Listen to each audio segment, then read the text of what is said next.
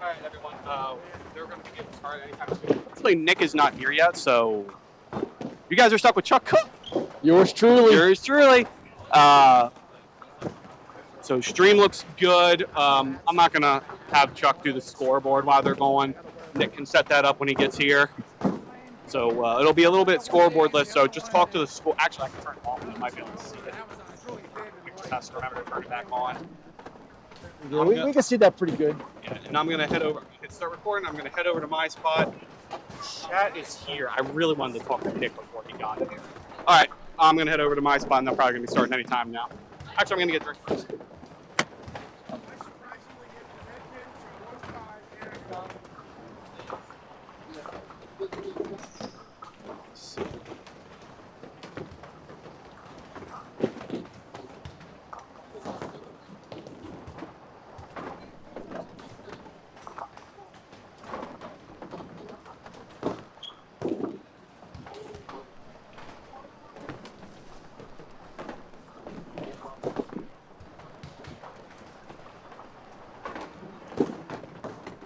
We're going to get some matchups to you as soon as we know them.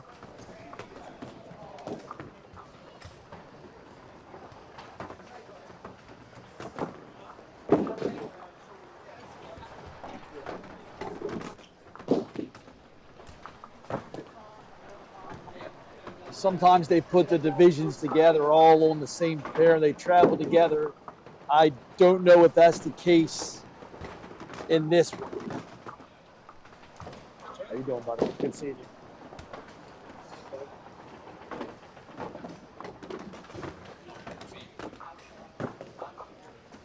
You have Rich, you can go.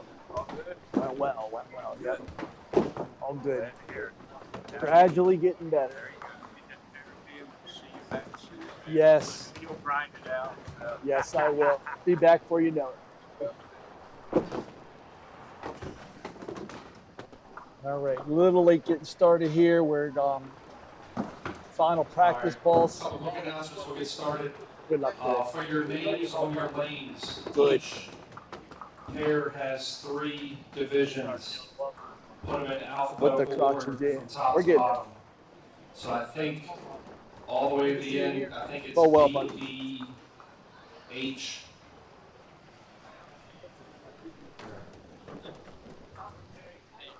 All right, just want to thank Ann, Amanda, and all the staff here for hosting us this weekend.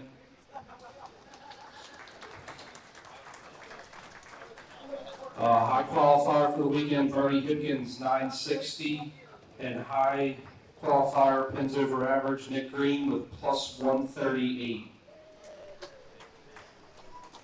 All right. For everyone that is here, we'll be paying out as the divisions get wrapped up, so hang out and we'll get you your money. You can reset your lanes. Good luck, high scoring. Please, ball for ball, and keep up the pace. Thank you.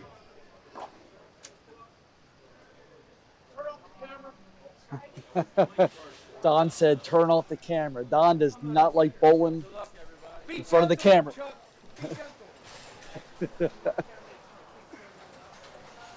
Watch the 4-letter words.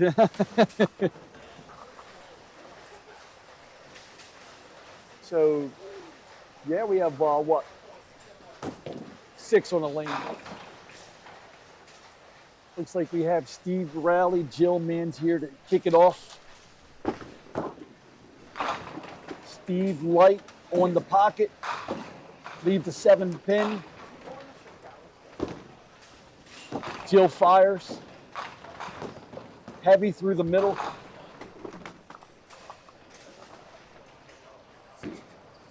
Good matchup here. Steve with a star on his back. Jill with a world record.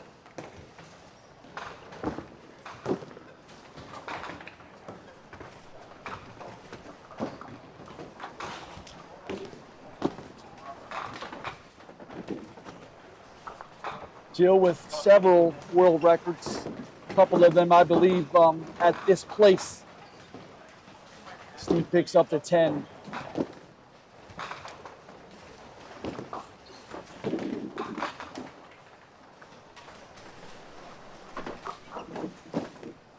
We have Donnie ready to fire here.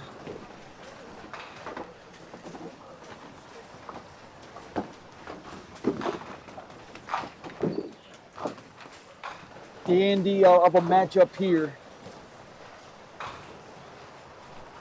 No strangers to stars.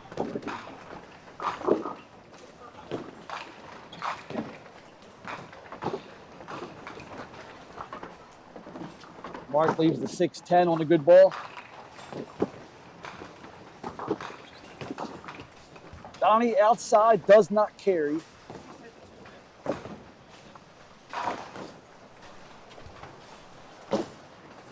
You'll see these 2-pin leaves a lot here at Southwest.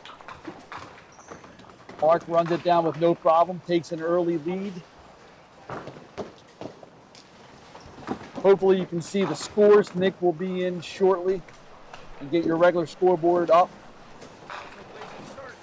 Donnie cleans up his 10.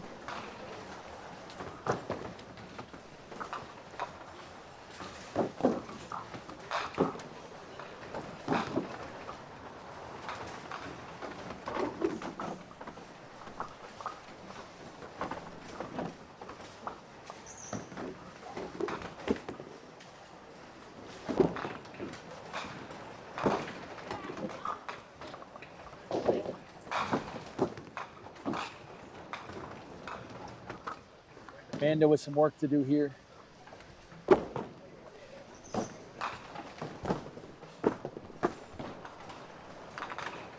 Samantha with a good try and a conversion.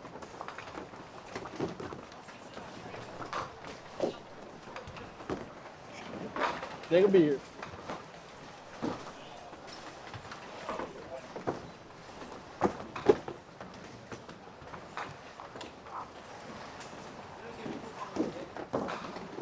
Pretty shot there by Samantha.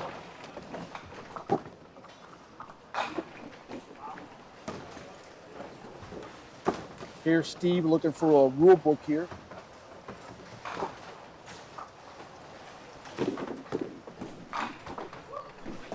Heavy, and there's our first Southwest special of the day. Common leave here. Jill off the side, leaves a makeable spare shot.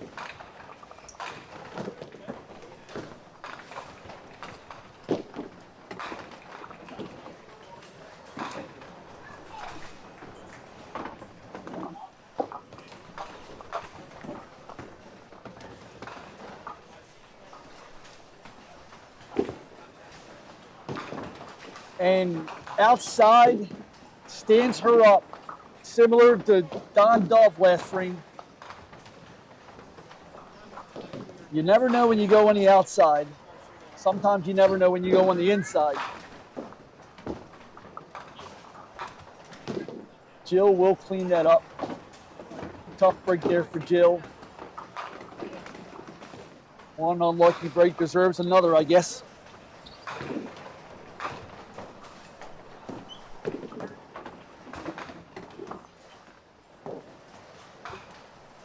Let's see what Donnie does here.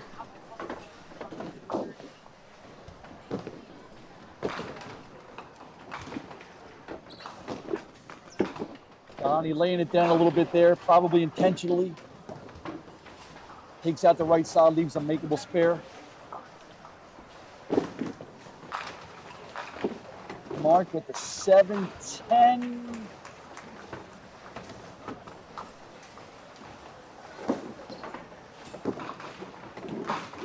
Donnie runs it down. On the board. On camera. Donnie liked that one.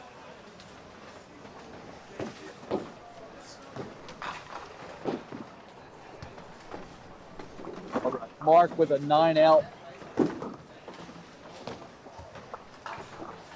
Unfortunate break there for Mark early in the match.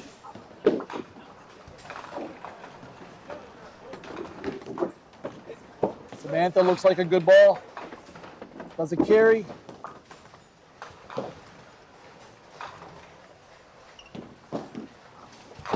We'll see what Amanda does here.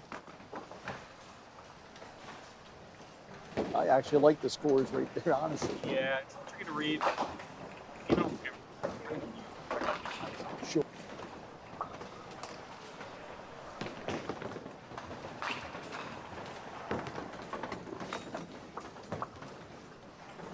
Okay. Samantha blows by that single.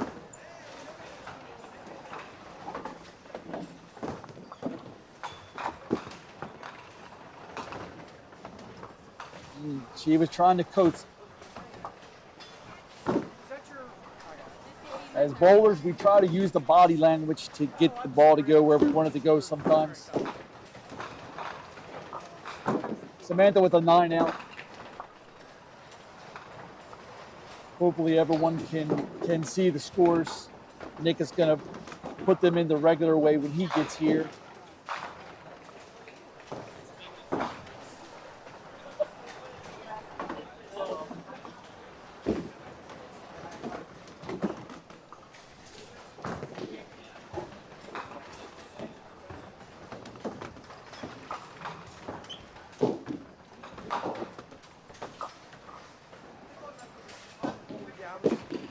Here's Jill looking to get on the board.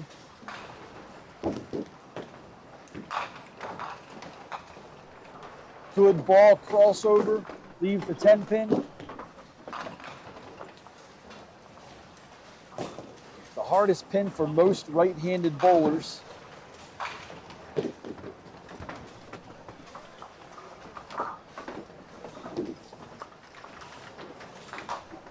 Steve will let her shoot the single. And off to the left. Thought that was going to hold, honestly.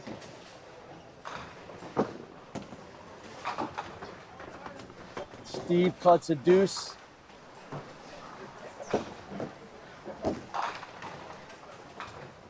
Jill runs her 10 down. So an early struggle here for Jill, plenty of time. Steve hasn't jumped out either. And a nice conversion for Steve. Shakes his head there, but he'll take the spare.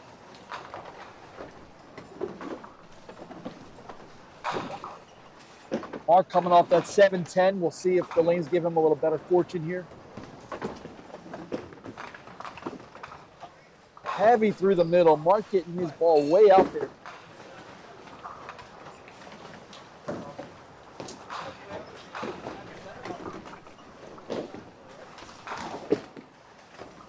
But Donnie's been laying his ball down. Let's see here what he does. Once again, Donnie set that ball down, probably intentionally. Mark with a nice try. So far, no bowler jumping out here so far. Off the 6, no one bowler really jumping out.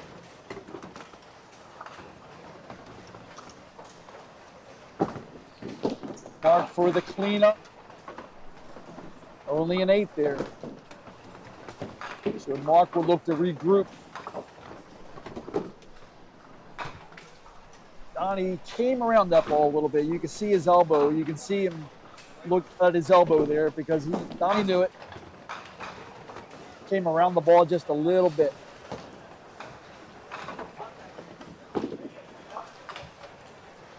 Donnie gets his 10.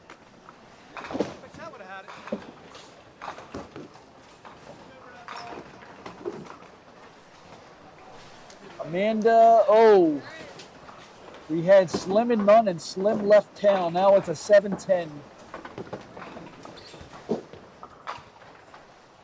The 2-7-10, we have a bit of a shot there. 7-10, well, once in a while, right? Becomes about wood when you leave the 7-10. I've always been a proponent of giving bowlers spares. We need a rule change. You make the 7-10 for a 10, it should be a spare. And that should be a spare. That's a really good 10 there for Amanda. If you leave that 7-10, sometimes you have to take a deep breath and go for your wood. It's easy to be frustrated and not get the 10.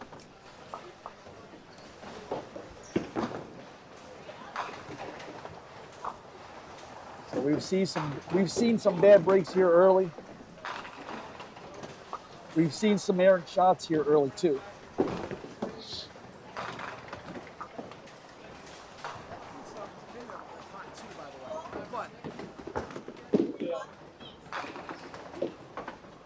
That's a 9 for Samantha.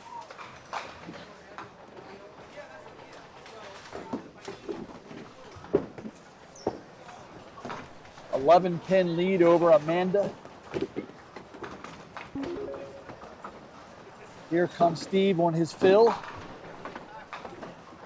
Same thing as before. This time, costly on a fill.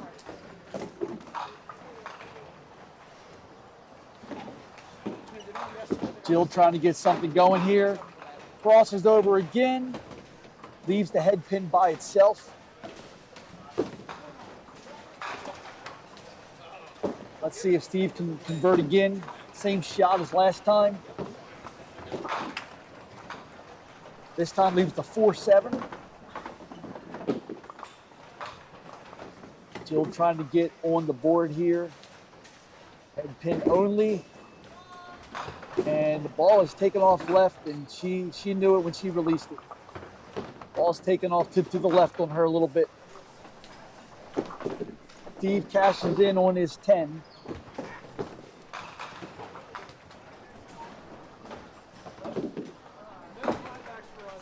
Jill gets her 10. On that third ball there, she probably tried a different line. Ball's been biting. And here's Donnie. Oh, remarkable first year. A lot of stars between these two guys. Mark gets it way out again. Leaves the 4-pin only.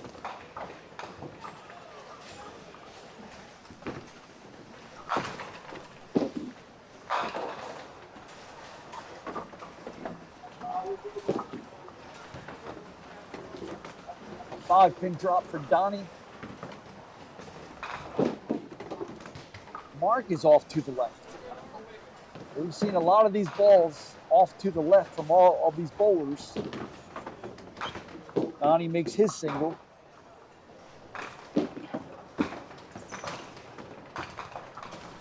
Mark gets his 10.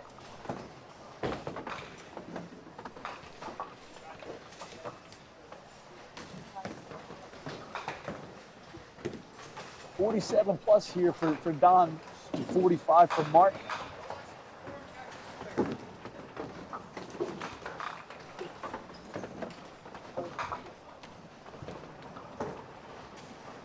$5-8 for Samantha.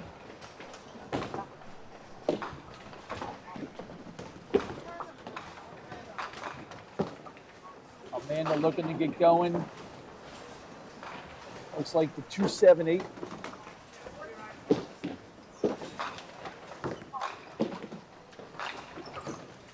Sam blows by to the right.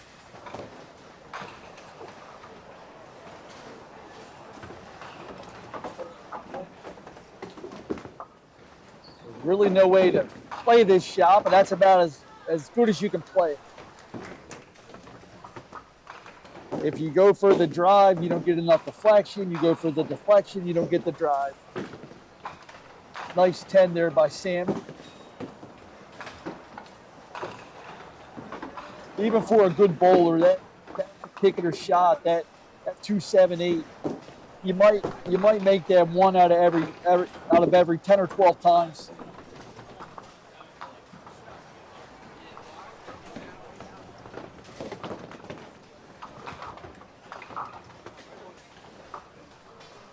So these have been relatively low-scoring matches so far, and wood is always important, but in a low-scoring match, it becomes even more important.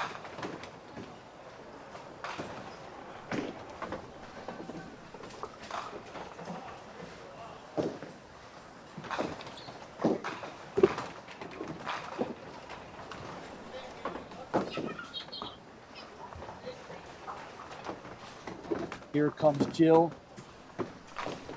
Run again. The ball continues to run to the left. Leaves a mess.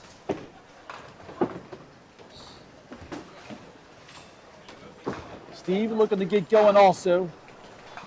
A little bit light. Leave the 1-3, makeable shot.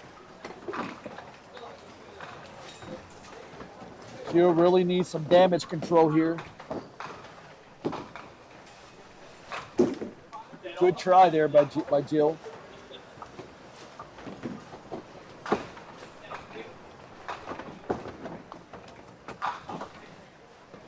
Hold on, Steve. Converts it. So Jill with the record she set here, I believe she only had about a 240 for the first 2 games. She wound up 10, 12, something like that. She leaves an 8 there, shakes her head in frustration. Plenty of time left. Gonna need to get going. Donnie, solid crossover hit. Good ball.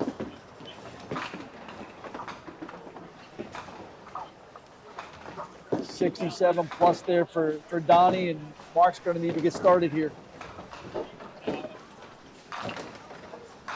Mark goes heavy on that same side. Leaves the 5-10.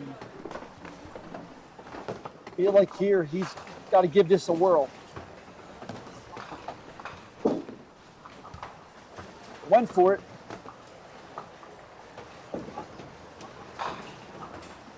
He's going to need one of these for sure.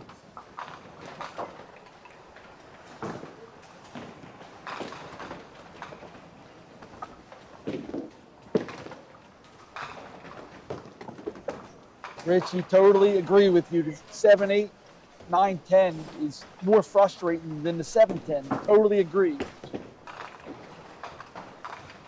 Here's Sam. Oh, full through the middle.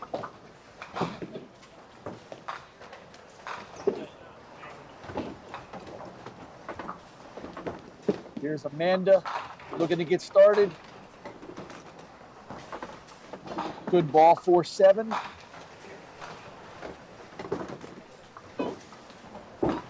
Already a conversion here.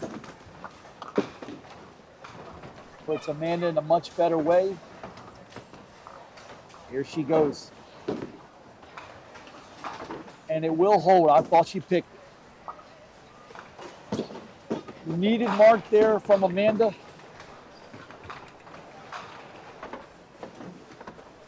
Samantha finishes 8 out. It's really hard to not to lose wood there. When you rip it through the middle, that's when you start losing chunks of wood. A lot of people think losing wood is about the third ball. Losing wood is about the way you got there. Rips produce more lost wood than anything. Your second ball, you pick a couple of pins. It's so easy to lose chunks of wood when you rip. Here's Steve looking for a better count on the spare this time. Didn't like it out of his hand. Fortunate.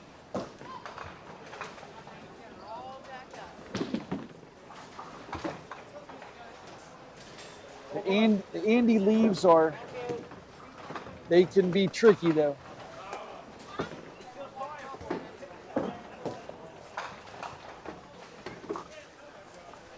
See, that ball was a worse ball than the ball that he cut 2 on. Sometimes you get a little lucky. Just as we were saying, cut it a little bit light. That's a tricky shot. Obviously, the object is to knock down as many pins, Captain Obvious, but the fewer pins you can leave up. Single pins are the only true outcome. When you get 3 pins together like that, so many things can happen. We've already seen 3 or 4 times this game alone where the object pin was hit and the spare didn't go down.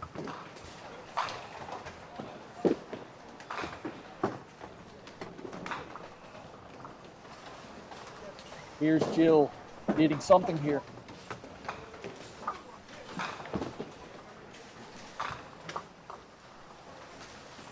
And off to the side.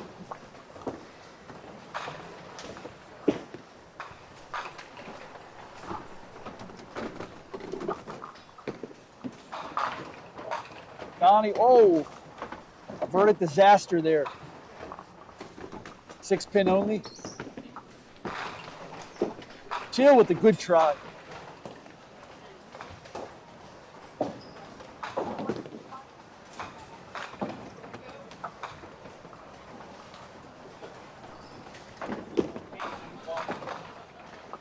Donnie now takes a commanding lead over Mark. 87 plus. Mark's going to need a really good second half here to get back into this match. Jill does finish off the 10. So Jill and Mark here are going to need good second halves. Jill's path is a little easier than Mark's.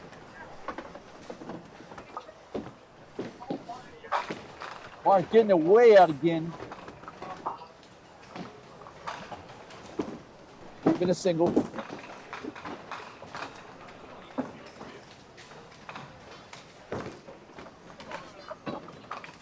Samantha through the middle once again.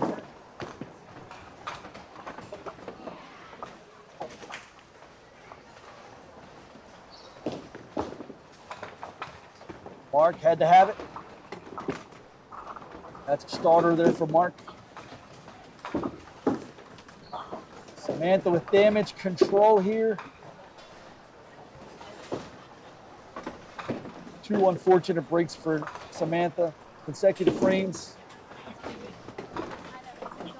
Through the middle both times. Leaves the door open here for Amanda, who is on her first spare. Looking for a good fill here. Ball had a nice roll on a good ball. 5 pin. Very important fill right there, the way this match is going. And Samantha leaves 4 valuable pins there. So Amanda, this is going to put her in the driver's seat here. And she is all over it, confidently shooting it.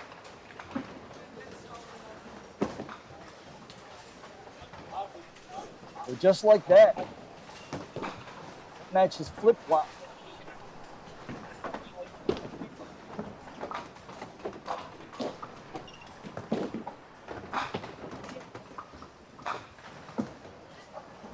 Here's Steve, a lead, not a big lead, but a lead.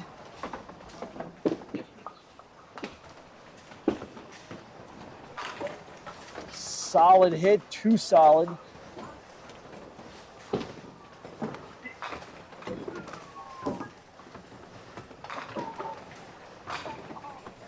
Jill leaves the 7 pin only.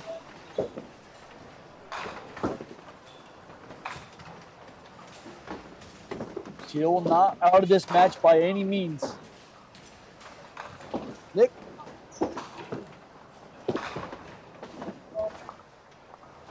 Our Duckpin's voice is in the building. Nick Lloyd is in the building. And Jill converts it. Gives herself the Bronx cheer there. Morning, sir. We have a few slow starts going right now, but we're heating up. I was watching on the way here. I saw a couple so-so games going.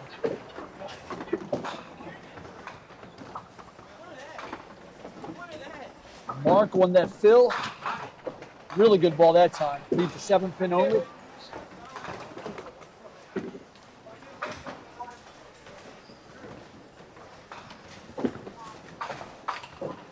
Donnie, that ball looked flat from his hand from the release. Mark with a good shot here. Cut into the lead some. He's on it. Donnie will be trying to drain the Duckpins Forever budget with a conversion here.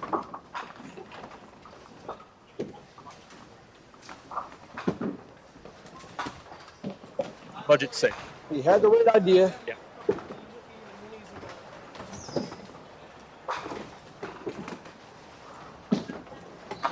As you know, Nick, Donnie hates the camera. Yes, he does. Amanda had a nice groove here in the last couple frames. Really good ball. Really good ball. That's 3 or 4 for her now. Really good balls in a row.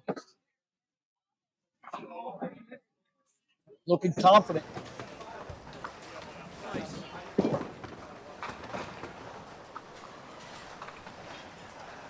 Hello. So we have Mark making a charge now. So all of our games here are relatively close.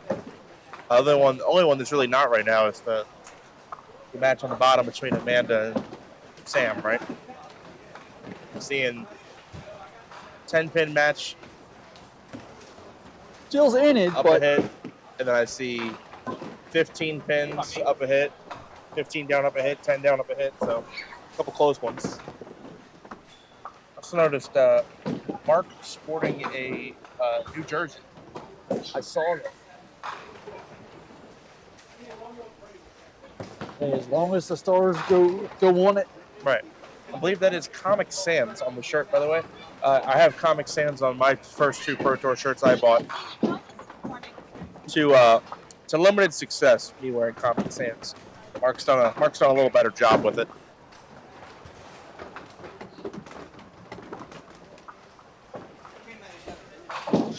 It's a big ball for Steve here. Good defensive bowling from Steve Rowley. If there is such a thing. If you're up 10, down a hit, you're pretty much in an even game, so it's time to start marking again. Steve, last appearance on Duckpins Forever was one he probably wants to forget. He averaged 102.5 for his 2 games on TV. Ooh, yikes. Yeah.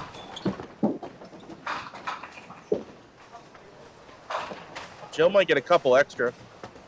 She gets away with 7. It looks like these first balls, Nick, when they've held right, they've hit well. The runaway balls have left garbage. That's a really good ball from Donnie. Wow. The main sin you cannot do with repeated success at Southwest is fast and light. Faster than your normal speed at all, and light, especially on a crossover hit. Well, boy. She stood that up a little while ago, and this time it falls for her. Oh, it gets away with one there and keeps it a. Donnie had one also like. And that's big because that conversion keeps the hits even. 9 box for Amanda there, not terrible under the circumstances. Maintains a lead.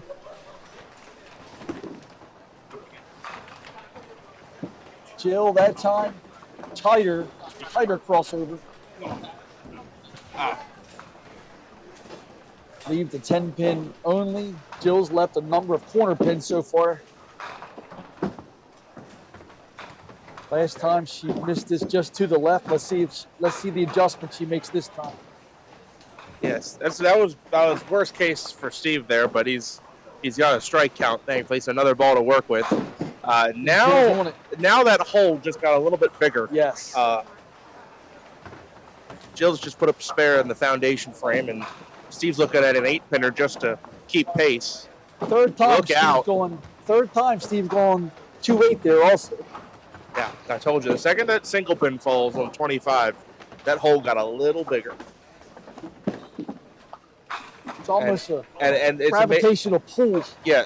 So it went from, and look 6 out, it went from Steve being up 10 pins and down a hit a couple frames ago to now trailing by 8 and a hit. So that is a 18-pin swing, just like that.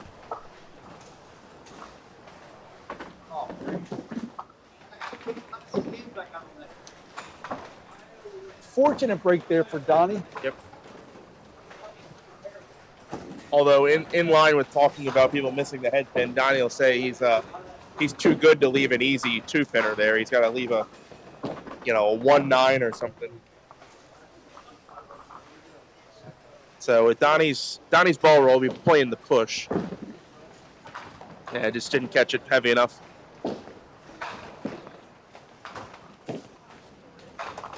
All right, so Donnie going to be in good shape headed to the 10th. He's going to be up to Mark. So Mark Klingelhofer multiple strikes looking at a double, and Don would have to open.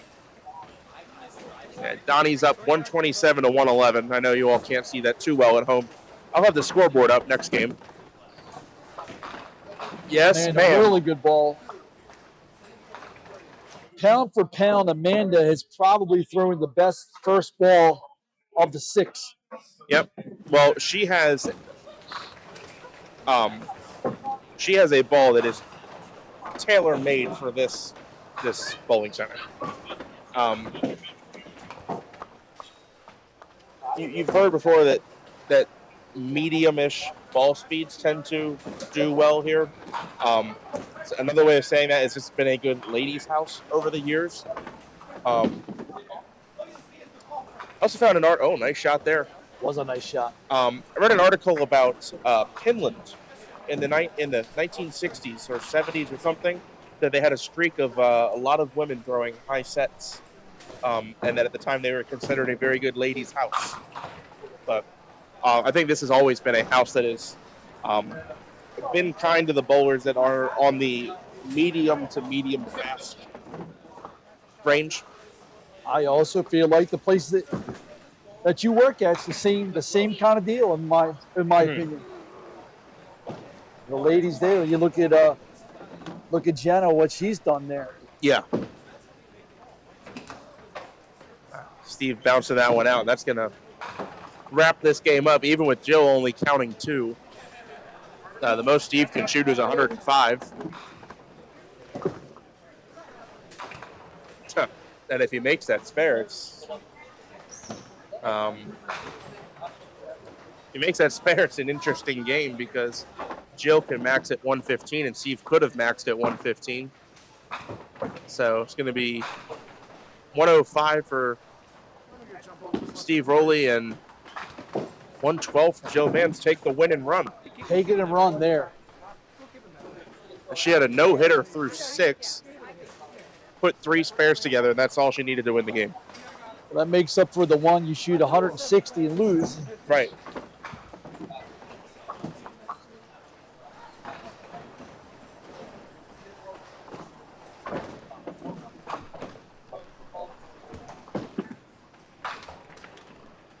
Mark needed a strike there and pushed through, so we'll be game 1 going to Don Dove. So watching Mark's balls, there's been no deflection whatsoever. Mm-hmm. Pushing everything through. Accurate.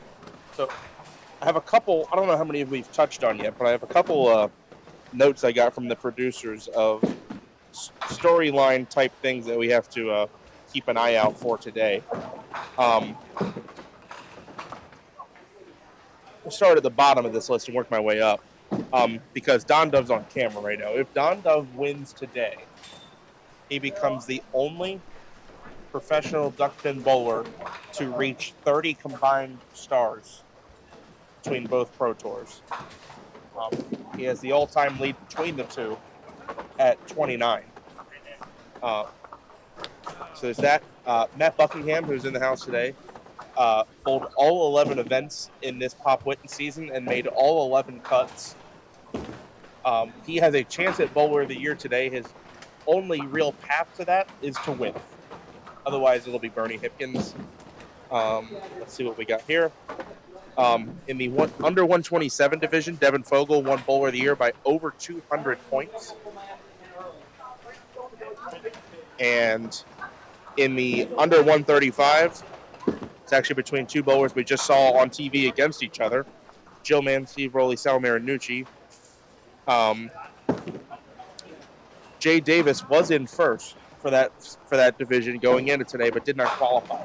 So all three of those bowlers will pass him.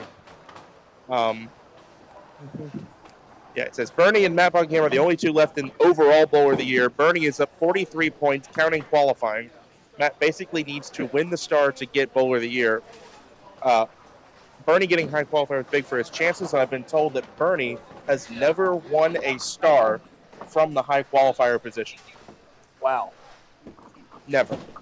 And if Bernie for were him, that's a large sample size. Sample size too. That's with what are we at? 13 now.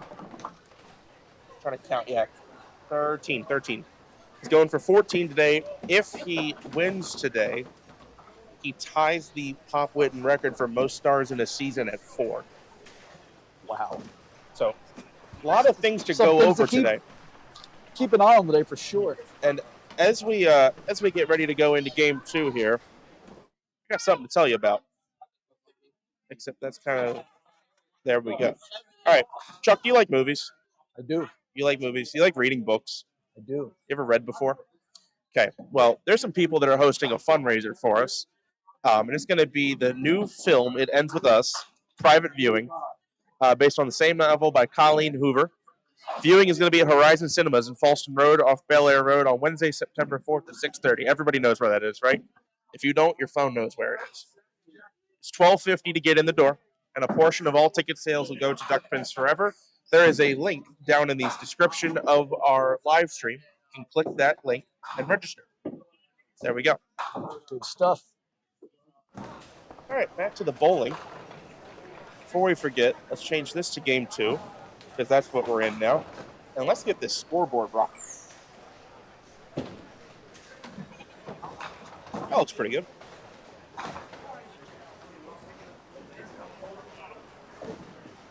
We're doing more and more things now with our production set up in a couple different small features. We are quickly running out of screen space.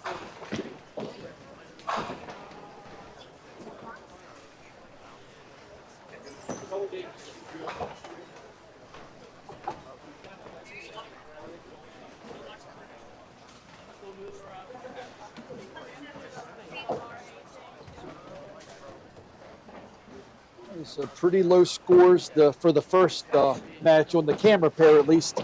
Yeah, I think we'll see them kick up a notch as the day goes on. Overall, this pair of lanes tends to be a pretty good one for the house. When you have the house 20 pairs, some might be a little hotter than others. A lot of variables. That can even change day to day, but I think this tends to be one of the better ones.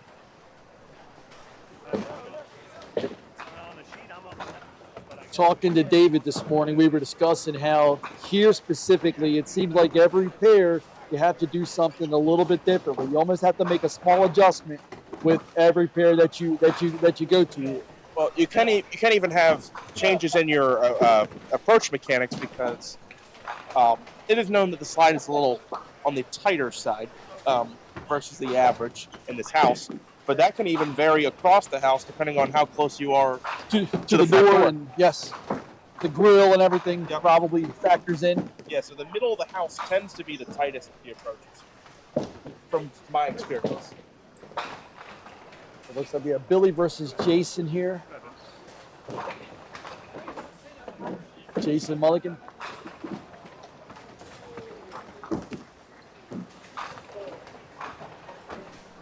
And I know what everyone's thinking at home. Is that Pete Weber? No, it's Billy Collis.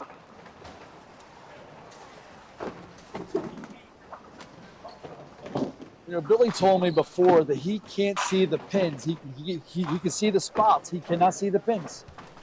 Well, it's a good thing he's a spot ball.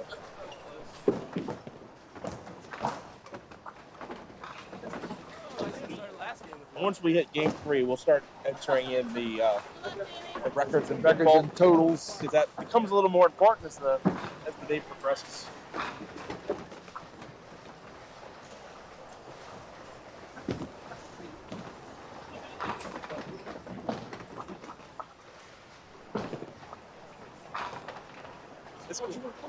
This could also be, if Lisa were to win today, be back-to-back weekends on Duck Pins Forever for the Huber family. That was a missile. We had Max Huber win last weekend at the Parkville Youth Kickoff Classic. Bit of a barn burner final match, but he got the mark when he needed to get the win. The Gerhardt son was the runner-up, right? Yes. That's always tough, though, at that age. Singles match, you're going against one of your best friends. Yes. We've had a couple interesting final matches in that tournament series over the last year or two, but the first one we ever did was, or was it the second one we did? Brother versus sister for the win. Tough for the parents there for sure. Yeah. Oh. Now entering your screen on lane 26, a man famous on Duck Pins Forever. We use his name quite often. Unfortunately, not for always the best reasons, but nothing that he's done wrong. It's that Norm Gifford was, as he called it, Kruger on live television. We'll see if Brandon Munson can take it a little easier on him today. That was actually in this house. I think it was lane 17 and 18 and 19 and 20. Bracket match. Good ball for Norm. Bracket match, and Norm Gifford lost 205 to 93. Matt shot the world's easiest 205 at him, and Norm just also at the same time happened to have not his best game. But once we got to about the fifth frame, it was pretty much game over anyway. So. Uh-oh. That is a deuce. Well, if you're gonna do that, you might as well do it first and climb out of it. Yeah, it's the best spot to do it.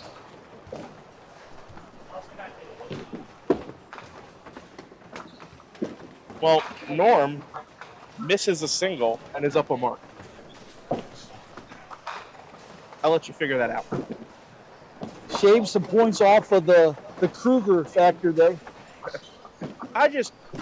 I jokingly tell him, like, my concern is that you're going to get on camera one day and you're going to do it to somebody else, see how they like it.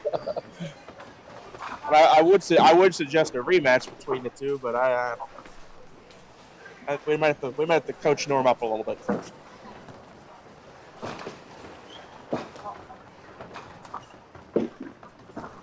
Yes, sir. Could tell almost at the arrows that ball had a chance. I think that he knew it too. Well, Billy's going to have to do the same thing, just the other way. Billy, a good ball speed for this house.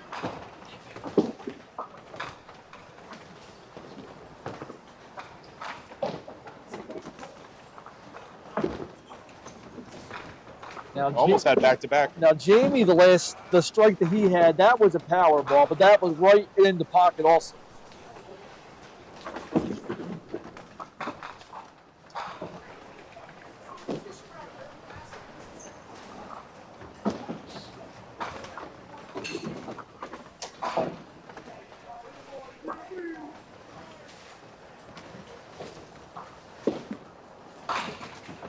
Same kind of hit.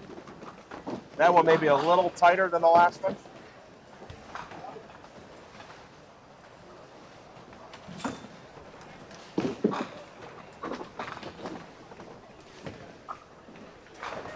Lisa get some love. Yes, get some love there.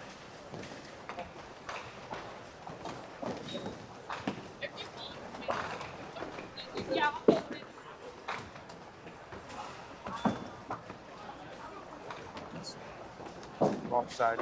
My bad.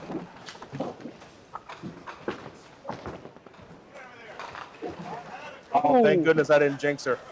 I gave her a spare prematurely, and she barely had it. They did 10-11 on that. Yeah. Oh, I like that. She slid to 10-11. Even though in reality the 11 would be all the way on the left. That's fine.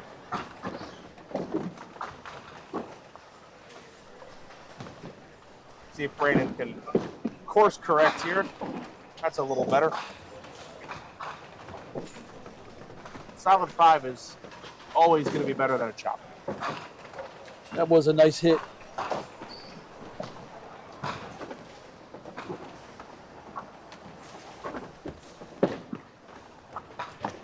Turned his back on it. There we go. Nice rebound there for Brandon.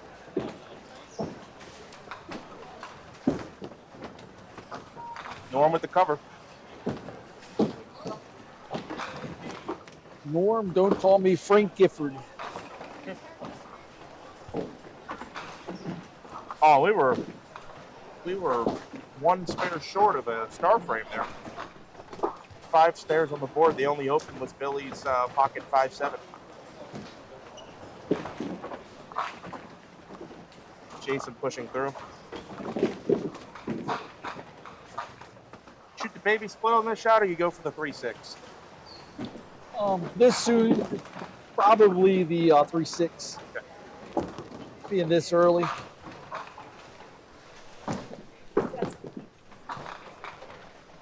Well, odds are both these guys will be targeting the same pin on this shot. I can't really tell what Jason's going for. It's perfectly split between the 2-3.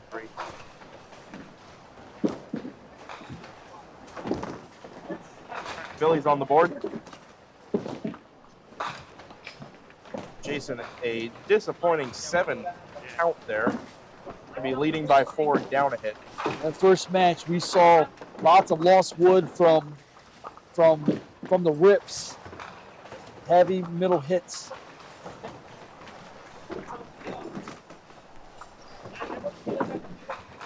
Sweating just sitting here.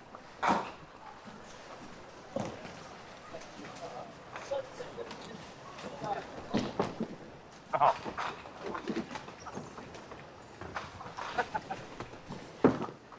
Spare fill for Lisa. Oh no. There's Jamie, who's looking really good so far.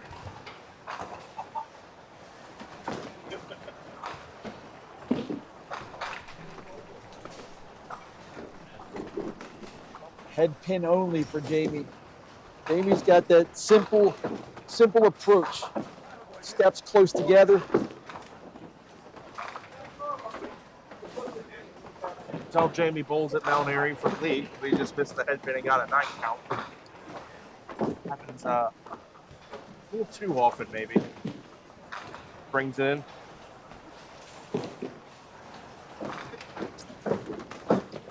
He is comfortably out in front now, 19 and a hit.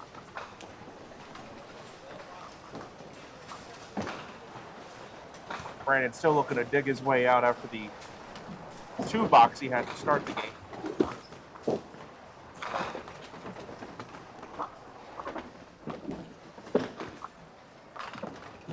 Not a bad ball.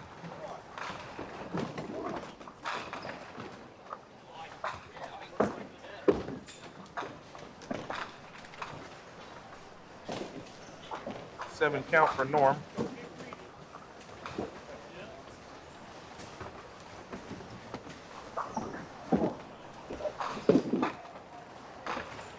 All right, Brandon's got the 9 spare.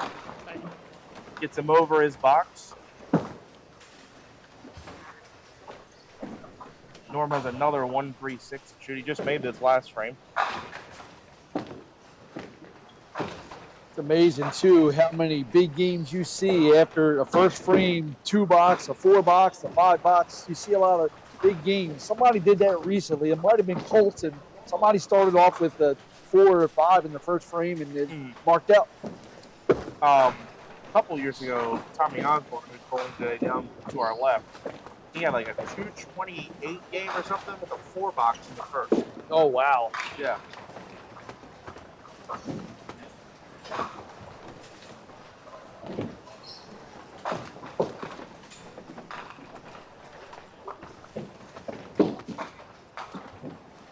Jason left the 4-pin there, but if you go back and watch that, that pin came off the lip. I'm not saying it would have hit it, but it was very close to hitting the 4-pin. So, have let it spin for the chance of a strike, but didn't need to because he made the spare. So it feels weird having a Sunday with no Colby D'Antonis, no John D'Antonis down. Now that they did not bowl the event, No wall but folks. it feels weird not having those guys here. Something's missing. There's a couple others up there as well, right? John Peterman.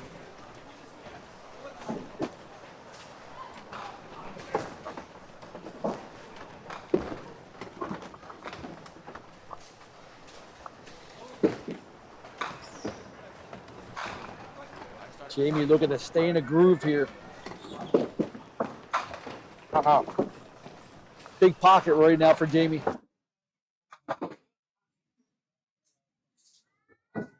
Great lift on that ball. Big difference between lift and loft. I have a score correction as the pin that came out front scored a strike. See?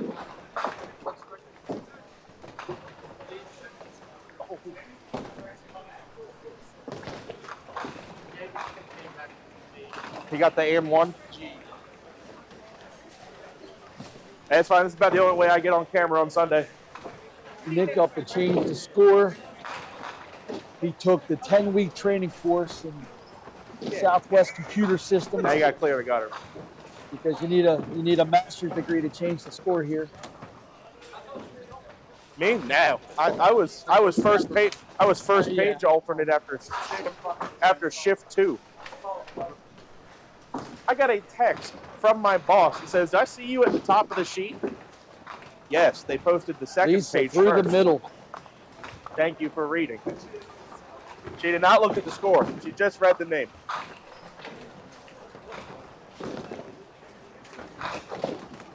Whoa, good look there.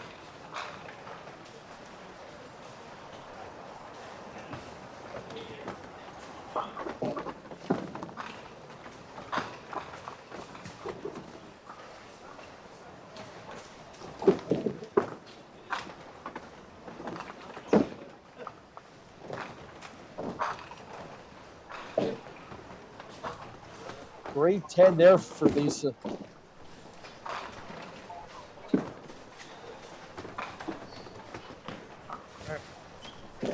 Brandon can get a full count here and take the lead. Trailing by 5 at the moment.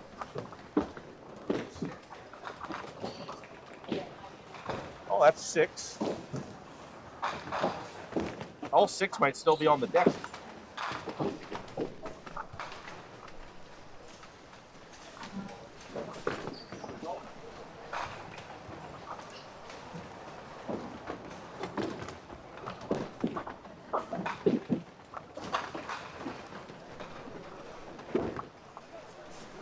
Sometimes it feels like on that shot, no matter what you hit one.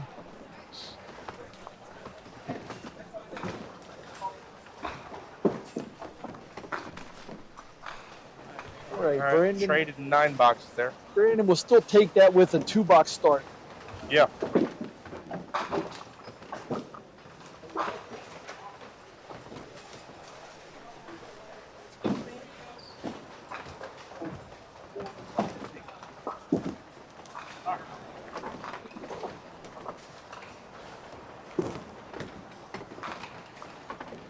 Oh, that ball bit a little bit. Good count. That is not a good count. So that'll put. All right, a little swing here. Yeah, that'll put Billy ahead by a dozen. Billy can convert this. Puts him in the driver's seat at mid-game. Nope.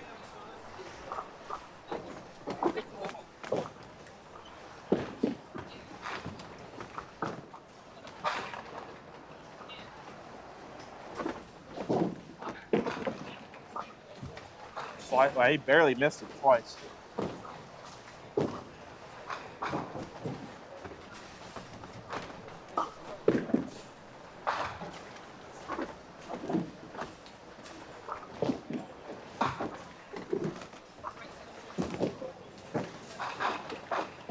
Lisa's going to have to get it going now. Is she H?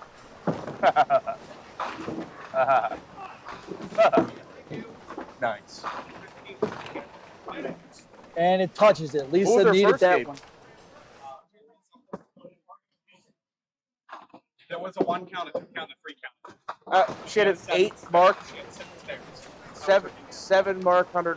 Okay. Wow. Okay. Strike for Lisa. Oh, Jamie? It's You're like gonna- convenient timing, isn't it? Like Yes, as when soon as your opponent strikes, then you find a chop. But if you're going to do it on a strike field, not a spare field. Right. Good safety pitch. Got a 38 pin lead. Oh, Brandon. Yes, sir. Really good ball.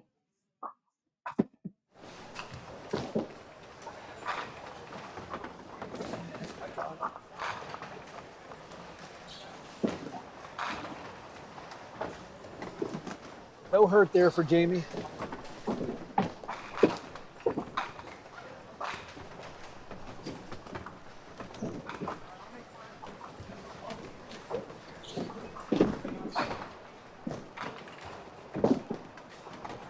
Norm 7 off the side spare here. He's still down 1 pin, but the hits will be even.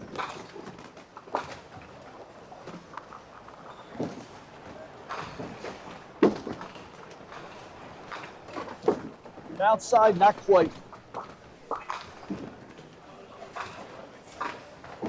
Got to go on the inside there with drive. All right. Still a 1 pin game. Brandon Watson now up a hit.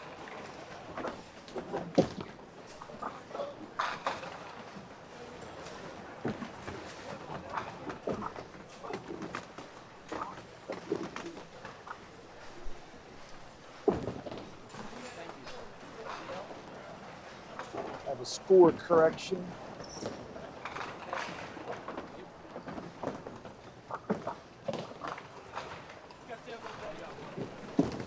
We have an 11 pin match here between Jason and Billy. Neither on marks.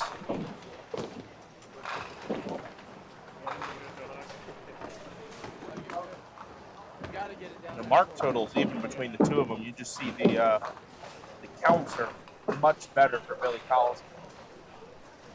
He's counted 9 and 9, and Jason's 6 and 2.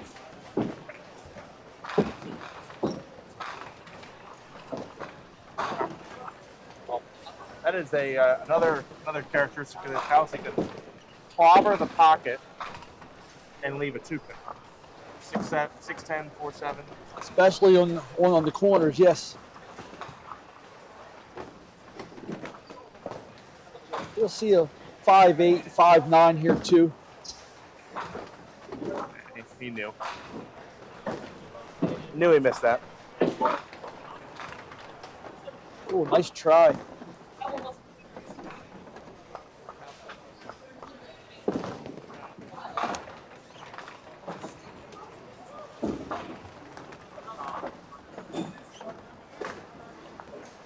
So wood always matters, but the lower score in the match, the more the wood More matters, yeah. Because that's about the only way you're adding to your score.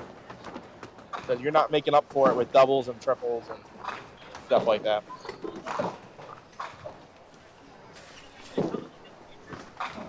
Huh. Well, Jason picks and we stay where we're at. 11 pins with now 1 less frame left.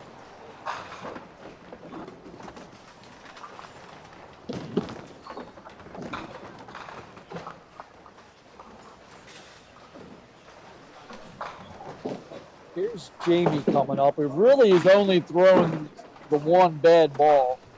Even the one where he missed the single, he still made the head pin for a single. Right.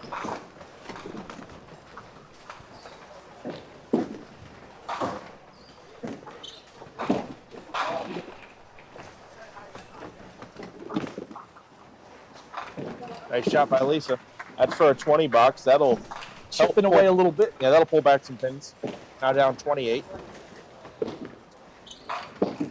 And Jamie's going to be open in the 6, so she'll pull more pins back in the 6. When you're down big like that, that's the way you got to look at it. You just got to chip away. You're not going to get it all back within 1 or 2 frames.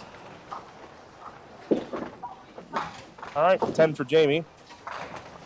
So Jamie up 28 pins, 98 to 70, but he's down a mark. 5 off the wall for Brandon. That is for a double. That'll put him comfortably in front now.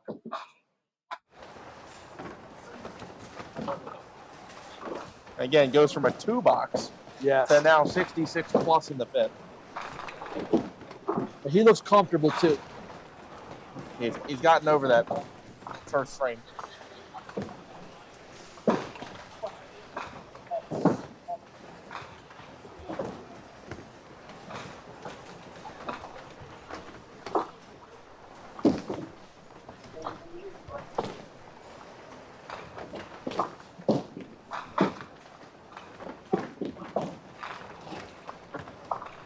Oh, yeah.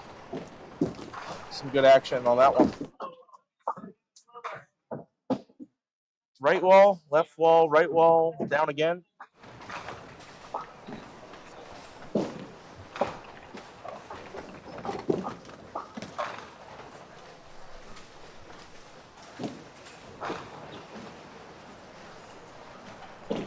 All right, Jamie gonna try to play some defense here.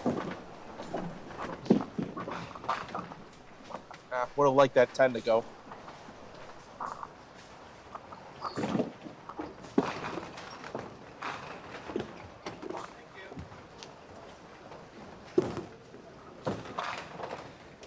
Solid 6 pin for Billy. He's leading by 11.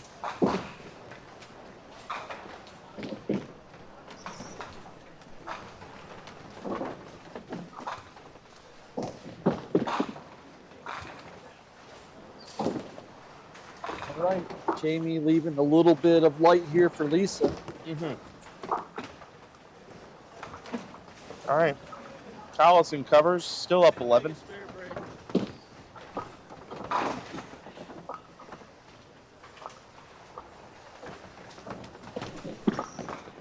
All right, drop pins. Jamie an 8 box, and Lisa can get this closer to a 1 mark game with a full count mark here.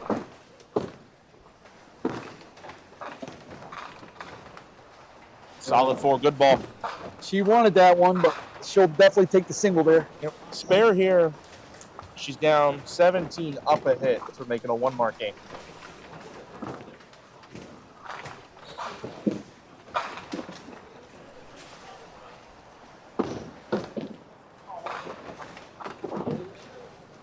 All over. Back in the match. Starting to creep up in Jamie's rearview mirror quite quickly, because she's put together a 20 box, a 19 box, and now a spare in the last 3 frames, and Jamie's gone 10, 10, 8. So what was a 38 pin lead in the 4th is now down to single digits. Big ball for Brandon here on a double. False start. Pull back up 5 yards. Okay. Start over.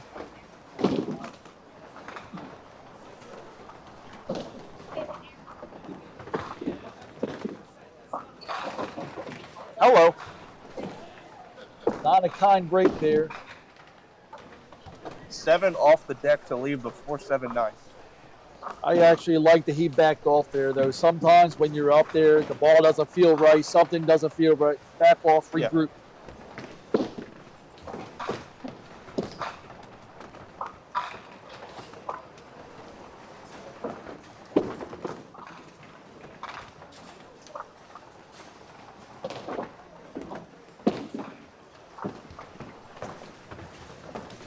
Good counts of 7, 8, and 9. Norm puts up a 10 box, so Brandon Watson, again, started with a 2 box, and is now up 27 pins. Firmly in the driver's seat. 20 27 with 3 to go is a big turnaround.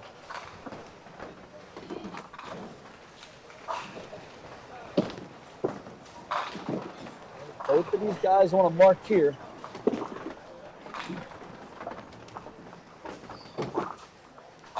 Double could have helped Jason a lot there, and now spare is looking difficult. See what Billy counts. He's right in there. Yes, sir. 5 from behind. Came off the wall, hit another piece of deadwood, and flicked forward into the back of the 5.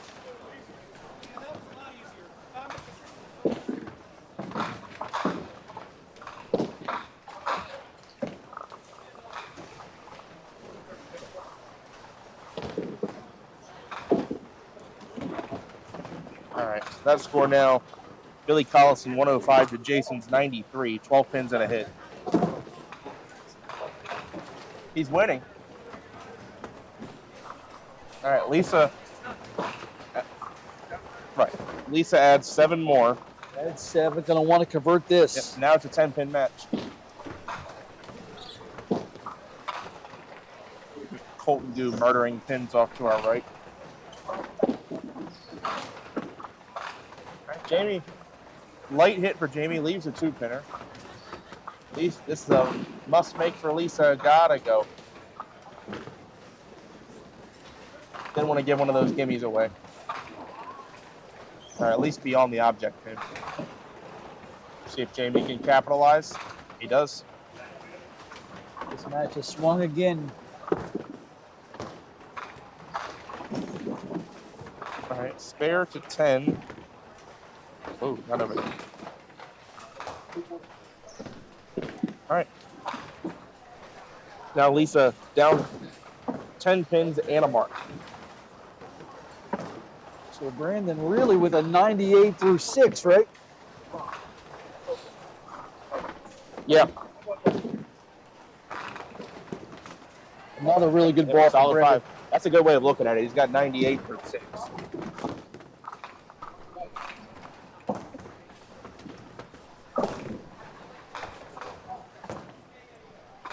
Unfortunate timing for Norm there. For all intents and purposes, you needed a strike there to have any shot. Well, Brandon closes that door shut, and he's going to more than likely win this game. Slim and none, and Slim pretty much left town. Yeah.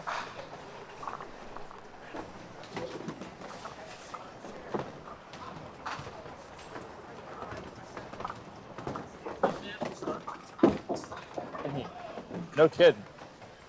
We've only mentioned that about 5 times. Yeah. He shot a 2 on television to start the game. How can we not mention it? Well, there might have been 1 or 2 sitting back here, but we weren't too bad. You turned it around, and that's what matters. That's how you finish. I also mentioned in our off-camera sightings that I'm seeing, this is pretty far down to the right. I want to make sure I have the POA correct on this. So give me 1 second.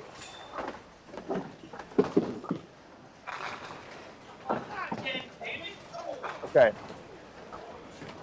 Molly Muse, who's bowling in a POA division, she's down on lanes 33 and 34. She is on the sheet as a 97 average. She has, in the 9th, 160. Wow.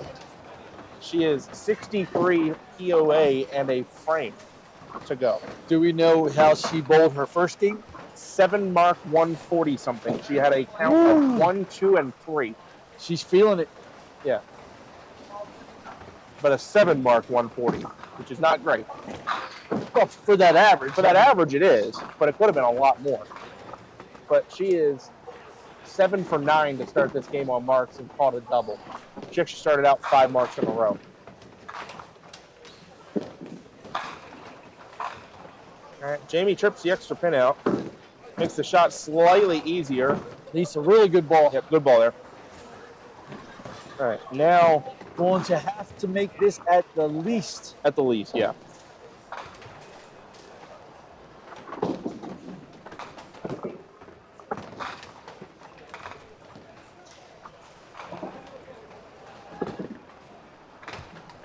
Oh, It was an interesting track. Hold on. Oh, Ooh. just did. Just did. I thought that was running, to be honest. Happy for Lisa that it did not. Jamie does his job getting the wood.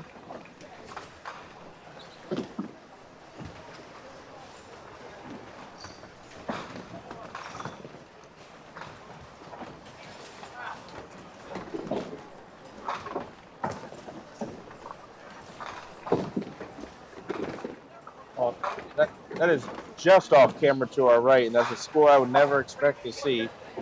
Colton Gu 175 against Mark Klingelhofer 100. Wow.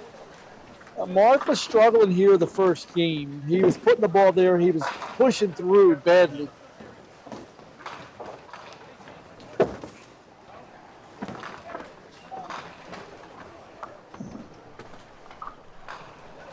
Now with the Jamie Open, Lisa will not need a double, just a mark. Good count, obviously. Yeah, she's a really full 10th rank.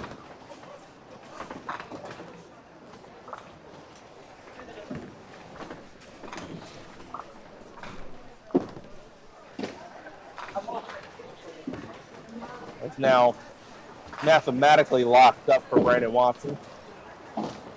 Yeah, and for all intents and purposes, the Collison match also. Yeah. Billy just needs to stay upright for one ball and the game's over. Well, actually, Jason's going to bowl first, and if he doesn't strike, Billy doesn't even need to do that. There you go.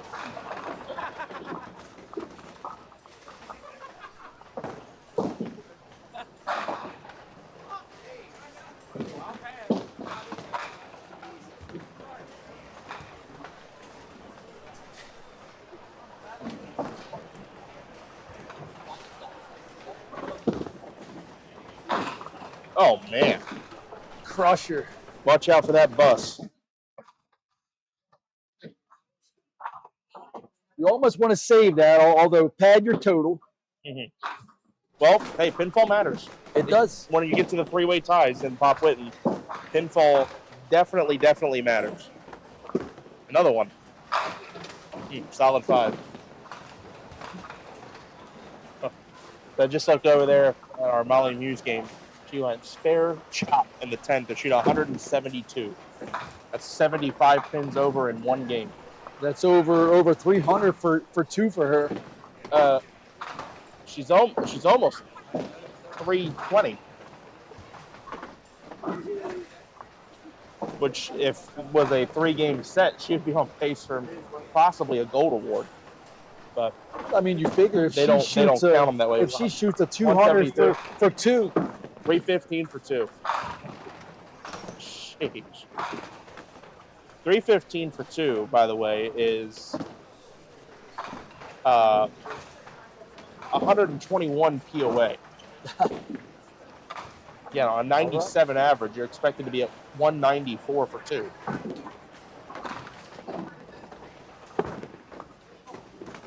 Oh, no. On the object. Oh, that's a horrible break. That's a terrible break. That will do it, though. Telling it wouldn't have mattered. Jamie makes the 8-pinner. Lisa slides by.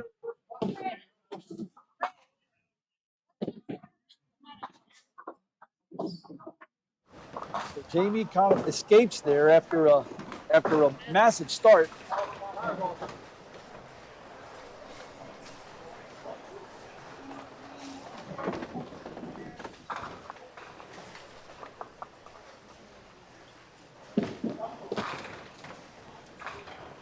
Flat hit to end it. Jamie shoots 151. So that's the high so far on camera today. Man down. Need a medic for the 6-pin. 6-pin is dead.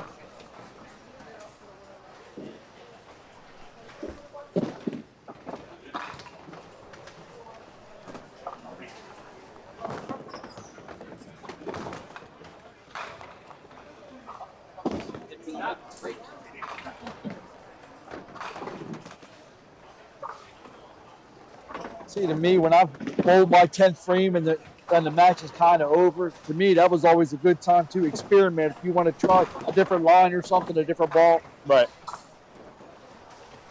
Norm, unfortunately, going to fall short of the triple-digit threshold. A couple splits, couple missed singles. All right, final score in that one, 129 to 96. He says you didn't get Kruger, and that's all Wasn't he a cares Kruger. about. It was higher than 93 as well. All right, those are the scores on the board. Take a look at them. They're going to go away in a minute. But while they transition, we're going to go away to that. It's exciting, it's entertaining, it's challenging, it's fun. It's Duck Pin Magic. Duck pin bowling is lots of fun for the whole family. There's no need to be an expert. Duck pin bowling is easy to learn, but it's the challenge that'll keep you coming back. Even little hands can control the ball in duck pin bowling. Join a league or we'll help you start one. And with duck pin bowling, there's more bowling for your buck. Discover duck pin bowling and you'll discover Duck Pin Magic at any of these locations.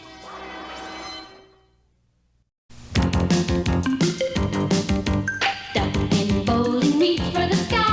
The ball's in your lane. Make it fly. Keep the ball rolling out, give it a try. Little ball, big fun. Reach for the sky. This weekend, reach for the sky and make the ducks fly for only 50 cents a game at these Duck Pin Fun Unlimited centers. Reach for the sky. Duck pin bowling, reach for the sky. My oh my. It's exciting, it's entertaining, it's challenging, it's fun. It's Duck Pin Magic. Duck pin bowling is lots of fun for the whole family. There's no need to be an expert. Duck pin bowling is easy to learn, but it's the challenge that'll keep you coming back. Even little hands can control the ball in duck pin bowling. Join a league or we'll help you start one. And with duck pin bowling, there's more bowling for your buck. Discover duck pin bowling and you'll discover Duck Pin Magic at any of these locations. It's exciting, it's entertaining, it's challenging, it's fun. It's exciting, it's entertaining, it's challenging. Duck pin excitement. Duck pin fun.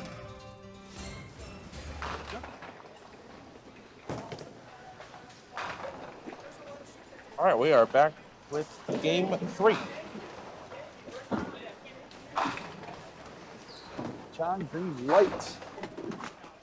Didn't think it was that light. Again, fastball and light hits are not a overall favorable combination here.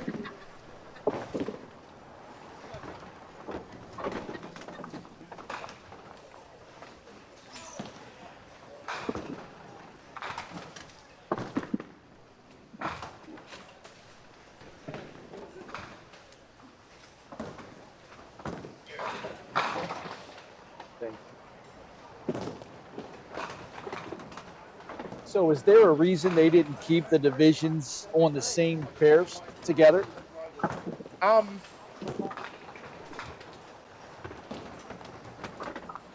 think because they wanted a variety of scratch and POA shown.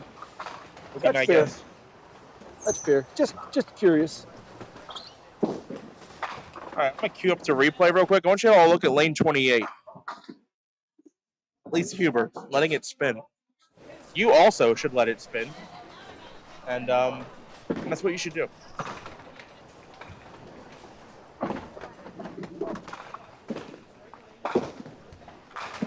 The Rocket Man. Tommy Miller with that 6'7" easy power, whatever he is. He's tall and he's strong.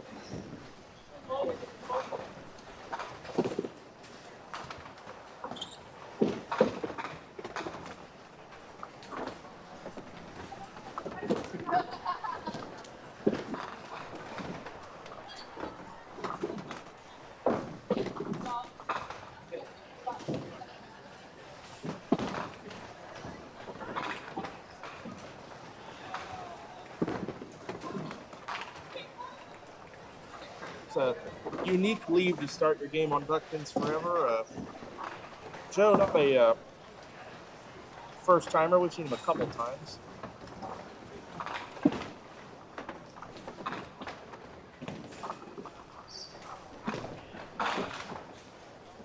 second game here. We've seen Amanda on camera.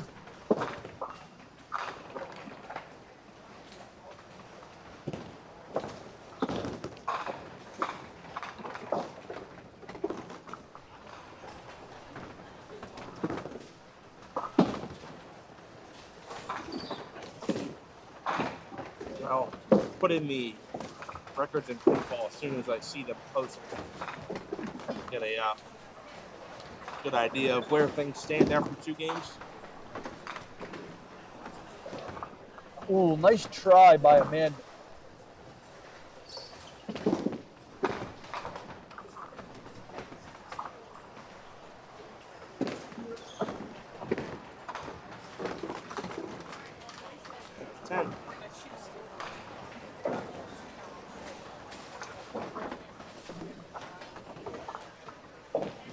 Here's Jill, a better start to this game than her first game on camera here.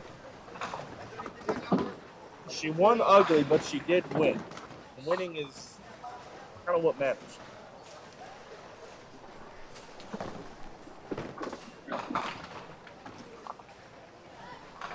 John Heavy leaves 6, 7, 10.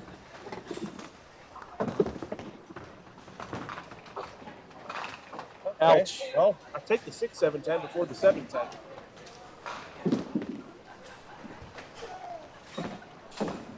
Pretty good ball. It just hit weird. Right. Again, crossing over and light. Not throwing fast, but my crossover light hits yesterday were no good.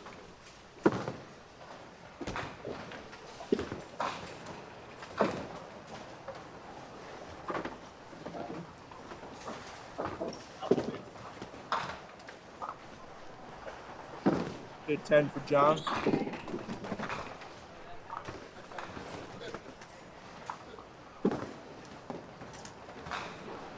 Nine for Jill. She's got a 7-pin lead.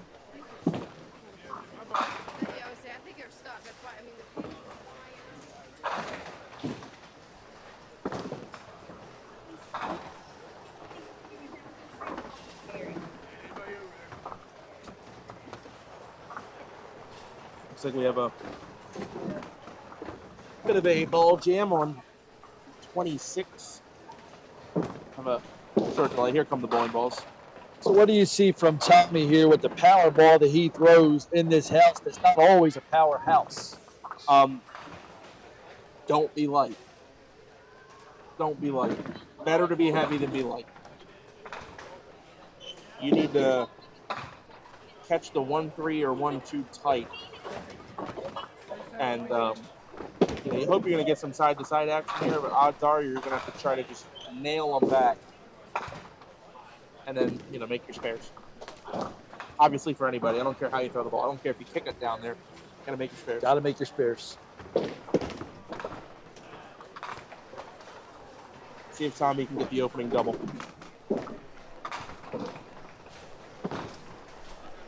Or you can do that. You can pitch out and then make your spare. Hey, as long as you're not cutting two, you're good. Mark really struggling to get anything going today so far. Including the pin setter. You've seen this guy plenty of times, though. Be down 0-2 and get it going. And they shoot 490 to make the three-way tie and have pinfall to make it.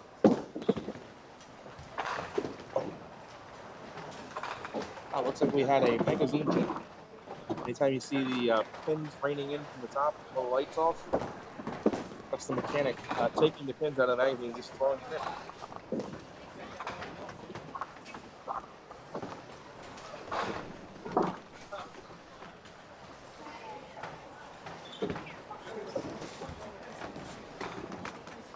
That's how they're taught, though. They're told when it's jammed up, just take everything out, let it fill back up. So you've worked at both houses. You've worked at this and then the house you're working at now. Which house do you have the more room in the back to work with from a physical standpoint? Okay, so in terms of distance, it's about the exact same. However,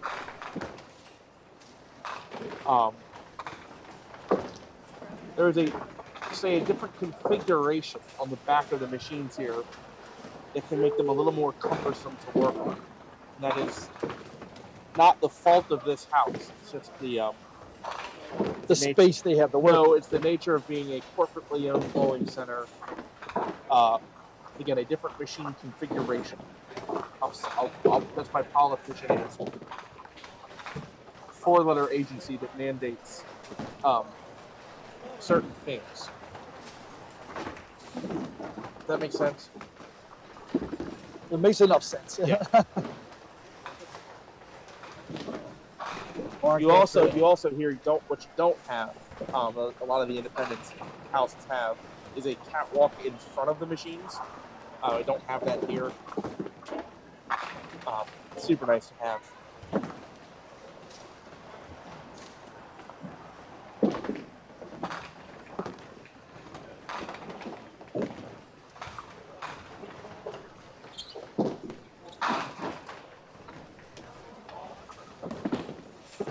Mark is on the single. Definitely the best first ball there from Mark that we've seen him throw.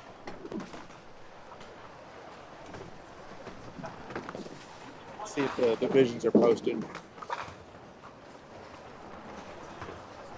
Amanda with an all-important test slide there. You have to test slide here when you change pairs.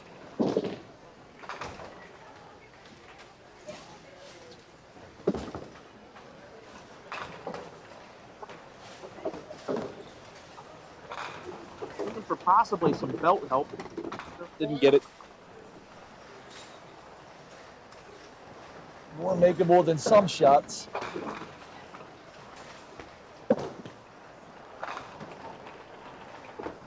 Getting up consistently over 100 now between YouTube and Facebook. Thanks for waking up and turning us on, everybody. That is the nice thing now for those of you that are on Facebook. You already know this because you're watching right now. But hey, everybody that's on YouTube, if for some reason YouTube doesn't work one day, you can watch on Facebook. We are now using a Restream account. Did not know that. Okay. What is that, you ask? Don't worry about it. What it means is that we pay for a service that allows our YouTube broadcast to be put out across YouTube, Facebook, and Twitch, all at the same time. So we are streaming 3 different platforms at the same time. It allows us to potentially increase our audience, and which helps improve the viewing experience for everybody. So nobody watching on Twitch at the moment. Everybody on Twitch is still asleep, but it looks like we've got a dozen of you watching on Facebook, or 12 screens, and right around 100 on YouTube. So thanks for tuning in, everybody. The viewership tends to go up as the day goes on, as we get closer and closer to the finals. Because really, that's why we're here. Everyone wants to know who wins. That's the main who wins event of the day. That's correct.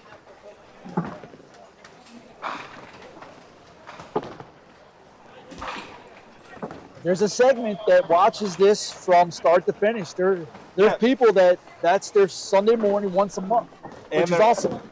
We had when we covered the men's pro tour qualifying up in Lake Johnson's, we had somebody tell us, and it's one of the guys probably watching right now. Forgive me, I'm not remembering who this was, but we had a guy that woke up, watched the morning qualifying shift, was eating breakfast while watching Duck Pins Forever.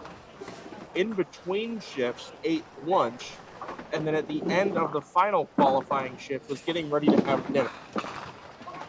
So he scheduled his entire day just around this and the more or less. the breaks. Maybe convenient timing, but he's like, I've eaten all 3 meals today, but watching Duck Pins Forever.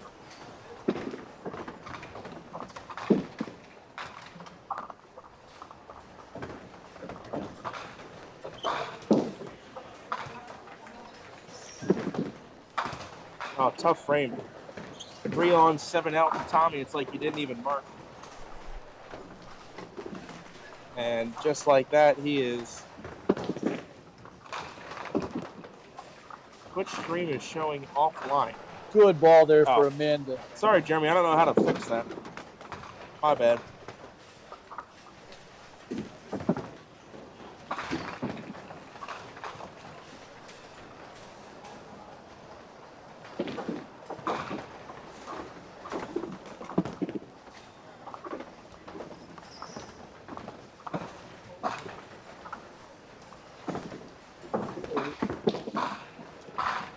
We've had some better starts than what we've seen. Yep.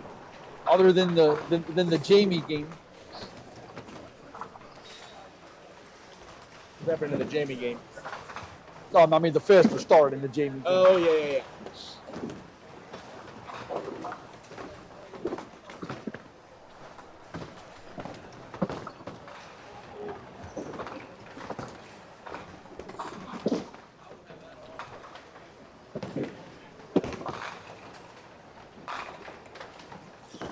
Joe's going to collect the 10. Amanda's still with the 1-pin lead, but now she's got that hit in hand, so she'll have the ability to increase to about a 10-pin lead. John Green. That's pretty favorable. Well, somebody told me yesterday that John had a quiet Saturday, but he's here. I mean, what does that tell you about a bowler? You have a quiet Saturday, but you made the cut. Well, you may notice some of these guys that bowl scratch are so good that their POA column will show negative, and they make it. Yes. That is 5 off the wall for Joe Mans for the double. By the way. First world problems. Yeah, I wish.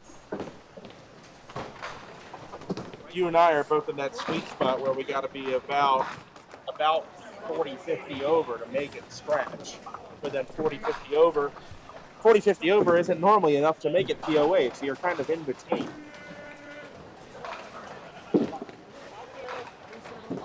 Uh-oh. 26 asleep again.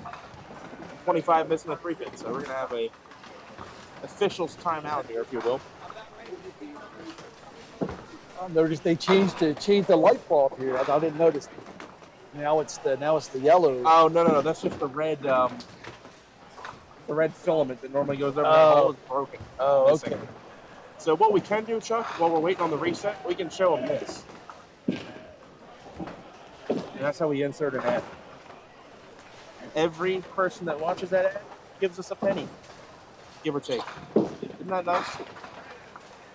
Now, some people might have ad block on their phone or on their laptop, and they're still here. They're hearing all this right now, but that's okay.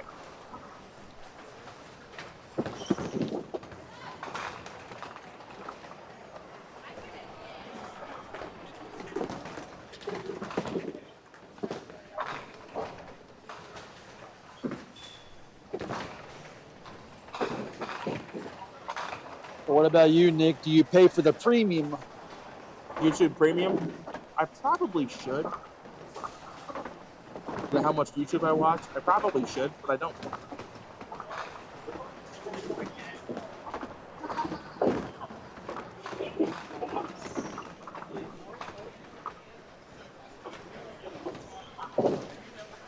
So now, based on what I'm trying to figure out what's going on in the back without being back there.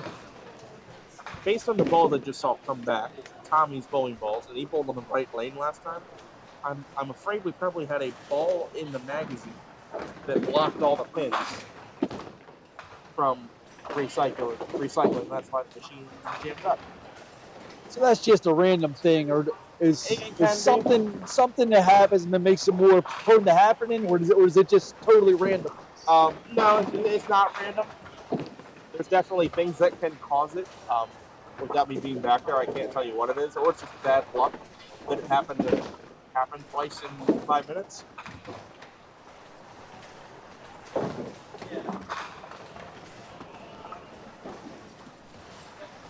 Hello, Thomas Harvey. Pro member Thomas Harvey.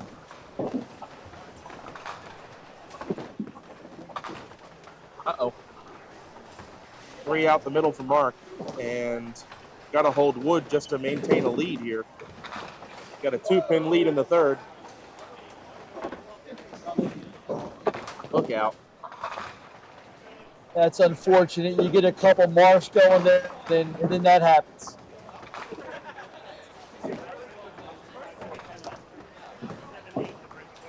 That's a rally killer. Good ball for Joe there. Leaves a solid 8.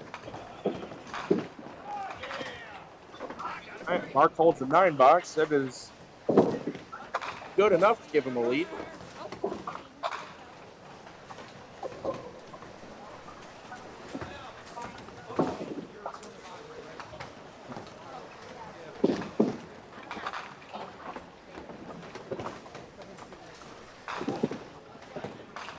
All right, first mark of the game. Joe's Joe. on it. Here we go. Good starter there for Joe.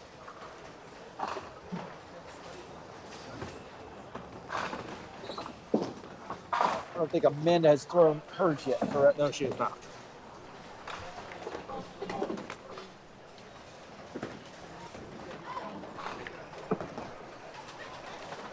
She's moving pins here. Let's see if she can get it into the pocket here. Her pocket has been nice today.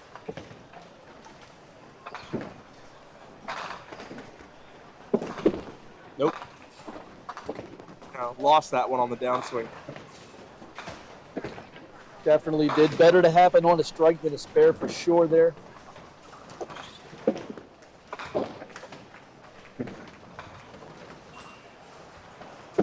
That's better. 9 count will do all right. The 10 box here shall be up 10 pins and down a hit.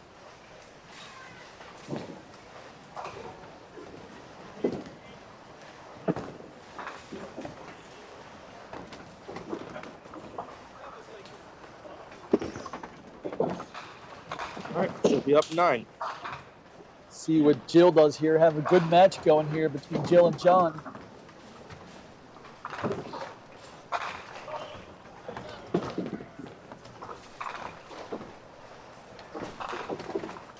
So Jill for 3. She'll be in the lead, just a question by how much. Oh, come on. Oh, Solid 5. Jill definitely has found her spot here. She's up 17 in the third. Which more or less is what her lead is going to be. Oh, oh, wow.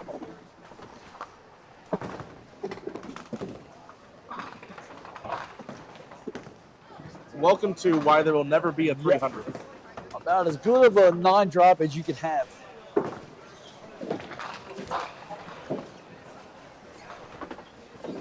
Really good 9 drop. Also, how is it not a strike?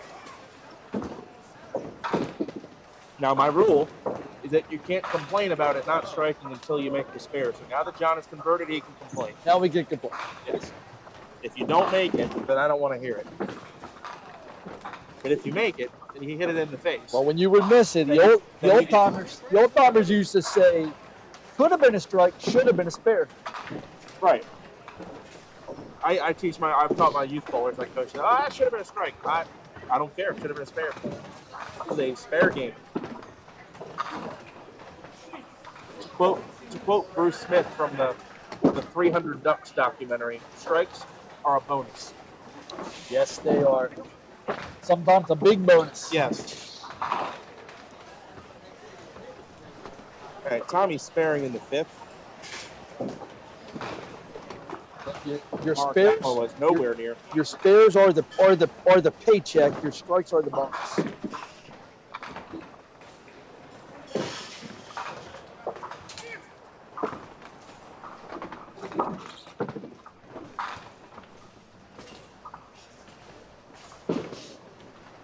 you have any records posted? Not yet.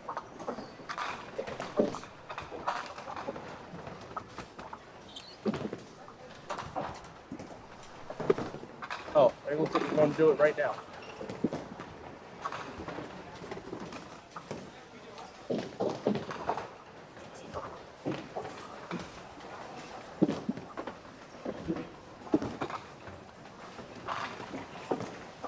Really good ball. Does not break up another one. It's almost a double runner.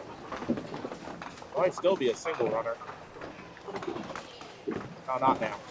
Now we're good.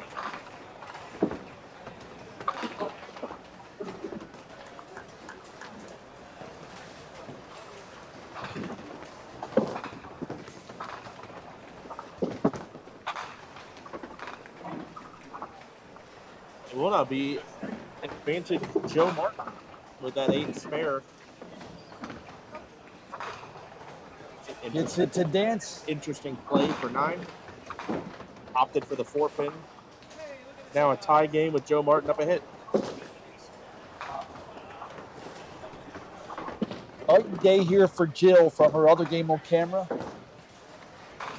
Good morning, Mark. Good morning, Bob. Another really good ball. Jill's clearly found it. But, Bob, you know, as a Rocket man, Tommy knows that aerodynamics are important. Yeah. And Rocket Man is actually not an Elton John reference directly. It's a William Hung reference. Tommy is a bit of a William Hung fan. And he also happens to throw the ball far. But the word the Rocket was already taken. So he is Rocket Man. You have to sing it badly. Which just means, for me, it just means I sing it. But if you sing it badly, say the word Rocket Man, that's Tommy Miller. Totally different, right?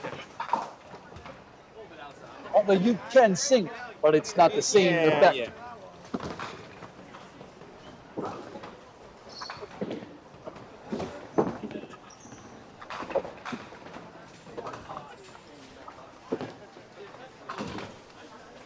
Looks like I've got some results to share now. Hello. Wow. Oh, wow. 7, 8, 10 for Mark Ringhoff. Mark needs a hug. Wow. You want to hug him, Nick? Yeah. Wow. I'm not laughing at him. Yeah, I'm good laughing with him. Good bowlers, good 10. Roll it. Oh, Rocket Man. Rocket Man. That was for the 20 box. And now a double-digit lead on Mark. It's going to be a long, long time. Okay, so I'm going to look for some 2-0s. In Division A, we've got, oh, wow, 3 2-0s, 3 0-2s. That is interesting. Bernie Hipkins got 319. Matt Anastasi, 292. Pixie Brown, 2-0, 305. Division B, your 2-0s, Sean Martinelli at 264. Eddie Helferstad, 287. Division C, your 2-0s. Jill Mann's 2-0, 236. That's a stat line. And Billy Collison, 314. Division D, you have 1 2-0. Evan Stevens at 289. Division E, Colton Gu, 2-0, 341. Jamie Alder, 2-0, 301. Don Dove has 280 and is 3-0. However, Lisa Huber also has 280 and is 0-2. Funny how that works. Division F, everybody is 1-1. Division G, now we're in POA. Amanda Miller and Brandon Watson are 2-0s with 280 and 277. Division H, Molly Muse with her 316 for 2. And Tracy Wheatley, 2-0, 255. Division I, everybody is 1-1. So there we go. So we didn't quite make it to the 24 qualifiers for that we normally would in this house for a lot of the tournaments anyway. But because it's the Masters, you're limited on who can enter. Yes, that's a valid point too.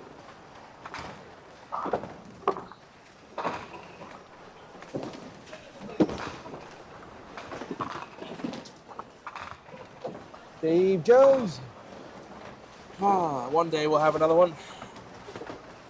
I thought that had a shot there. Did you watch when Eddie converted his? Yes.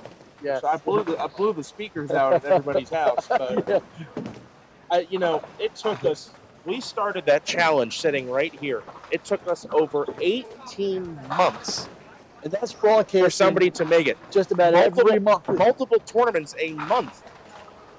And it's only on one pair of lanes, or maybe two pairs of lanes if we're covering two at the same time as Tommy murders 9 pins. But we've had, I would love, Zach Bucklew at one point was going through and compiling the attempts. But you could have to sit there and watch an hour of footage just to maybe get one attempt. Yes. And then they all miss. But it had to have been well over 100 attempts. Maybe approaching 200 attempts. Has to have been. So the last time that I converted that, it's a funny story. It was not on camera, but I was right next to Dave Jones doing it. Oh, that's perfect.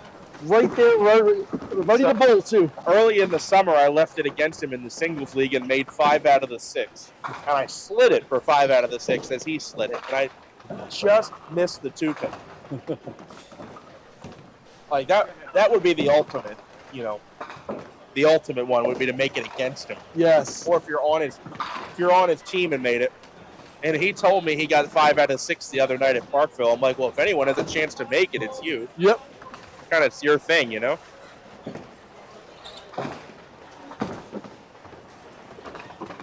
Situationally, though, no one will top it. No, You can match it. You can match it, but you you can match the spare, but the what was riding on that spare and the situation that spare was shot in is actually insane. It's a 20-year anniversary coming up in October. I think we're going to do some kind of special feature for it when we get to Suitland Bowl. If we can get Dave out there, I'd love to do an interview with him on the lane where he shot it. But yeah, it's been 20 years since the now famous Dave Jones shot.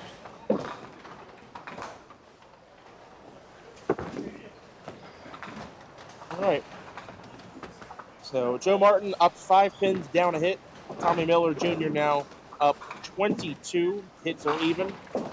John needed that. John Green with that strike is now down 14. So we have a match there. Let's see how Jill responds.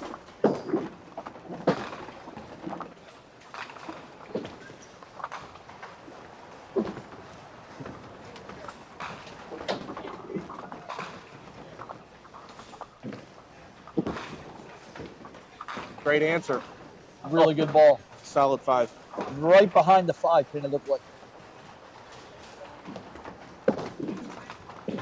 I have a pretty amazing shot of an overhead view of a strike Jill mans through during the Pop Whitten at Mount Airy. She got the 5 off the wall, but from up top and analyzing the video frame by frame, you can actually see what pin was responsible for taking the 5 out. It's actually the 4 pin, but it went 3 walls. Ooh. The action that weekend was quite juicy, as we know. But I'll show you that shot. But watch the 4: left wall, right wall, left wall. It's like pinball. It's like the old days too. Yeah. The biggest compliment I got about that weekend was that it scored like the 1980s. Oh, yes. Thank you. Well, back then, even into the 90s, you would have the ball take out pins and stay on the lane a lot too. All right. All right, a little bit of a swing here in favor of Mark Klingelhofer as he goes 20 box and Tommy goes 2 on 9 out. It is now a 13-pin lead for Tommy, but Mark has a hit. Close to single digits, almost even. Big deal here for Amanda. Takes the lead. Really good ball.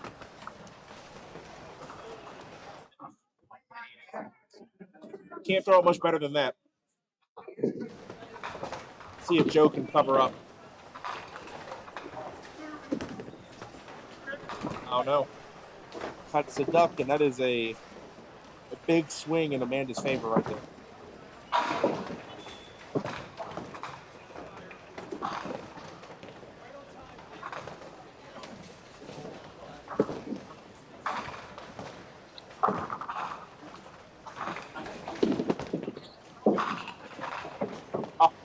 Wow, nice try. Joe wanted that one. You can tell by his body language. And now he finds himself down 5 pins and a hit. Went from up 5 to down 5. Just like that.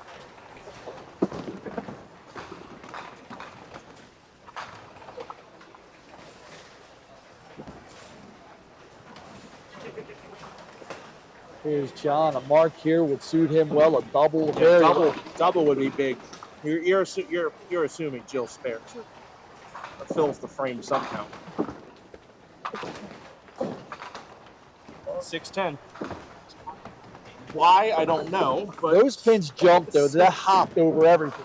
yeah, well, again, Well, a it's phenomenal ball. it's a characteristic here. 610s. Oh no. Oh no. Yeah, that's Duck finish. it's very duck finish. And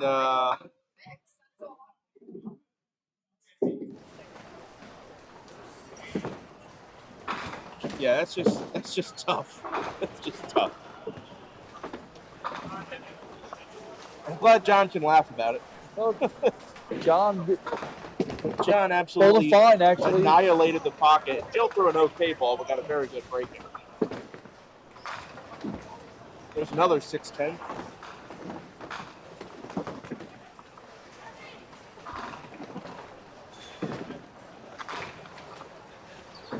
Nine pin for Tommy. He needs to play some defense in this frame.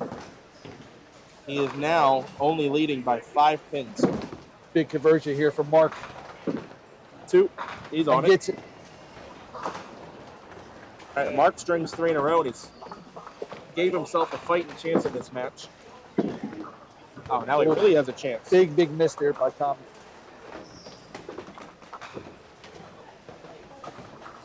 Big swing in the last 2 frames. That's a really big swing. Down a count, 2.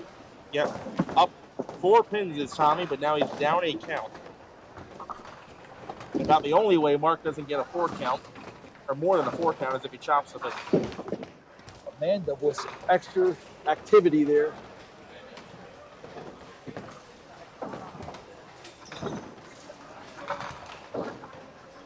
The 3-9's a hard conversion on a spare, but it's so easy to do it on the first ball. Good break for Joe. Leaves a 10. His ball rolls left to right, so this should be his good side. Gonna need it. Amanda slides by, counts 8. She's now up 13 pins.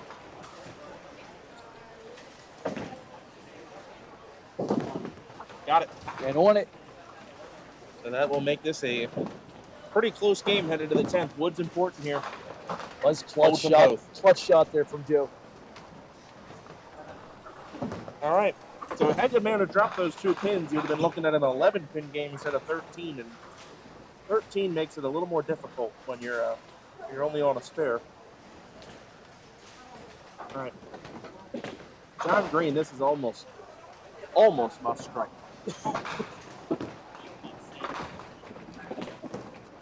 Well, He does break 9.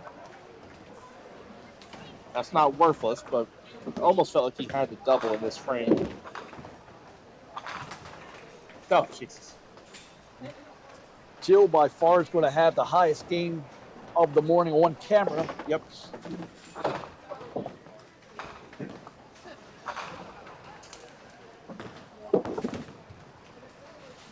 That'll fluff the total for Jill a little bit. And that actually, that ball right there when she counted the 9, shut John out. Yeah. John finishing with 154 just won't be enough. Quality loss for John. Yep. So John, let's take a look. John Green now 1-1, 425. Sorry, 1-2, 425. I was going to say, if he's 1-1 at 425, that's rough. If he found a way to be 1-1 in 3 games, Good Lord, Tommy. But if he was 1-on-1 with a 425 for 2, that's rough.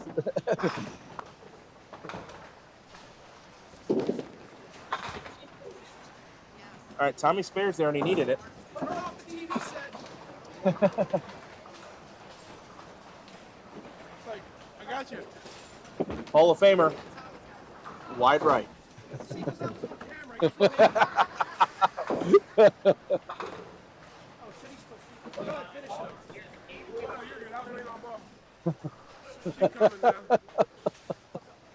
Do you have the ball on camera next game?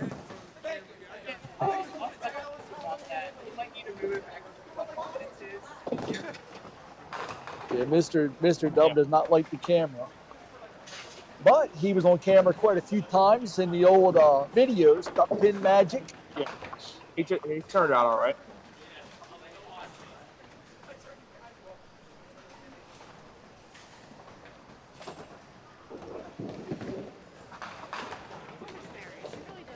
So Donnie won a star and it took off for about 9 years from winning stars, still bold, and then won a bunch.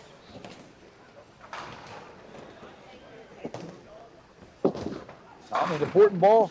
7. Finishes with 137. That's a big count. That puts Mark on another mark. He got enough to do. That was just enough. Yep. Receiver for the transmitter for the camera.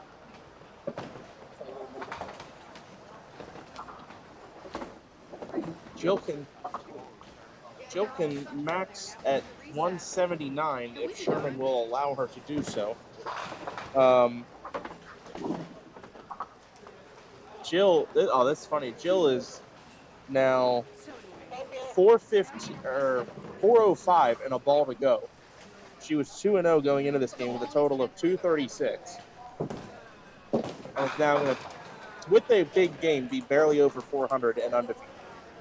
And pick the perfect time to bowl throw the a big game. Yes. She needed it.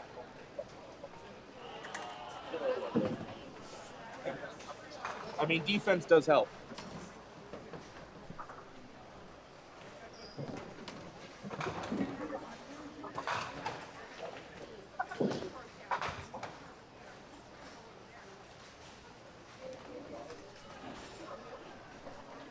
So we have some important balls coming up here. We do. The fill ball for Jill, less important, but what is very important is going to be Mark's 10th frame. At least the first important one. It's just a perfect ball speed for this house. 178 for Jill Mains. We have one open. This is a big ball for Joe Martin. Down 13 and up a count. A huge fill right here. 9 of them. And it's a break. Now trails by 4. Needs another mark. So he's got him. Realistically, he has to make this 7 pin. Mark is going to let him fire. All over it. And on it.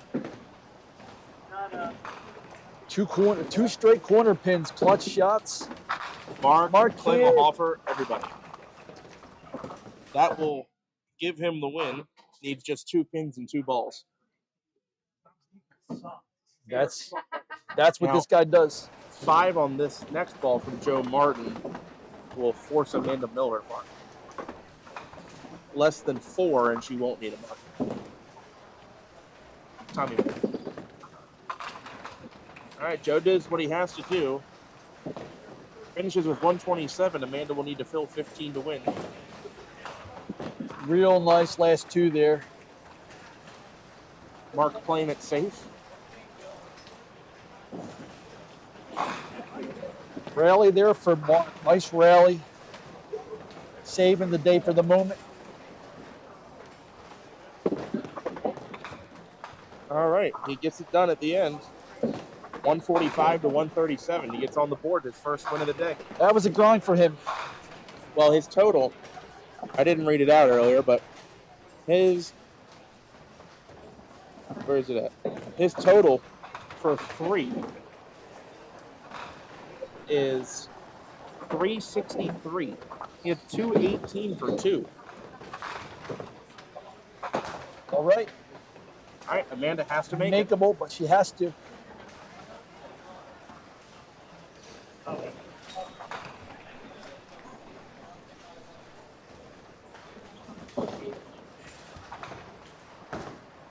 Don't forget duck pin trivia. Oh, there's a duck pin trivia? There's a related part of And it. she's on it. She pumped her fist. Big shot right there for Amanda. Nick has forgotten duck pin trivia. She's. We'll need a 5 here You're the for the producer. I win. was just gonna let you do it anyway. She needs. Let her get her. Let her get 4, and I'll make you wait even longer. Sorry, did I say that out loud? My bad. Please be 5. Shit. Oh, heartbreaker there for Amanda. Good job, Nick. Idiot.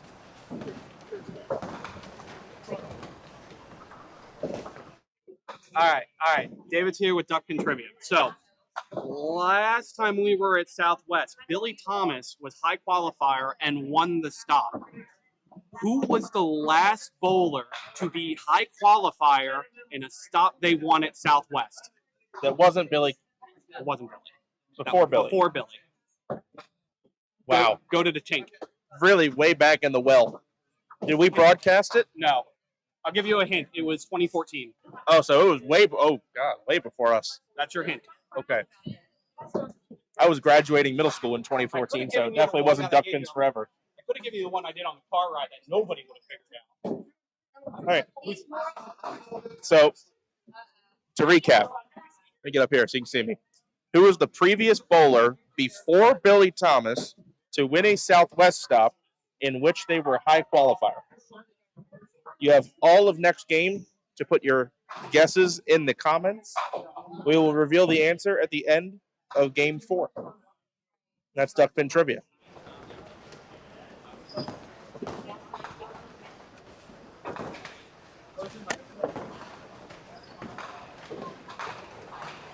Hello, we'd like to clear up some misconceptions about duck pin.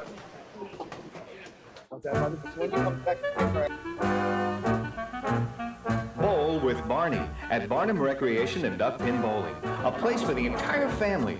Great for grandpa and for grandma. Marvelous for mom and for dad. Super for the kids. Leagues are welcome too. After bowling, enjoy the newly decorated lounge. Live entertainment on the weekends. A place for the entire family. Barnum Recreation and Duck Pin Bowling. And tell them Barney sent you. It's exciting, it's entertaining, it's challenging, it's fun. It's Duck Pin Magic. Duck pin bowling is lots of fun for the whole family. There's no need to be an expert. Duck pin bowling is easy to learn, but it's the challenge that'll keep you coming back. Even little hands can control the ball in duck pin bowling. Join a league or we'll help you start one. And with duck pin bowling, there's more bowling for your buck. Discover duck pin bowling and you'll discover duck pin magic at any of these locations. It's exciting, it's entertaining, it's challenging, it's fun. It's Duck Pin Magic. Duck pin bowling is lots of fun for the whole family. There's no need to be an expert. Duck pin bowling is easy to learn, but it's the challenge that'll keep you coming back. Even little hands can control the ball in duck pin bowling. Join a league or we'll help you start one. And with duck pin bowling, there's more bowling for your buck. Discover duck pin bowling and you'll discover duck pin magic at any of these locations. Duck pin excitement. Duck pin fun. Duck pin bowling at Johnson's Lanes in the Hamden Plaza. Discover enjoyable low-cost fun for the whole family. Whether you want to join in a league, play for fun, for exercise, or are planning a special birthday bowling party, Johnson's Lanes is your duck pin bowling center. Don't miss the fun. Fall and winter leagues now forming for teams or individuals. To join in, call us now. For the young and young at heart, it's Johnson's Duck Pin Lanes in the Hamden Plaza. It's exciting, it's entertaining, it's challenging, it's fun.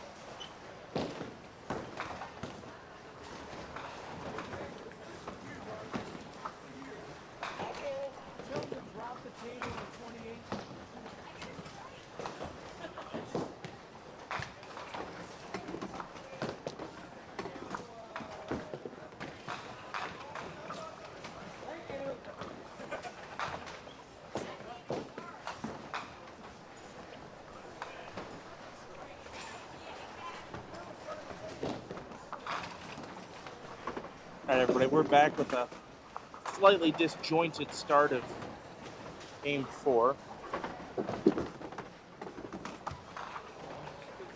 John Green had the spare to start us out, and an open frame for Mike, as well as Tommy Miller.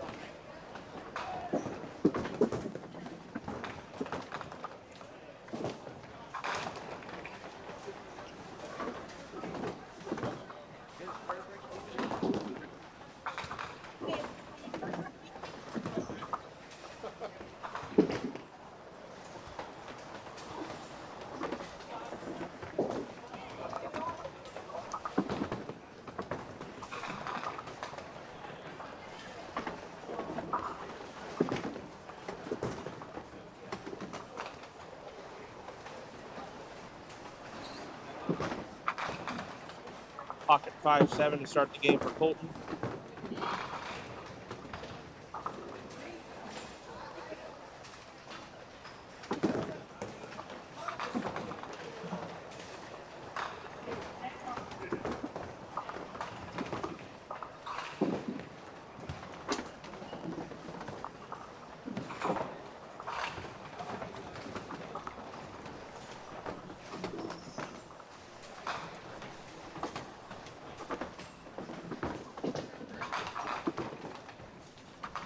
Joe a pick. Colton a 9 to start.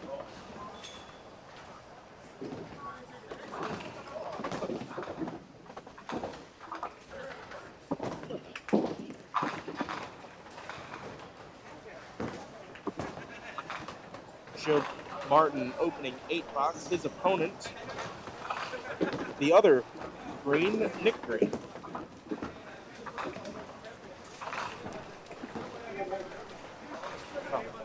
And not a kind welcome to Nick on TV today. It starts out with a pocket 7-10.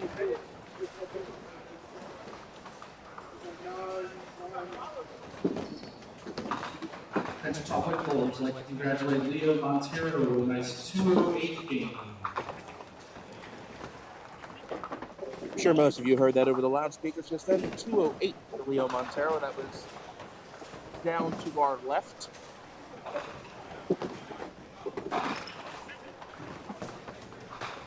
Looks like that was on lanes 17 and 18. All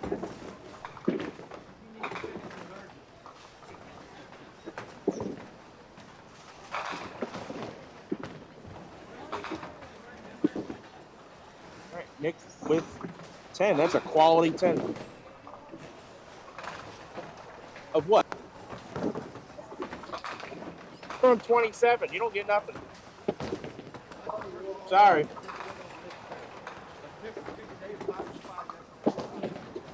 Donnie wanted a replay. He wanted a replay, but he's not on the featured pair. Thought he didn't like the camera. Yeah, I thought you didn't like the camera. Just when he gets strikes. All right. Oh, there's another 8 off the deck on both lanes. Right, we got some fresh bowlers here. First time seeing Colton today. First time seeing Mike Steiner. First time seeing Nick Green. Yep. Nick Green had an unwelcome start. The pocket 7-10, but he did go 1-1. The good 10 box. A high qualifier though for BOA. BOA high qualifier, but not that far from scratch either. Right. Pretty impressive. Very close to an all-mark game yesterday. Twice. So he was close to it back-to-back games. Well, Tommy's just so strong that he can kick the 4-pin out and leave the 7. Everybody else leaves the 4-7, but not Tommy. Colton rip in the middle.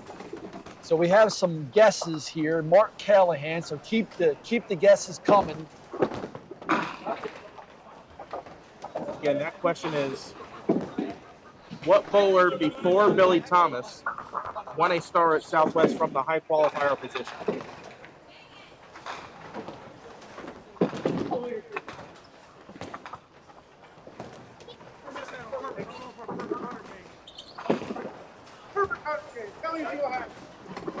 I would love to see that, Tommy.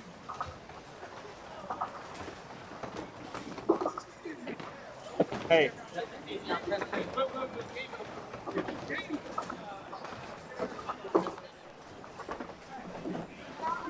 Hey.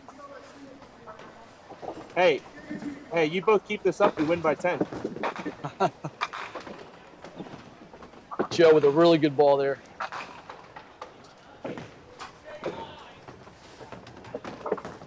Coming off that late win.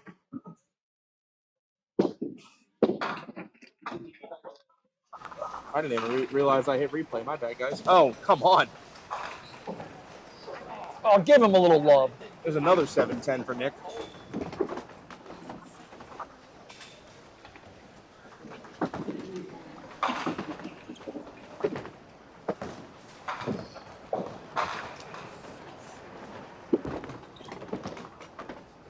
Nick will shoot the 10 pin first. What do you shoot first, Nick, on the 7 and the 10? So I typically shoot the 7 pin first. However, I've never made it, so don't take any advice from me. All right. Well, Nick with a very, very, very good 20 in the second.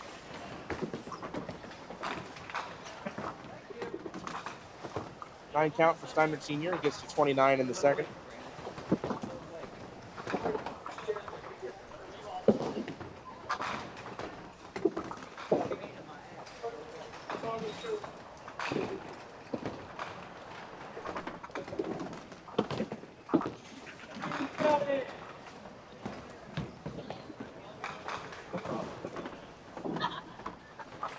A little bit light there for John, a decent count. Mike converts his spare. Squeeze that 2 pin back. Oh, he did. And didn't get it to go.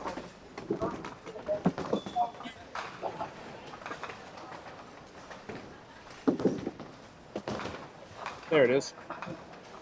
John up 5 pins, down a mark. We have the Walkersville match here.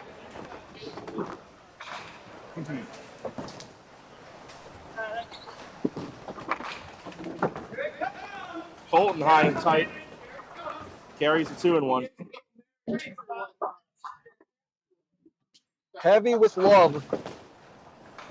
Now watch the reaction if Tommy covers this. Oh. You know he would have done something silly. Yes. Turned around.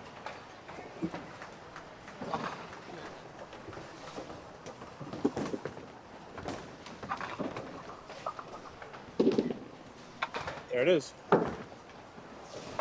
Keeps a 2-pin lead. And the Ravens need a left tackle, so keep Tommy in mind, right? Right. There, Really good ball. Wow. Off the lip. I thought that was down for sure. Yeah. So I think 2 pins over at it.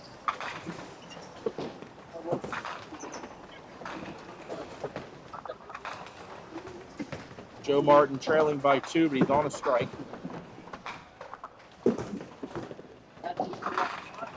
Almost has another one, leaves a 7. Nick will curve this ball over there. Looks good. And on it.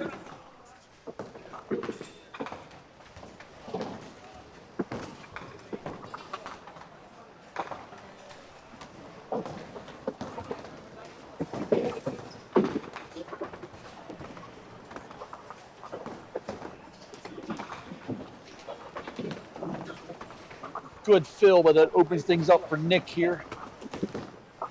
All right. Nick Green down 7, up ahead. Here's John Green. 8 off the side.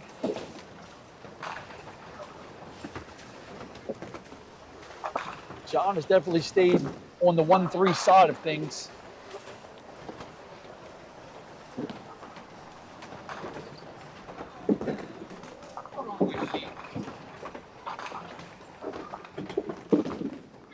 Got it. Probably intentionally, but John's ball speed today does not look what it normally is for John Green. Slower? definitely looks Could be slow on to me, purpose. but it could be on purpose, and I would say that it probably is. I'll ask him later if he wins. I'm sure he'll give me a really It's- exciting answer. Because it's clearly slower ball speed for him. He's known to interview well, so we'll ask him later if he wins. Strike for senior.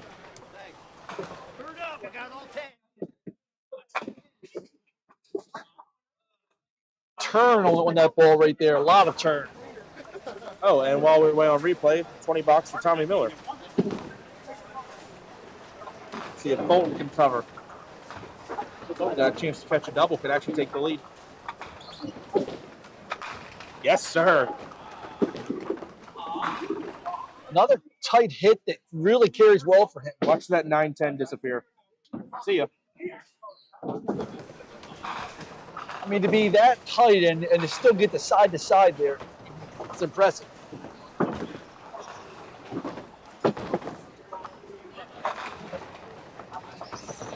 Like you were mentioning, with that kind of ball speed, you have to be in the pocket.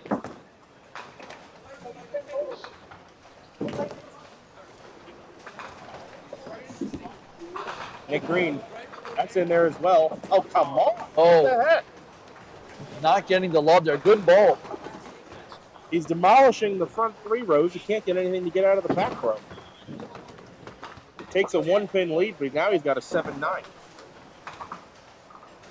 They got a little closer together, but On the third frame, you could say that should have been a strike because he made a spin.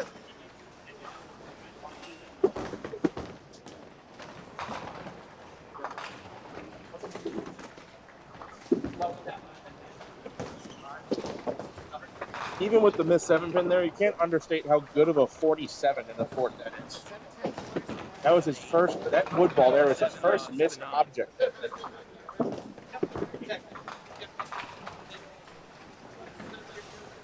10-pin for Joe Martin. A lot of corner pins left on camera for Joe throughout his 2 games.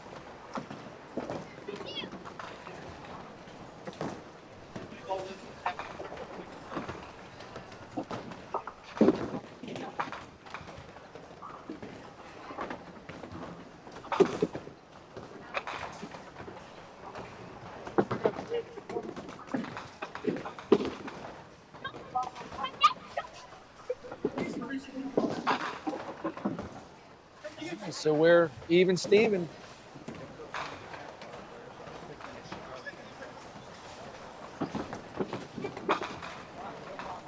Right.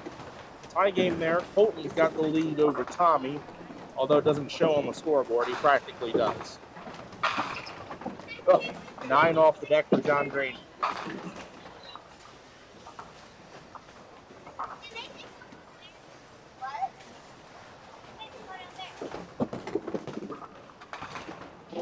Mike will let him shoot. I think that's common practice. Guy goes 9 off the deck, no deadwood, let him shoot the spare. He's got it. John was 73 plus in the 5th, and he might be trailing.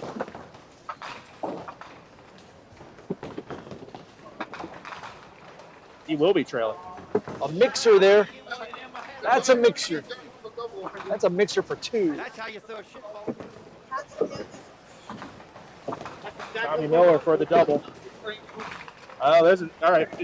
Everybody's a winner. Oprah's out here handing out strikes. And by the way, John could be in play here for having 350 shot against him for 2 on camera. Yeah. Could be in play. Colton Goo for the triple. Very light, leaves the zigzag. We had Jill with the 178. Yep.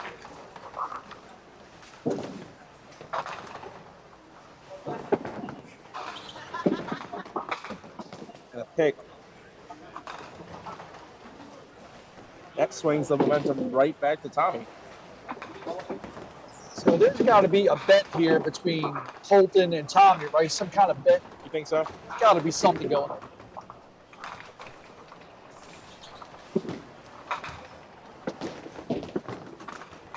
All right. Just like that, Tommy Miller up 1 pin in the 5th and 2 hits.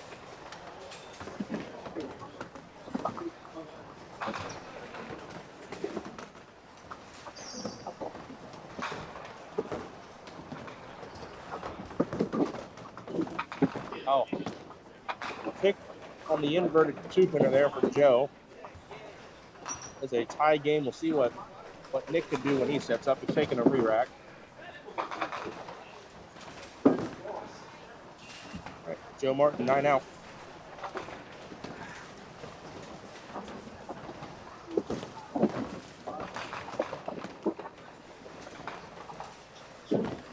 Good ball. Oh, Nick. Wow. I'm glad he can smile about it because this is where I'd want to throw the ball rack into the parking lot.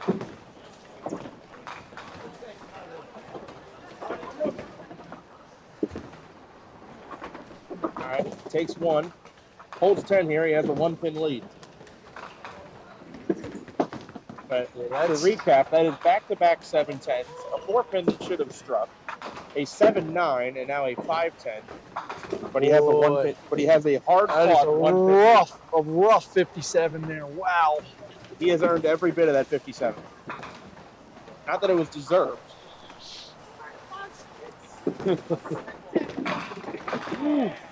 Mike Steiner Sr., that's a triple.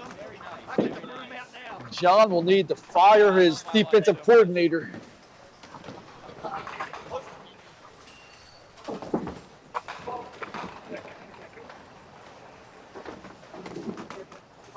No problem. Oh, that's a I don't care what you just did cover ball. He may. Yep. John could have over 350 shot against him for 2 games. Out. John Green with the 25-footer.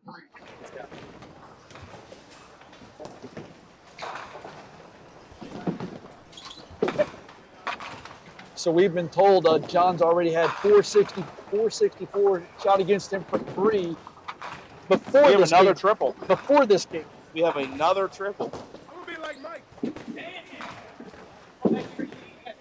2 triples on the board at the same time. Not against each other, but we had the other week at Mount Airy in the singles league. It was Jenna Zimmerman against Ken Palmer. We had simultaneous 5-baggers. I don't know if you were there that night. Yes. Simultaneous 5-baggers. That was fun. Against each other. That was fun. Not even just on the same pair, they were against each other. Ken Palmer had a 5-bagger and was still down 16. And he was getting pins. All right, we get another strike. Give the kid a break. Yes, sir. There we go.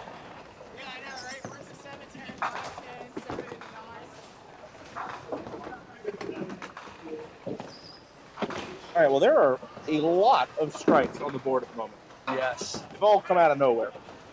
Maybe Nick has gotten over the split hurdle, and now we're going to see him put some scores up. I mean, we look at a 4th strike here for either Steiner or Tommy Miller. Looking at 200. Looking at 200. Yeah. You did?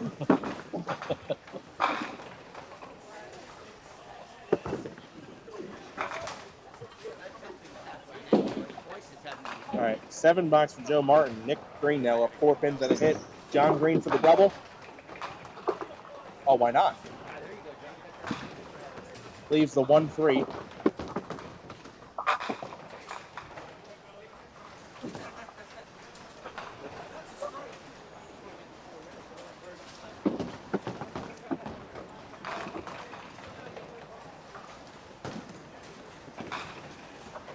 John almost has to make this to have any sort of chance. Got it. 20 box for John. Well, that's amazing to have a 113 plus in the 7th, and it's already a must mark. 4-bagger? Almost. Leaves its head. Mike Steiner Sr. with a 108 first pass.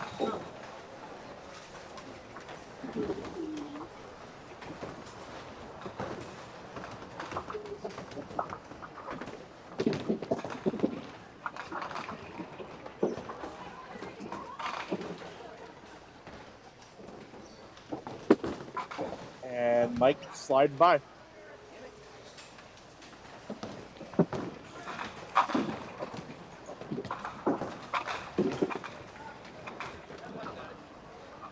right, so Mike leaves the door cracked open just a little bit. He's up 24 pins down a mark. And what do you know, 26 needs a breather. I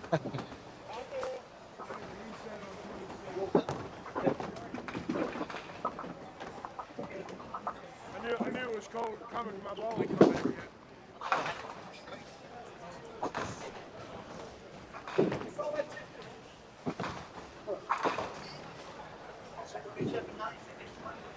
All right, well, we wait on a reset. We'll leave you with an ad.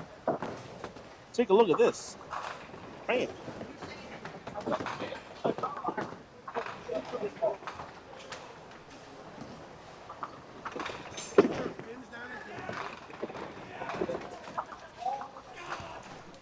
Nick, I'm getting some ports of poor YouTube feeds. I don't know if that's the individual internet or it's here. It could be the internet because it's every now and again here it'll jump from signal. I'm hearing this a little grainy. That's kind of the word. Grainy. I don't really know what that means in terms of the internet. So they're gonna have to check their video quality settings.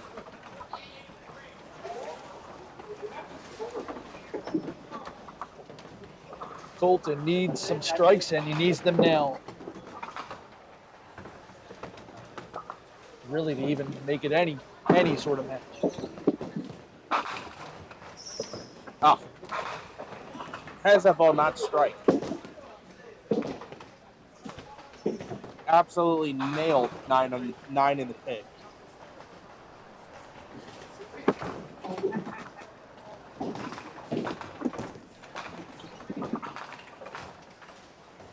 All right, well, got a spare, which can't hurt.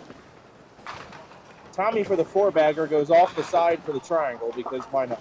We have not seen that triangle a ton today, though. No. Typically don't see it left that way either.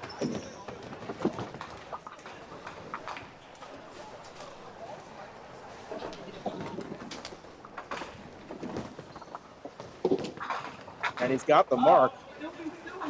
127 plus in the 7th for Tommy Miller Jr.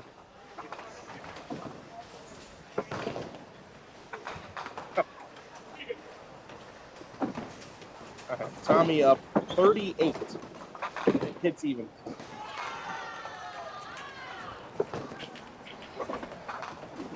Four-bagger on lane 31. After, I don't know who that was, but guy has 37 in the 4th frame, and then a 4-bagger. And Nick off the side would like to leave another back row split. Nick is just going for every possible 2-pin combination.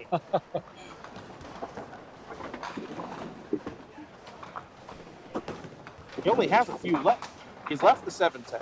He's left the 8-9 here. He's left the 7-9. So now he just needs the 8-10 and the 9-10. He's going to run the gamut here. He's got them all. He's going to run the gamut of all the... He's collecting them like Pokemon.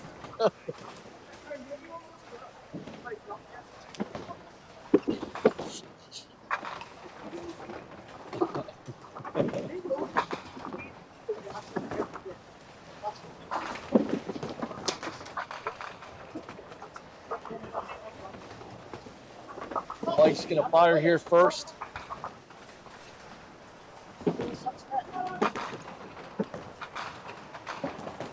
Off the side, Mike leaves a bread line. John Green on the spare. Claw his way back into it. Oh, bad break. 3-4. He's going to have to give this a whirl here.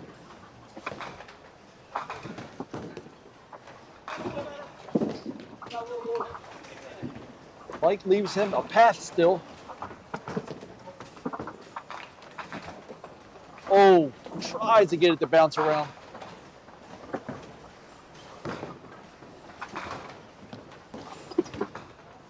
John doing everything that he can here. So, if he gets 10 here, he's down 16 with 2 to go. He's got room. Make it 17. He's got room to do it. He's got room, and he's going to need some help from Mike also.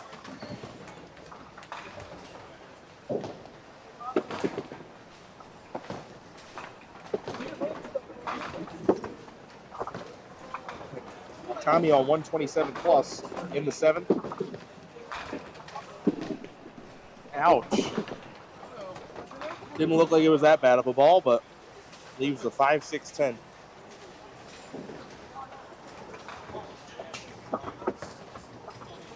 Colton to make a desperation attempt at a comeback. He leaves a baby split. Really needed a strike there.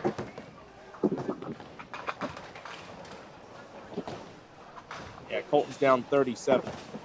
Colton can definitely even make the numbers look better here, but that really needed to be a strike for him.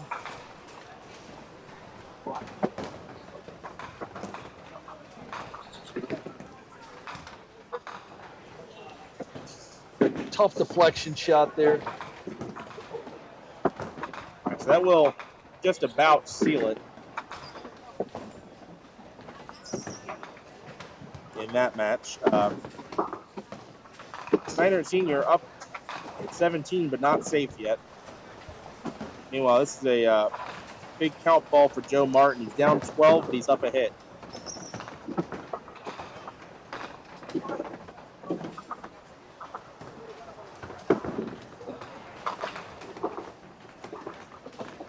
High and tight leaves the baby split. Nick Green. Oh, he gets the trip out and the strike. Hey, little brother, this is how you trip the 3-4 out. That's how it's done right there. Take notes, John. Joe Martin with the cover. Good match here on the POA right here.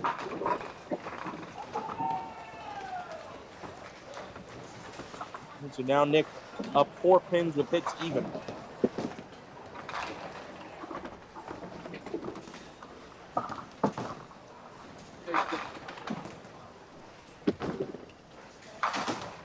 Wow. That came out of his hand funny there. Yep. Leaves a Greek church, which is something we don't see too often in dark.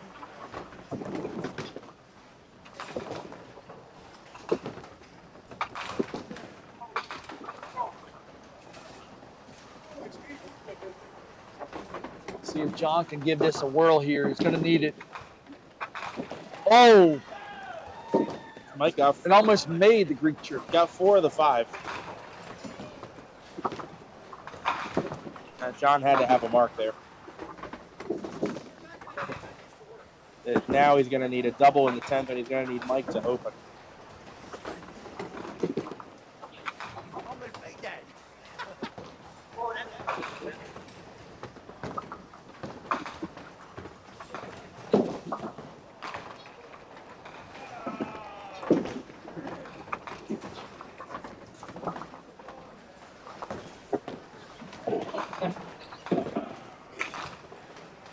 Seven pin for Colton.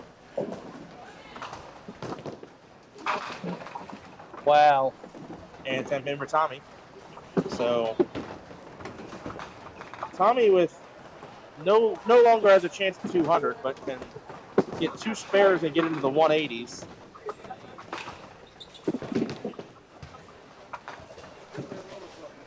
Just single for Colton there. That will mathematically seal the game.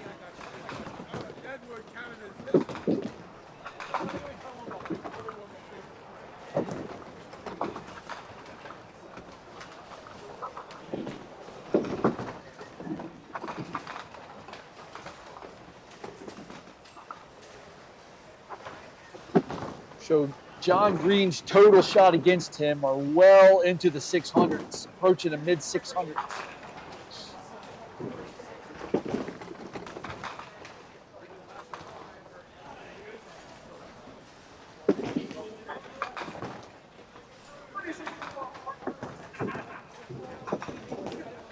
I'm sorry. Can you repeat that for me?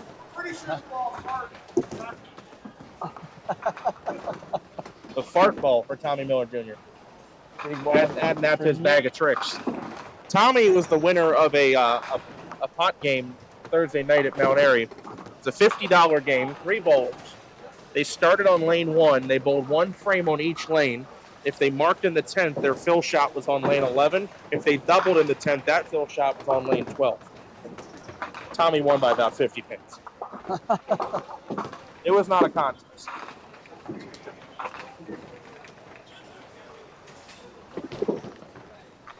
All right, Nick gets the big 9 count on the strike. Almost got the spare conversion.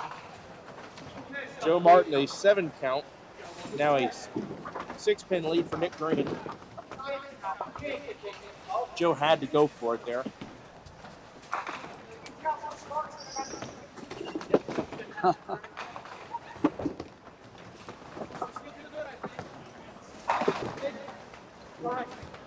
Joe threw the hole twice. Big drop pins. 7 on and 7 out. Nick been all over the corner pins this game. 9 on 10 out will do him just fine. That's a big difference in the wood. He's Oh, now yeah. up 9 pins for the crane to go.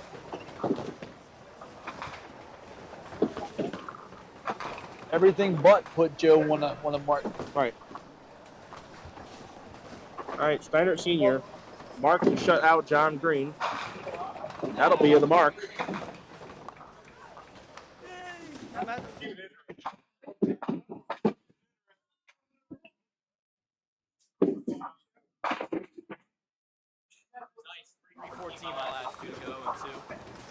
John will be hiring a brand new defensive coordinator. Yeah. Well, his defensive coordinator is sitting over there. Looks a little familiar, Chuck. I believe that's from your gene pool. So I wouldn't talk too badly about the defensive coordinator.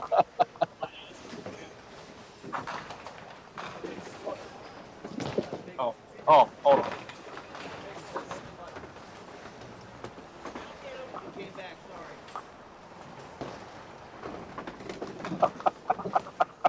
All right, John Green for 160 and losing. How about 159?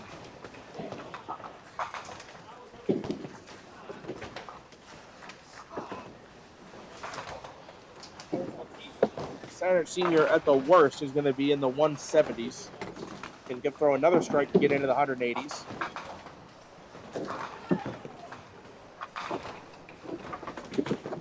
What holds him up? John said at this point, why not? Yep, John's got about 320 or so his last two, and he's 0-2 in those games.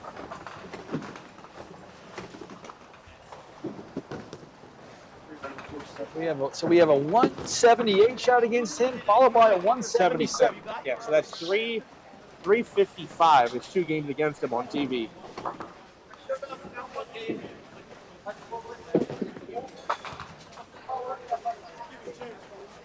Tommy cuts a duck on his spare. Doesn't matter. It's going to be in the 160s at worst. This is all about the Walkersville bragging rights. Colton with a near meaningless strike.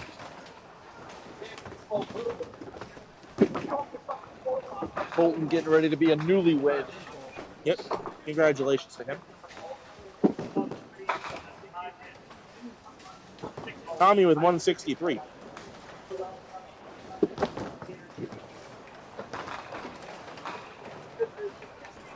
You've turned your donut into a breadstick, or your bagel into a breadstick, as David would say. Colton, want to throw a meaningless double? Almost.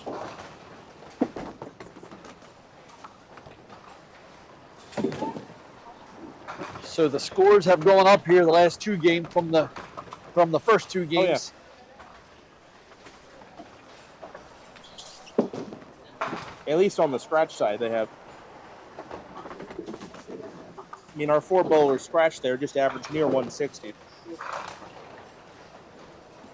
Joe needs something. Solid 9. Really good ball.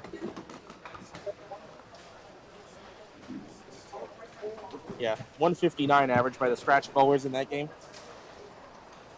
Nick throwing a knockout punch here. Light hit, pin rolling, leaves a 5-9-10. Joe Martin misses the 9, and that will do That it. will do it. Would have needed a strike on the count to force Nick to mark.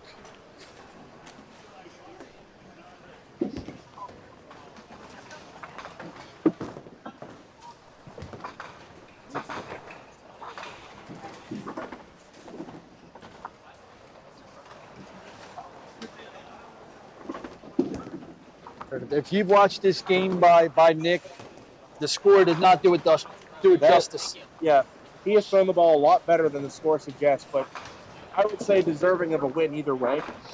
Wins the game 124 to 114. Better scores that game, and we'll go to a quick break, and then we will have pivotal game 5 coming up next. Oh, hey, just kidding, Chuck. That was a really stupid thing because we have to reveal the answer of duck pin trivia. Who was the previous bowler before Billy Thomas to win a Southwest stop in which they were high qualifier? So before Billy, somebody was high qualifier at Southwest and won a star. Who was the last person to do it before Billy Thomas did it? Is it back in February, right? Mm-hmm. All right. Do you have the answer, Nick, or do you want to guess? So I do. It's behind this wall of black. I'm guessing that the people that put a couple guesses in the chat might have gone and done their research. So I'm going to assume that they're right and say that the correct answer is Mark Callahan, September 2014. David gave you guys a big hint with what year it was. But Mark Callahan, I believe, living in the Carolinas now. South Carolina. South Carolina. So if you're watching, Mark, hi. Remember me when I was a teenager and I kept score for you at Mount Airy when you shot 200? Yeah, hi, that was me. Right as I started getting into the adult leagues, he left. I scared him away, I guess. But September 2014, not quite 10 years ago, Mark Callahan, the last to do it, from Top Spot. Here's Duckpin Trivia. And we're not even going to take a break because we're going right into Game 5. So give me a second to get the scoreboard wiped, and we'll get that game started.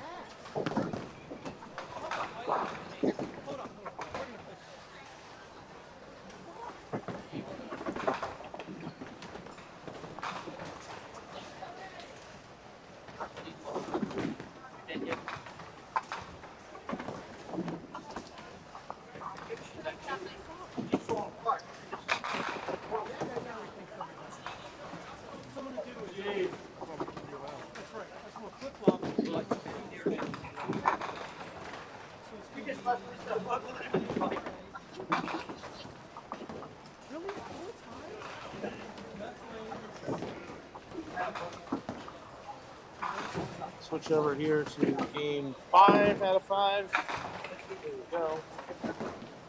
All right, and then Chuck, I'm gonna go collect some scorecards.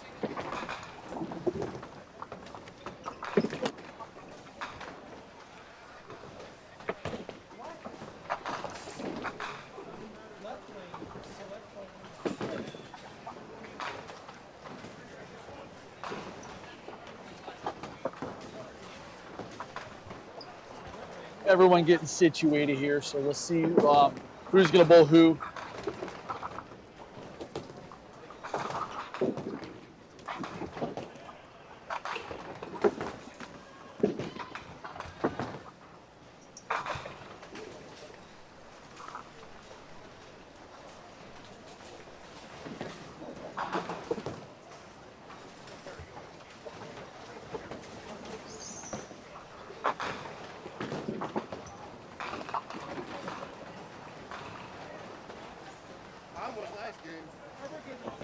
Looks like we may have Colton and Donnie here.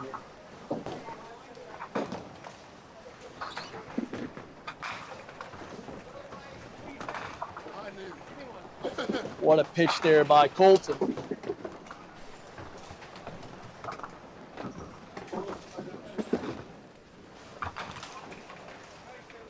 Donnie very light there.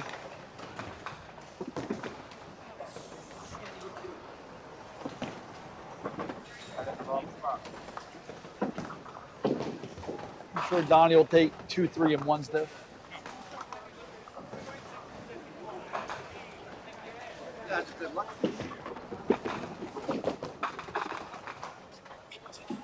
Good luck for you anyway.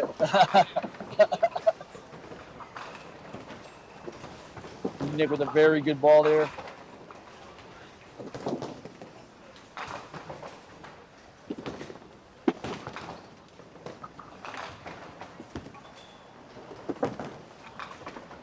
outside, and it goes.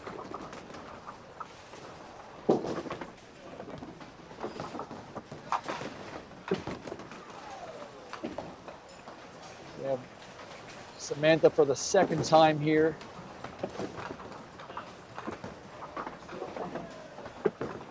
Beat it by Amanda Miller the first time. Goes through the middle, like just as she was doing on her first match.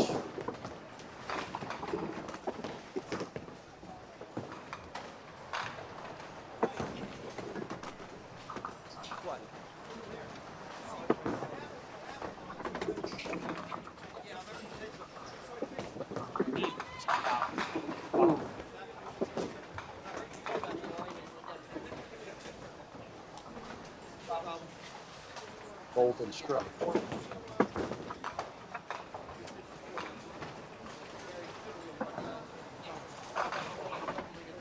Nice cleanup there by Samantha after ripping.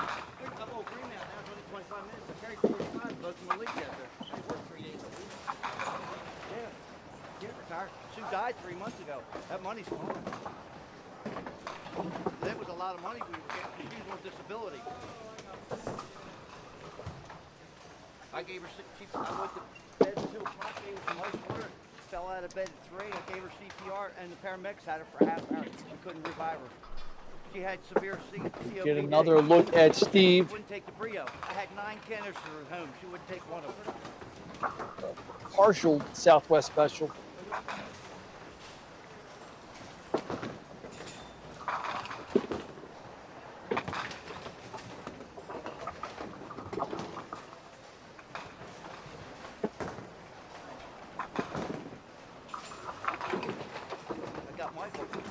Set of pro lines, he goes from 22 to 47. He's the front runner for the rookie year in the tour. Samantha, what's your record in pinball?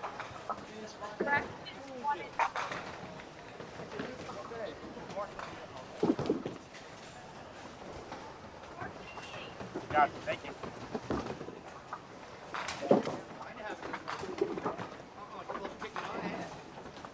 Mike with a good start, continuing after his great game, the last game. Because this is game 5, I wanted to make sure we had that information in, just because it tends to be relevant. So what it tells me is that our match in the middle is a win and in between Colton Gu and Donda, which also, what a great game to have on camera. Wonderful game right there. Oh, Colton nearly caught the opening double there, leaves a solid 9.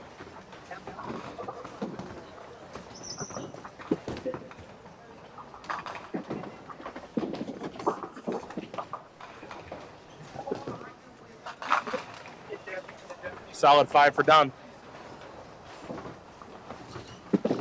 Oh, whoa! What was that? Little hopper. What was that? Watch this ball. Boing. They couldn't see it well on camera, but I had a great angle of that. What the heck was that? We got a Finland panel in the house. Donnie off to the left. How did he do that?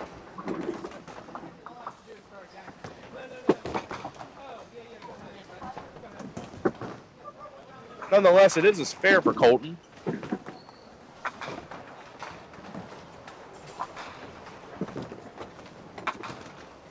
At 10 for Donnie, he missed the single pin. Okay. Settle in now. Nick Green on the spare. Well, just add to the collection of splits he's left. Now he has a Greek church. He's showing off now. So let's keep track. He needs the 7-8, 8-10, and 9-10 to leave every possible back row 2 pin. There's not too many left. You got the 7-10, 7-9, and the 8-9. Oh, nice strike for Sam.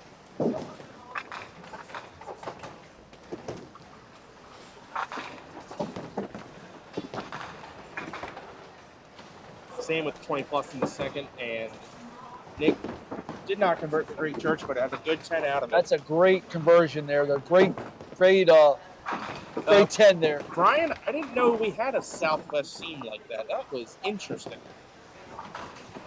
I've never seen a ball here bounce We know like the that. Penland on a couple of those lanes has a little bit of a seam, but I've never seen that here. And not to that degree, at least. And Yeah, they might have been, honestly, they might have been able to hear it at home when it bounced, the sound of the bounce. Yeah, that got some air under it for sure. No kidding.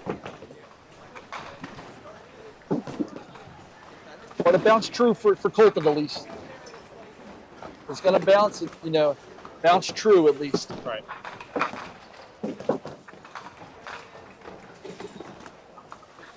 Oh, Brian says he hits them all the time.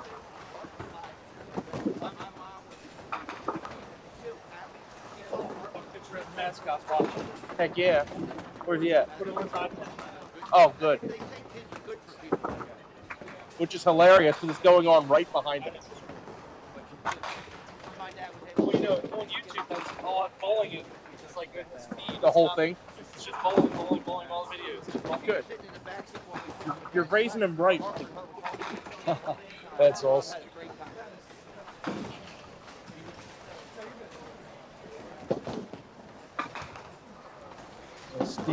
Steve, symmetrical 30.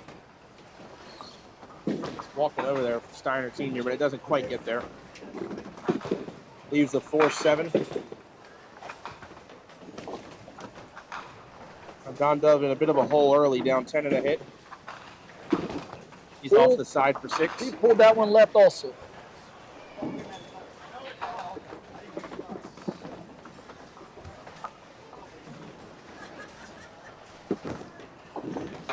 Oh no.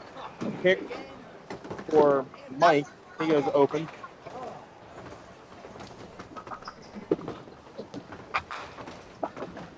Donnie thought he had that. Outside, sometimes it comes back over, sometimes it doesn't. I think the angle he went into it, going left to right, makes it hard for that ball to deflect back to the left. Still think that he thought he had it.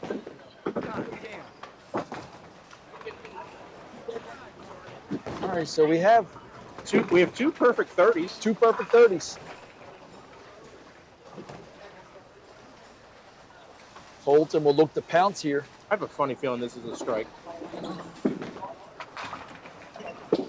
Close. Well, close.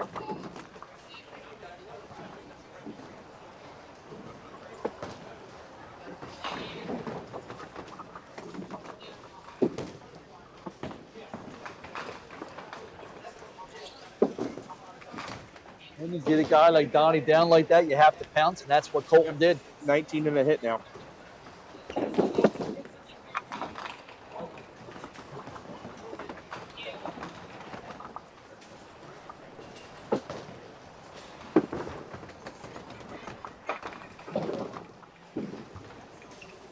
Takes the right one out. Tricky triangle. She will have the lead through 2. Looking to bounce back after that Greek church. Mix. And not really any better. Now we're going to try the 3-pin split. 4, 7, 10. Spare for Sam. And it holds. She's now got a 5-pin lead and probably a hit.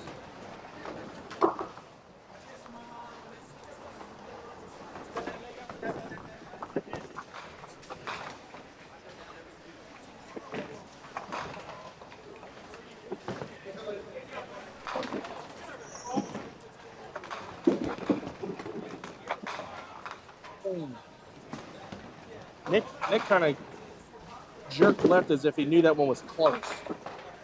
Didn't quite cut over enough. I thought I had a chance, to be honest with you.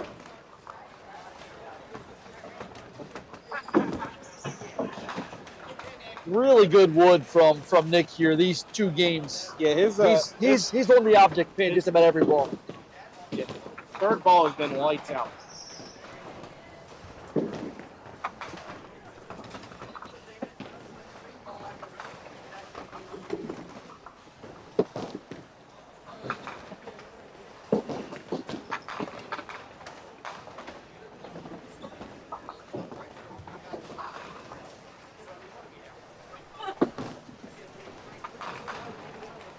Another high and tight hit for Steve. He's got a split. The fast 6 right there.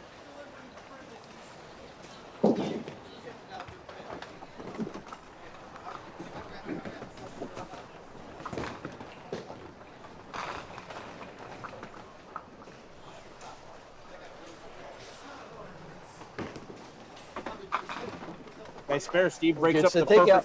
breaks up the perfect 100.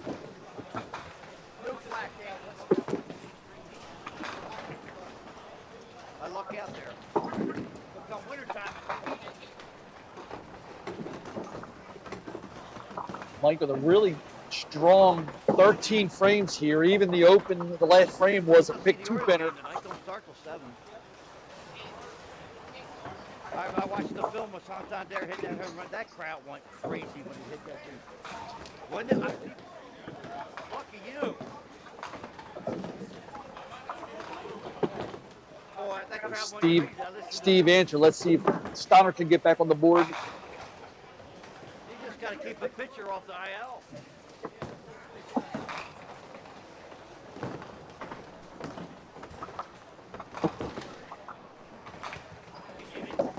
Right through the middle for Steiner.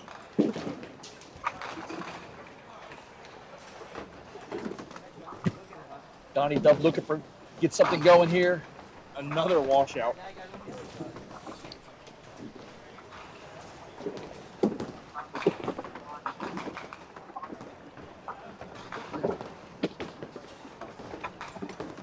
Oh, it looked like Steiner might have stuck on something there. No.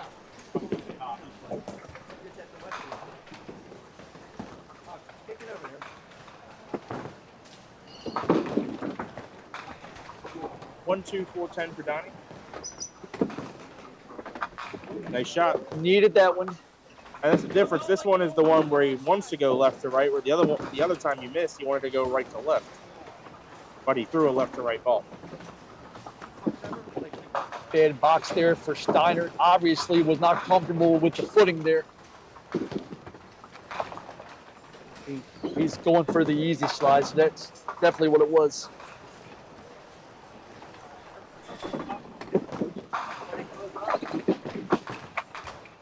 We saw another bounce there from Colton. Only a 4 count on the spare. See if it stays down this time.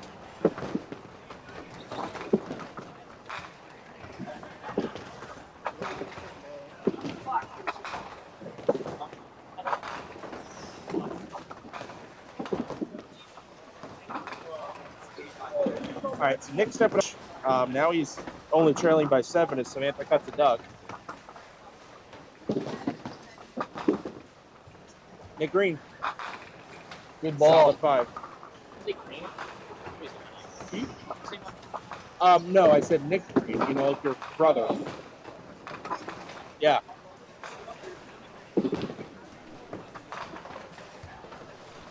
Better. All right.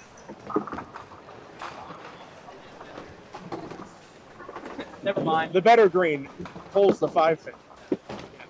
The guy who's been all over the object pin. John, just stop talking.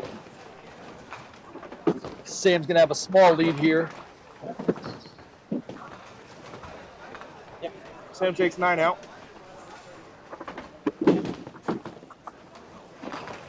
All right, 6 pin lead for Sam. And if you're Nick, you want that single pin made there, but your predicament could be a lot worse. You could be down double digits. And hopefully there's no football game where it's going to be longer. Yeah, you got to communicate.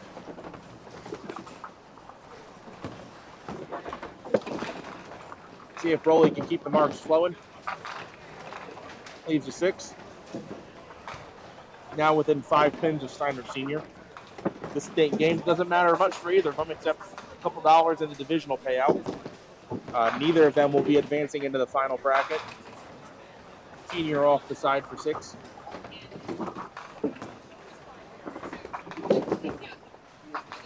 Spare for Roley. 2 in a row.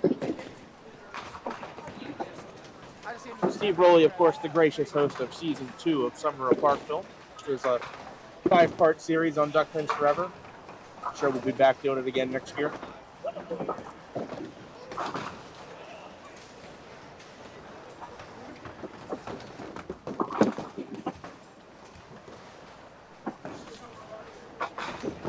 Donnie for the fill. No. Right through the middle.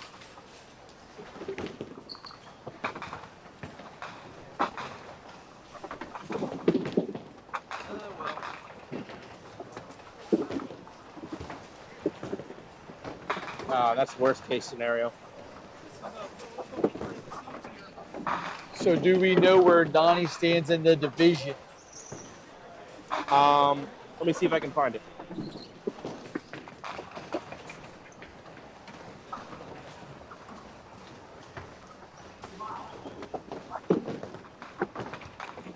Because while not over, it's going to be a tall hill to climb for him in this match.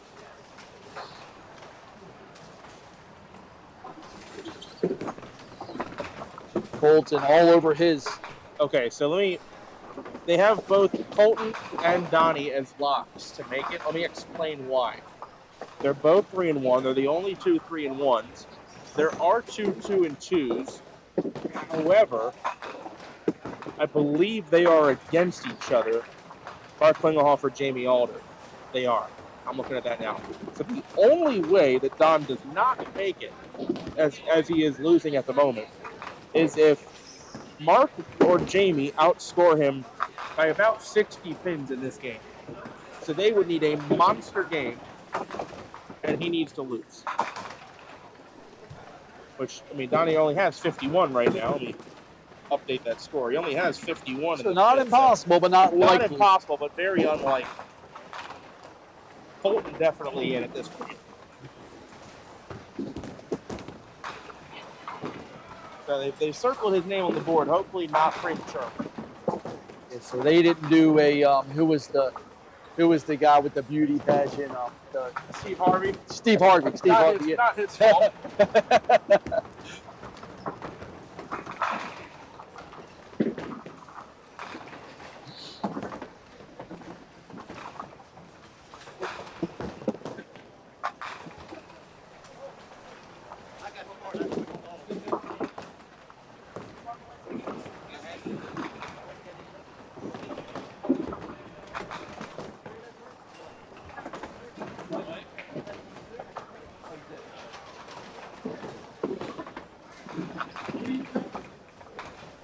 Eight count for Steve. Gives him a lead of 3 pins. Senior on the 9 pin.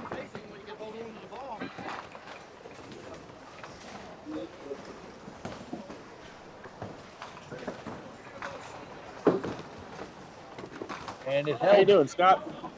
Did not know if that was going to hold. All right, Steve Rowley up 3. Colton Goo in firm control of this game, 31 pins plus a hit. Leaves the pocket 5-10. Now at a 90 half. Jeopardy of losing the all-mark game, though. He's got a split up on lane 26. Donnie split as well. He pushes through the middle. Looks like Colton will be the division winner, which does receive an extra bonus of $50. I don't know if it's higher for the Masters, but it's only $50. Donnie looking for the slide. Little too full. Johnny, at the very least, here is going to want to string something together just for the sake of getting something going into. I need pin putt. Yes. Now, neither Jill or Jamie have big scores at the. So that, excuse me, Jamie or Mark. Neither of them have big scores at the moment, but they have time.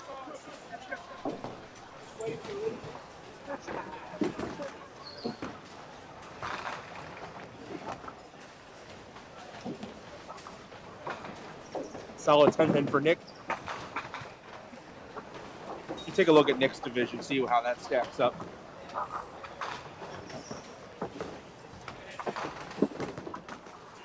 So Nick has the fortune. Oh, Sam gets a very generous 9 drop. Oh, Nick has the fortune of being the only 3-1 in his division right now.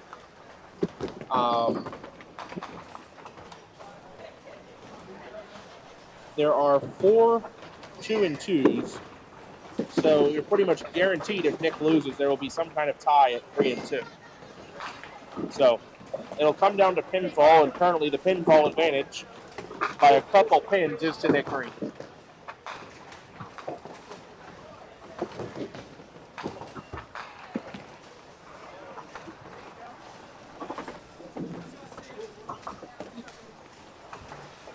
So Nick Green and and Don there by Sam too. Yeah, Nick Green and Don Dove both in similar predicaments at the moment. They're both 3-1. They don't actually need a win, but they can't lose by too much or too low of a score. They're both about the same bad score right now. So watch as the two of them are going to try to finish this game out as strong as they can.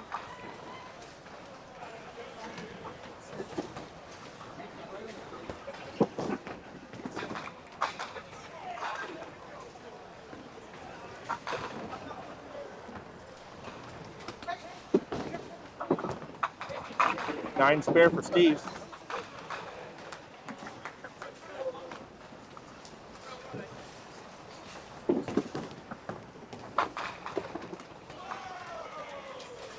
Steve now up 3 pins, 86-83. That's assuming Steiner Senior spares here. It'll still be 3 pins. Still heavy, not as heavy. Southwest Special.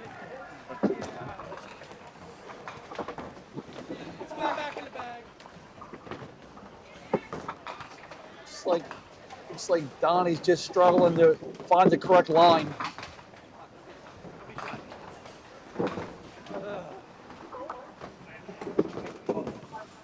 Went for it.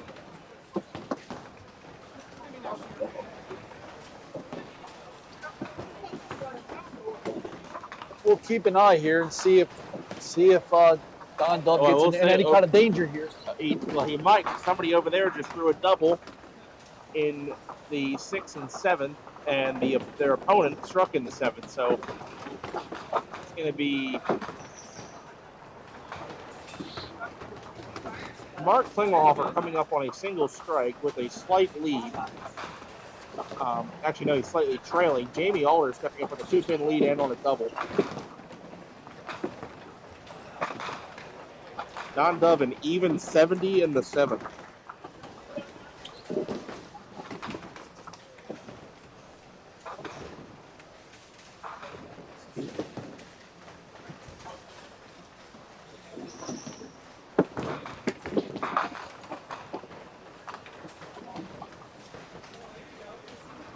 Middle rip for Samantha. Slides the 8-pin over a little bit.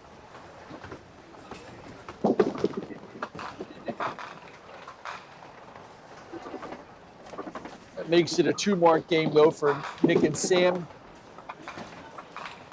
Nick leaves the 2-1.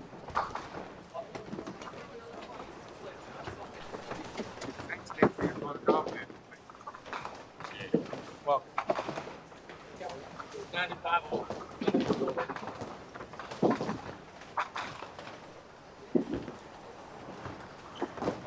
Oh. Nick was going for that one. All right, good wood for Sam. 4 on and 10 out. Nick missing again, 7 out. Now under his box. Lots of pens to get here for Nick. Got to get it going the next frame. So through, they said Donnie had to lose by about 60, and through the 7th frame, he is down 36 to Jamie Alder. So he's still safe for now, but still not completely safe. Not guaranteed. And when you're in that position, you're not really looking at the other scores so much while you're actively bowling. Well, we're doing it here because it's kind of our job to do it. He's got 70 in the 7th. He needs to be worrying about him right now. Yes, all he's worried about doing is getting some marks there. He doesn't really know the math. Right. Another 9 spare for Steve. but at the same time, you do kind of know, hey, I have to get something going here. Right. Also a 9 count for Steiner Senior. See what Donnie does here. Got 3 frames left. That's a duck.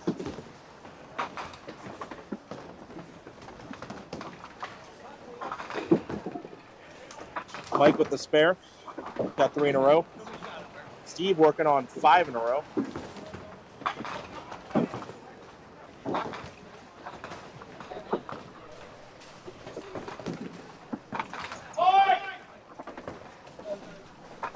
Does not carry. Good ball there.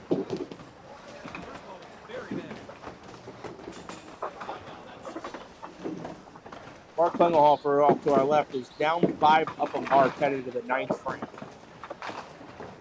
And just ripped.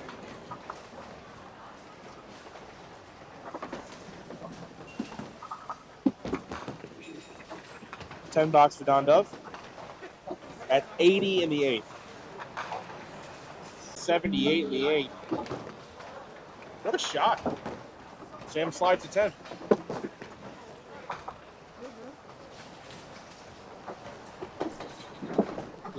Nick will have to have a strike and then the 9th to start.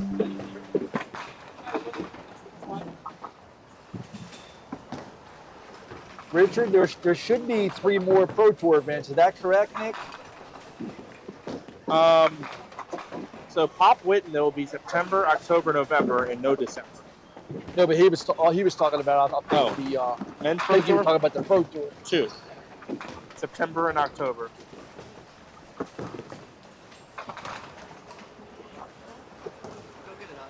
I would like that so bad. Another chop for Don Duff. Not making this easy on himself. He's just fighting it here. We've all been there.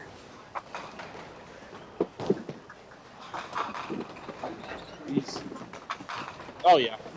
Oh yeah. Colton just killed Yeah, him. and if you're Colton here, you already know you're in, but you still want to fire. You don't want to let your focus down. You want to stay hot going into the brackets.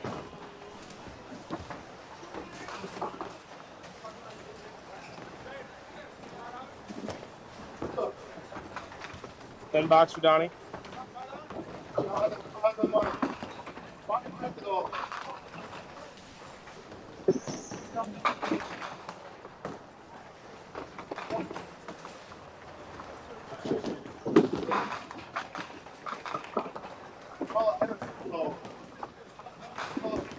He ain't taking it yet. Yeah. If she took it, you must be donating to her.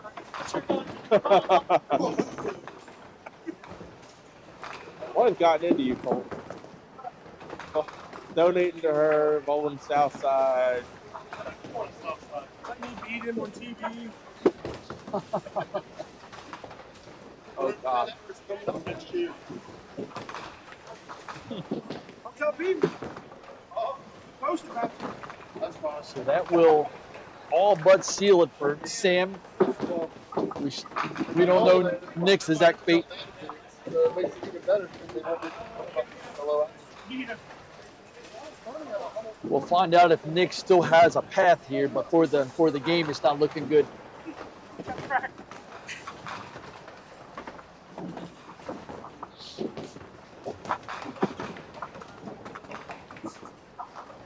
Ten or better here from Steve Broley. Actually, there was an all wood game. Yeah.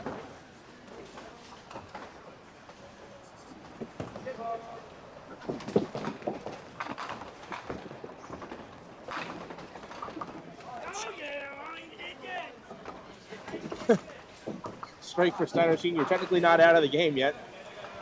Steve has to make this. And he did. Fighting hard for that extra $10 or what is it? Yeah, maybe 15 because it's the Masters. But it's the competition too. Right. Nobody wants to lose. I don't care what's the stake. Especially on TV.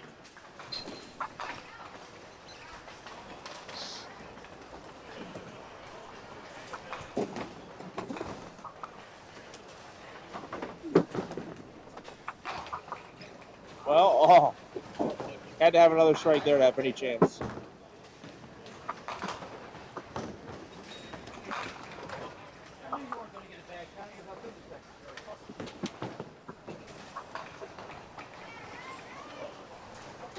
Strong game there for Steve. Yep. Steve with the More than 105 on TV. Let's get getting that average up. Steve, though, with TV redemption.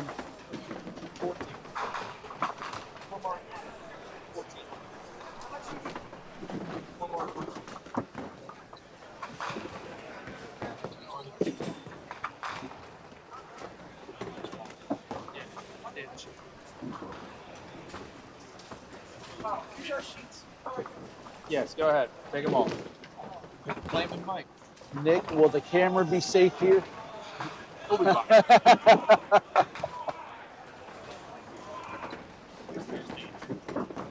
Is it going to be fine? Hey, let's find Chuck. Let's find out if it's going to be fine. Hey, all right. So Donnie shot off. Can you give me a quick?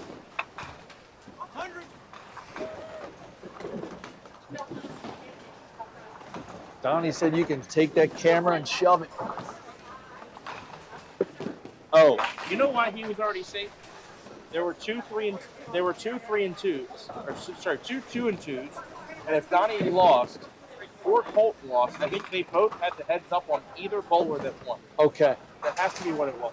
Right. And then it must not have been a three-way tie. So then Donnie was alive.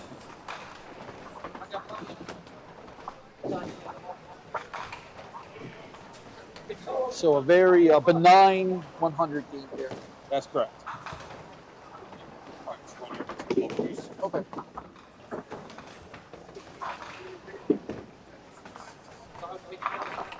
Nick does not have the spare and is going to fall short of a 100 mark, and Sam will improve to 2 and 3, and I think the day is over for Nick. I think that unfortunately ends Nick's day. That's a good weekend for Nick.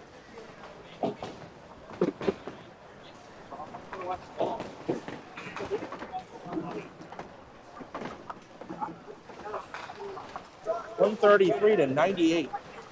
All right, everybody. Let's turn this thing around. Hi there. I get in a little tighter here.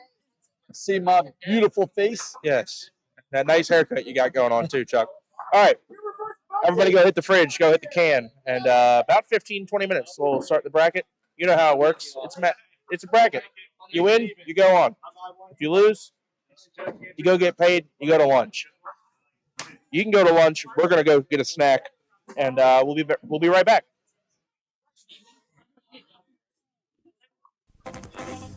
Make your own duck pin magic happen this season at Fairlanes. We have the times, the leagues, and the people to give you the best duck pin bowling experience possible. Fall winter leagues are now forming at all Fairlanes bowling centers. Come in and reserve your spot for the most magical year ever.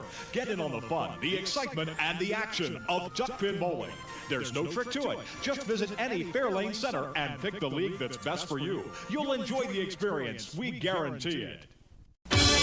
It's exciting, it's entertaining, it's challenging, it's fun. It's Duck Pin Magic. Duck pin bowling is lots of fun for the whole family. There's no need to be an expert. Duck pin bowling is easy to learn, but it's the challenge that'll keep you coming back. Even little hands can control the ball in duck pin bowling. Join a league or we'll help you start one. And with duck pin bowling, there's more bowling for your buck. Discover duck pin bowling and you'll discover duck pin magic at any of these locations.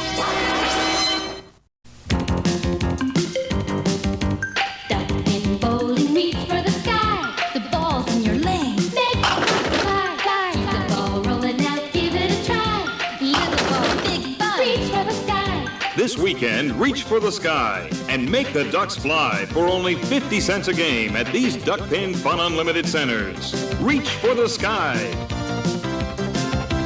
Duck pin bowling, reach for the sky. My oh my. Duck pin bowling, reach for the sky. The ball's in your lane. Make the ducks fly, fly. The ball rolling out, give it a try. Little ball, big ball, reach for the sky. Keep hitting them like that and you'll be eligible for NDBC awards, like these. The Congress recognizes many accomplishments. Sanctioned bowlers at all skill levels earn these awards on a regular basis, and this national trophy travels throughout duckpin territory with the names of the #1 ranked male and female bowler for each year. It's exciting, it's entertaining, it's challenging, it's fun. It's Duckpin Magic. Duckpin bowling is lots of fun for the whole family. There's no need to be an expert. Duckpin bowling is easy to learn, but it's the challenge that'll keep you coming back. Even little hands can control the ball in duckpin bowling. Join a league or we'll help you start one. And with duckpin bowling, there's more bowling for your buck. Discover duckpin bowling and you'll discover Duckpin Magic at any of these locations. It's exciting, it's entertaining, it's challenging, it's fun. It's Duckpin Magic. Duckpin bowling is lots of fun for the whole family. There's no need to be an expert. Duckpin bowling is easy to learn, but it's the challenge that'll keep you coming back. Even little hands can control the ball in duckpin bowling. Join a league or we'll help you start one. And with duckpin bowling, there's more bowling for your buck. Discover duckpin bowling and you'll discover Duckpin Magic at any of these locations. Got the winter blues? Tired of sitting around the house watching reruns on the tube? Get in on the action and go duckpin bowling. Grab your family and grab your friends and find out how much fun and excitement you can have duckpin bowling. Be a part of the action and head for your local duckpin bowling establishment. There are plenty of lanes available and you won't know how much fun you're missing until you give it a try. Duckpin bowling, the cure for the winter blues. Looking for something fun to do? How about bowling? Bowl at Thunderhead Bowl for the best in duckpin and 10-pin bowling at 2 locations, both Westminster and Tawnytown. You can enjoy the league opportunities, which are always available for all ages at Thunderhead Bowl. And both locations are open 7 days a week with a snack bar and restaurant specials to ease the hunger as you have fun. The Pro Shop has a complete line of bowling equipment and accessories designed to improve your game. If you'd like information on open bowling, adult and youth leagues, contact Thunderhead Bowl, the family fun place.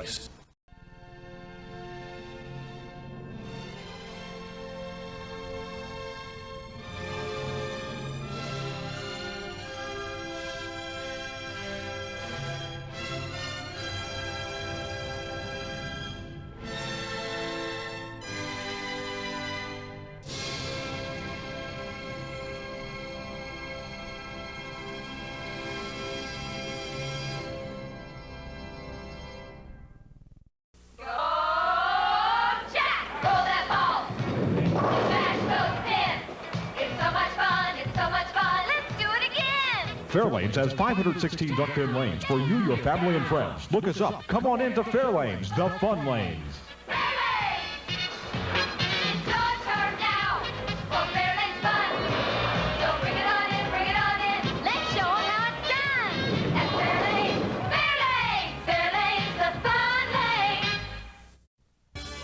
It's exciting, it's entertaining, it's challenging, it's fun. It's Duckpin Magic. Duckpin bowling is lots of fun for the whole family. There's no need to be an expert. Duckpin bowling is easy to learn, but it's the challenge that'll keep you coming back. Even little hands can control the ball in duckpin bowling. Join a league or we'll help you start one. And with duckpin bowling, there's more bowling for your buck. Discover duckpin bowling and you'll discover Duckpin Magic at any of these locations.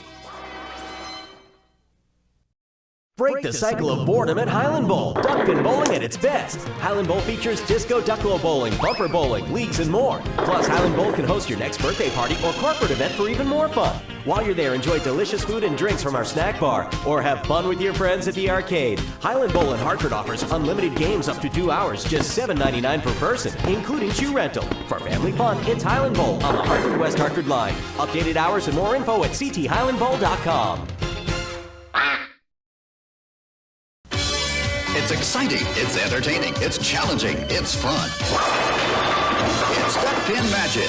Duckpin bowling is lots of fun for the whole family. There's no need to be an expert. Duckpin bowling is easy to learn, but it's the challenge that'll keep you coming back. Even little hands can control the ball in duckpin bowling. Join a league or we'll help you start one. And with duckpin bowling, there's more bowling for your buck. Discover duckpin bowling and you'll discover Duckpin Magic at any of these locations. Spare no fun and throw a strike with your child's next birthday party. Come on down to the Duckpin Bowling Lanes at 1465 Barnum Avenue in Stratford. Our courteous and attentive staff will take care of the details so you can party with the kids. In the Rock and Glow Room, lights and music will give the birthday boys and girls memories that'll last a lifetime. Adults will enjoy our lounge and break a sweat, knocking down some pins. Call to reserve your lane now. It's exciting, it's entertaining, it's challenging, it's fun. It's Duck Pin Magic. Duck pin bowling is lots of fun for the whole family. There's no need to be an expert. Duck pin bowling is easy to learn, but it's the challenge that'll keep you coming back.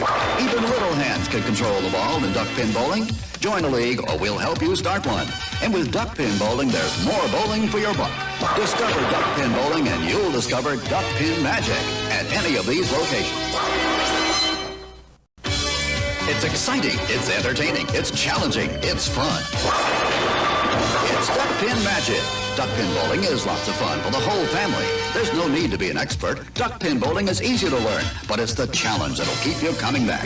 Even little hands can control the ball in duck pin bowling. Join a league or we'll help you start one. And with duck pin bowling, there's more bowling for your buck. Discover duck pin bowling and you'll discover duck pin magic at any of these locations. Looking for something fun to do? How about bowling? Bowl at Thunderhead Bowl for the best in duck pin and 10-pin bowling at 2 locations, both Westminster and Tawnytown. You can enjoy the league opportunities, which are always available for all ages at Thunderhead Bowl. And both locations are open 7 days a week with a snack bar and restaurant specials to ease the hunger as you have fun. The Pro Shop has a complete line of bowling equipment and accessories designed to improve your game. If you'd like information on open bowling, adult and youth leagues, contact Thunderhead Bowl, the family fun place.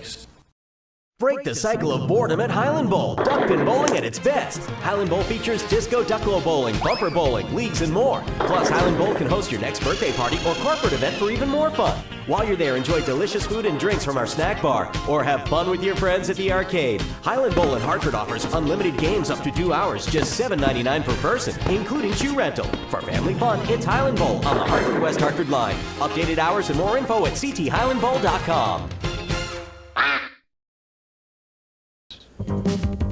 Duck pin bowling, reach for the sky. The ball's in your lane. Make the ducks fly. Fly. The ball rolling out, give it a try. Little ball, big ball, reach for the sky.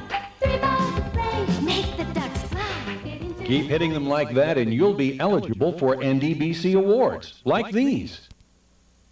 The Congress recognizes many accomplishments. Sanctioned bowlers at all skill levels earn these awards on a regular basis, and this national trophy travels throughout duck pin territory with the names of the #1 ranked male and female bowler for each year. Duck pin excitement. Duck pin fun. Duck pin bowling at Johnson's Lanes in the Hamden Plaza. Discover enjoyable low-cost fun for the whole family. Whether you want to join in a league, play for fun, for exercise, or are planning a special birthday bowling party, Johnson's Lanes is your duck pin bowling center. Don't miss the fun. Fall and winter leagues now forming for teams or individuals. To join in, call us now. For the young and young at heart, it's Johnson's Duck Pin Lanes in the Hamden Plaza. Bowl with Barney at Barnum Recreation and Duck Pin Bowling. A place for the entire family. Great for Grandpa and for Grandma. Marvelous for Mom and for Dad. Super for the kids. Leagues are welcome too. After bowling, enjoy the newly decorated lounge. Live entertainment on the weekends. A place for the entire family. Barnum Recreation and Duck Pin Bowling. And tell them Barney sent you. Make your own duck pin magic happen this season at Fairlanes. We have the times, the leagues, and the people to give you the best duck pin bowling experience possible. Fall-winter leagues are now forming at all Fairlanes bowling centers. Come in and reserve your spot for the most magical year ever. Get in on the fun, the excitement, and the action of duck pin bowling. There's no trick to it. Just visit any Fairlane center and pick the league that's best for you. You'll enjoy the experience. We guarantee it. It's exciting, it's entertaining, it's challenging, it's fun. It's Duck Pin Magic. Duck pin bowling is lots of fun for the whole family. There's no need to be an expert. Duck pin bowling is easy to learn, but it's the challenge that'll keep you coming back. Even little hands can control the ball in duck pin bowling. Join a league or we'll help you start one. And with duck pin bowling, there's more bowling for your buck. Discover duck pin bowling and you'll discover duck pin magic at any of these locations.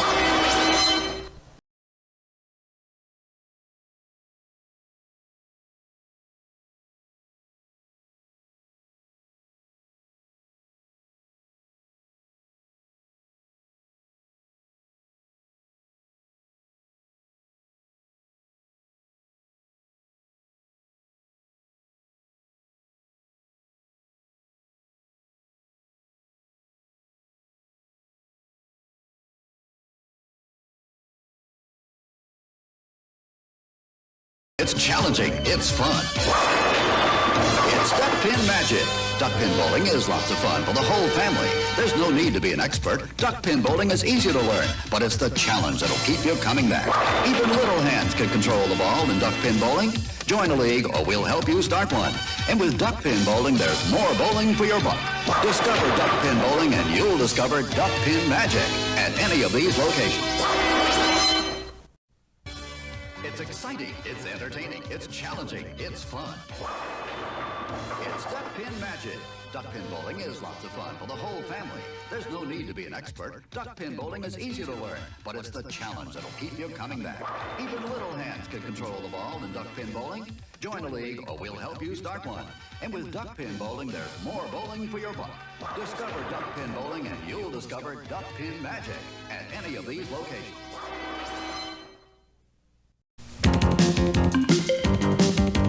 Duck pin bowling, reach for the sky. The ball's in your lane. Make it fly. Keep the ball rolling out, give it a try. Little ball, big ball, reach for the sky. This weekend, reach for the sky and make the Ducks fly for only 50 cents a game at these Duck Pin Fun Unlimited centers. Reach for the sky. Duck pin bowling, reach for the sky. My oh my. Spare no fun and throw a strike with your child's next birthday party. Come on down to the Duck Pin Bowling Lanes at 1465 Barnum Avenue in Stratford. Our courteous and attentive staff will take care of the details so you can party with the kids. In the Rock and Glow Room, lights and music will give the birthday boys and girls memories that'll last a lifetime. Adults will enjoy our lounge and break a sweat knocking down some pins. Call to reserve your lane now. Got the winter blues? Tired of sitting around the house watching reruns on the tube? Get in on the action and go duck pin bowling. Grab your family and grab your friends and find out how much fun and excitement you can have duck pin bowling. Be a part of the action and head for your local duck pin bowling establishment. There are plenty of lanes available and you won't know how much fun you're missing until you give it a try. Duck pin bowling, the cure for the winter blues. Roll that ball. Smash those pins. It's so much fun. It's so much fun. Let's do it again. Fairlanes has 516 duck pin lanes for you, your family, and friends. Look us up. Come on into Fairlanes, the fun lanes. Fairlanes! It's your turn now for Fairlanes fun. So bring it on in. Let's show them how it's done. At Fairlanes, the fun lane. Hello, we'd like to clear up some misconceptions about duck pin bowling at Fairlanes. This is a duck. This is a duck pin. Note the absence of webbed feet. This is a flock of ducks. This is a flock of duck pins. The object of duck pins is to hurl 3 balls, bang, bang, bang, and knock them all down. Exhilarating. The object of ducks is to be ducks. Now you may proceed to Fairlanes. We're quite sure you'll find duck pinning everything it's quacked up to be. Sorry. It's exciting, it's entertaining, it's challenging, it's fun. It's Duck Pin Magic. Duck pin bowling is lots of fun for the whole family. There's no need to be an expert. Duck pin bowling is easy to learn, but it's the challenge that'll keep you coming back. Even little hands can control the ball in duck pin bowling. Join a league or we'll help you start one. And with duck pin bowling, there's more bowling for your buck. Discover duck pin bowling and you'll discover duck pin magic at any of these locations. It's exciting, it's entertaining, it's challenging, it's fun. It's Duck Pin Magic. Duck pin bowling is lots of fun for the whole family. There's no need to be an expert. Duck pin bowling is easy to learn, but it's the challenge that'll keep you coming back. Even little hands can control the ball in duck pin bowling. Join a league or we'll help you start one. And with duck pin bowling, there's more bowling for your buck. Discover duck pin bowling and you'll discover duck pin magic at any of these locations. It's exciting, it's entertaining, it's challenging, it's fun. It's It's duck pin magic. Duck pin bowling is lots of fun for the whole family. There's no need to be an expert. Duck pin bowling is easy to learn, but it's the challenge that'll keep you coming back. Even little hands can control the ball in duck pin bowling. Join a league or we'll help you start one. And with duck pin bowling, there's more bowling for your buck. Discover duck pin bowling and you'll discover duck pin magic at any of these locations. Hello, we'd like to clear up some misconceptions about duck pin bowling at Fairlanes. This is a duck. This is a duck pin. Note the absence of webbed feet. This is a flock of ducks. This is a flock of duck pins. The object of duck pins is to hurl 3 balls, bang, bang, bang, and knock them all down. Exhilarating. The object of ducks is to, well, to be ducks. Now you may proceed to Fairlanes. We're quite sure you'll find duck pinning everything it's quacked up to be. Sorry. It's exciting, it's entertaining, it's challenging, it's fun. It's duck pin magic. Duck pin bowling is lots of fun for the whole family. There's no need to be an expert. Duck pin bowling is easy to learn, but it's the challenge that'll keep you coming back. Even little hands can control the ball in duck pin bowling. Join a league or we'll help you start one. And with duck pin bowling, there's more bowling for your buck. Discover duck pin bowling and you'll discover duck pin magic at any of these locations.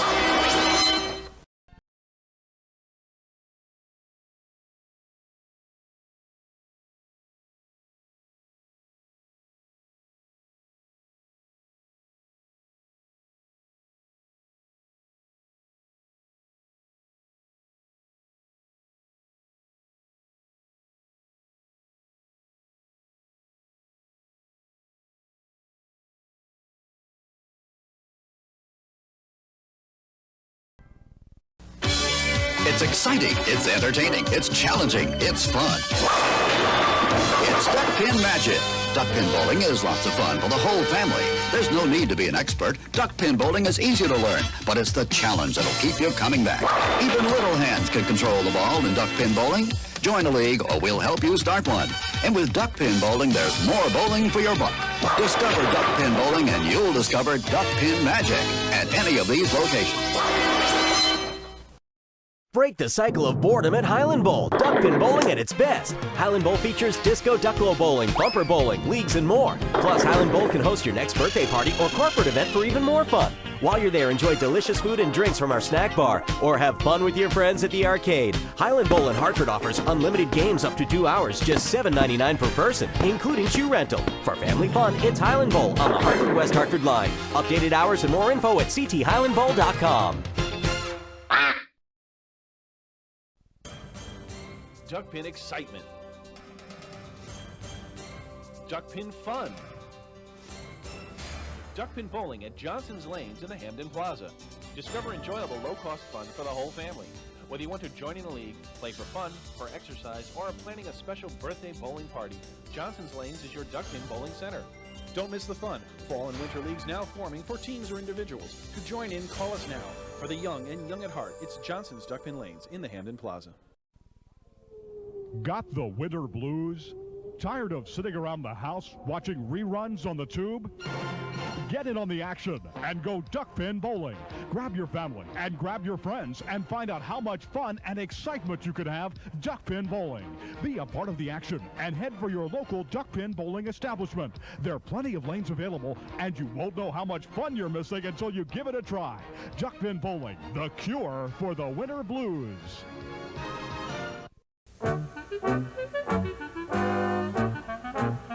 Bowl with Barney at Barnum Recreation and Duck Pin Bowling. A place for the entire family. Great for Grandpa and for Grandma. Marvelous for Mom and for Dad. Super for the kids. Leagues are welcome too. After bowling, enjoy the newly decorated lounge. Live entertainment on the weekends. A place for the entire family. Barnum Recreation and Duck Pin Bowling. And tell them Barney sent you. It's exciting, it's entertaining, it's challenging, it's fun. It's duck pin magic. Duck pin bowling is lots of fun for the whole family. There's no need to be an expert. Duck pin bowling is easy to learn, but it's the challenge that'll keep you coming back. Even little hands can control the ball in duck pin bowling. Join a league or we'll help you start one. And with duck pin bowling, there's more bowling for your buck. Discover duck pin bowling and you'll discover duck pin magic at any of these locations. It's exciting, it's entertaining, it's challenging, it's fun. It's Duck Pin Magic. Duck pin bowling is lots of fun for the whole family. There's no need to be an expert. Duck pin bowling is easy to learn, but it's the challenge that'll keep you coming back. Even little hands can control the ball in duck pin bowling. Join a league or we'll help you start one. And with duck pin bowling, there's more bowling for your buck. Discover duck pin bowling and you'll discover duck pin magic at any of these locations. Duck pin bowling, reach for the sky. The ball's in your lane. Make the ducks fly, fly. The ball rolling out, give it a try. Little ball, big fun. Reach for the sky. 3 balls to play. Make the ducks fly. Keep hitting them like that and you'll be eligible for NDBC awards, like these. The Congress recognizes many accomplishments. Sanctioned bowlers at all skill levels earn these awards on a regular basis, and this national trophy travels throughout duckpin territory with the names of the #1 ranked male and female bowler for each year. Spare no fun and throw a strike with your child's next birthday party. Come on down to the Duckpin Bowling Lanes at 1465 Barnum Avenue in Stratford. Our courteous and attentive staff will take care of the details so you can party with the kids. In the Rock and Glow Room, lights and music will give the birthday boys and girls memories that'll last a lifetime. Adults will enjoy our lounge and break a sweat knocking down some pins. Call to reserve your lane now.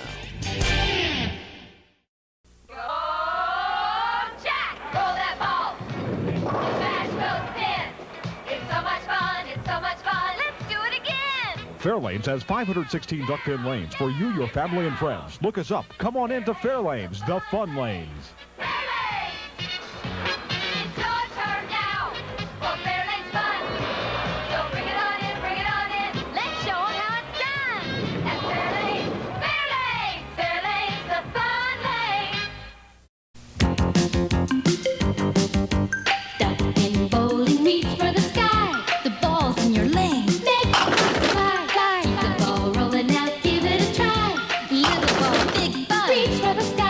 This weekend, reach for the sky and make the ducks fly for only 50 cents a game at these Duck Pin Fun Unlimited centers. Reach for the sky. Duck pin bowling, reach for the sky. My oh my. It's exciting, it's entertaining, it's challenging, it's fun. It's Duck Pin Magic. Duck pin bowling is lots of fun for the whole family. There's no need to be an expert. Duck pin bowling is easy to learn, but it's the challenge that'll keep you coming back. Even little hands can control the ball in duck pin bowling. Join a league or we'll help you start one. And with duck pin bowling, there's more bowling for your buck. Discover duck pin bowling and you'll discover duck pin magic at any of these locations. Looking for something fun to do? How about bowling? Bowl at Thunderhead Bowl for the best in duck pin and 10-pin bowling at 2 locations, both Westminster and Tawnytown. You can enjoy the league opportunities, which are always available for all ages at Thunderhead Bowl. And both locations are open 7 days a week with a snack bar and restaurant specials to ease the hunger as you have fun. The Pro Shop has a complete line of bowling equipment and accessories designed to improve your game. If you'd like information on open bowling, adult and youth leagues, contact Thunderhead Bowl, the family fun place. It's exciting, it's entertaining, it's challenging, it's fun. It's Duck Pin Magic. Duck pin bowling is lots of fun for the whole family. There's no need to be an expert. Duck pin bowling is easy to learn, but it's the challenge that'll keep you coming back. Even little hands can control the ball in duck pin bowling. Join a league or we'll help you start one. And with duck pin bowling, there's more bowling for your buck.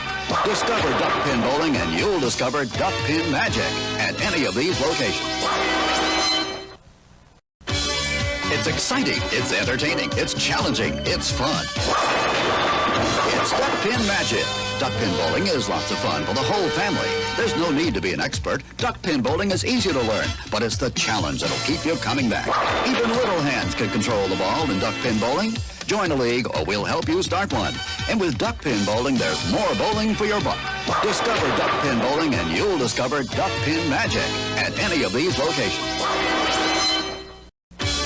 It's exciting, it's entertaining, it's challenging, it's fun. It's Duck Pin Magic.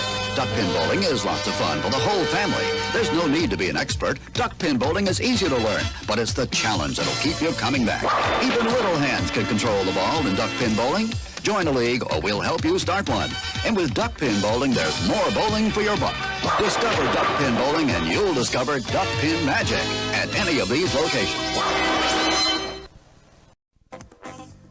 Make your own duck pin magic happen this season at Fairlanes. We have the times, the leagues, and the people to give you the best duck pin bowling experience possible. Fall winter leagues are now forming at all Fairlanes bowling centers. Come in and reserve your spot for the most magical year ever.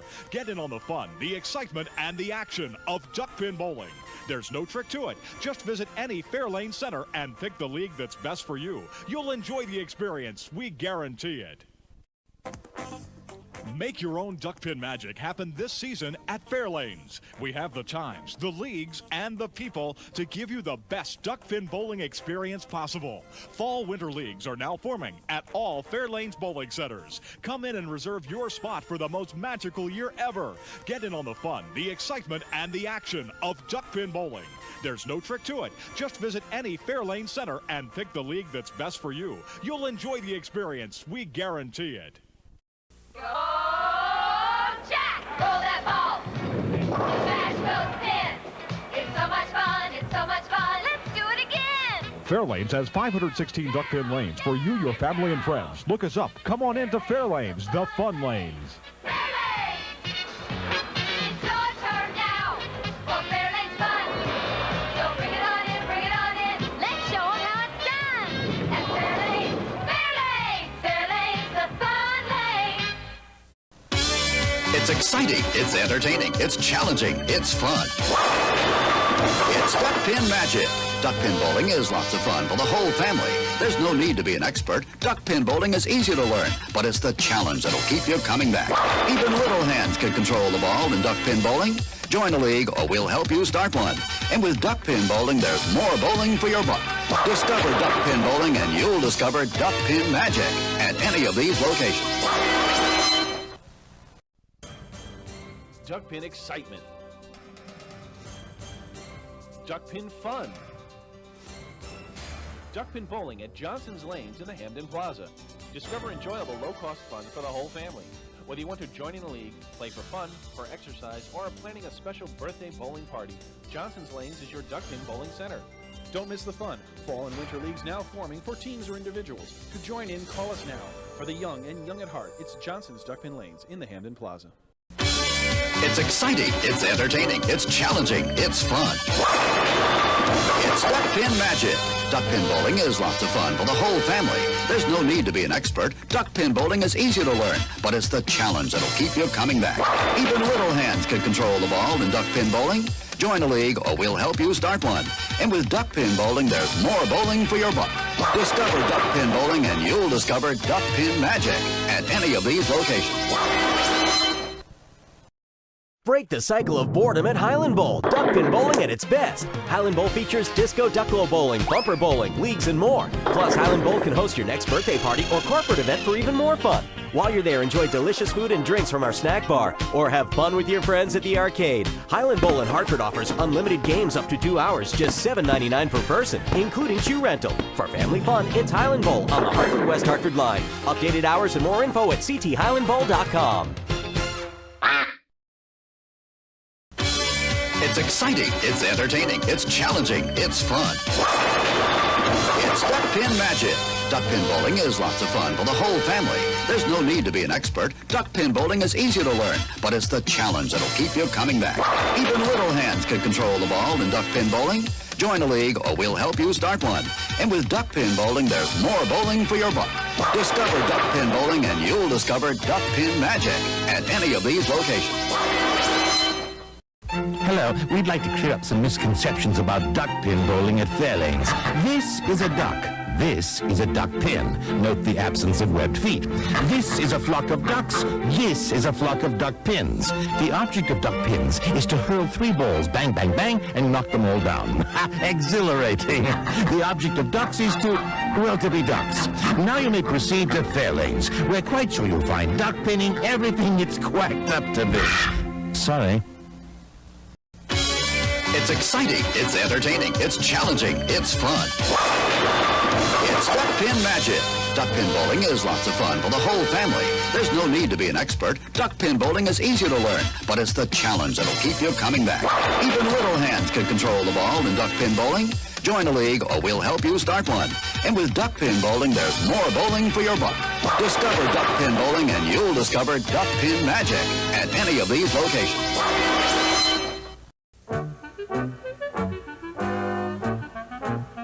Bowl with Barney at Barnum Recreation and Duck Pin Bowling.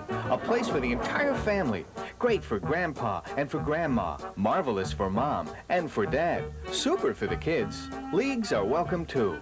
After bowling, enjoy the newly decorated lounge. Live entertainment on the weekends. A place for the entire family. Barnum Recreation and Duck Pin Bowling. And tell them Barney sent you.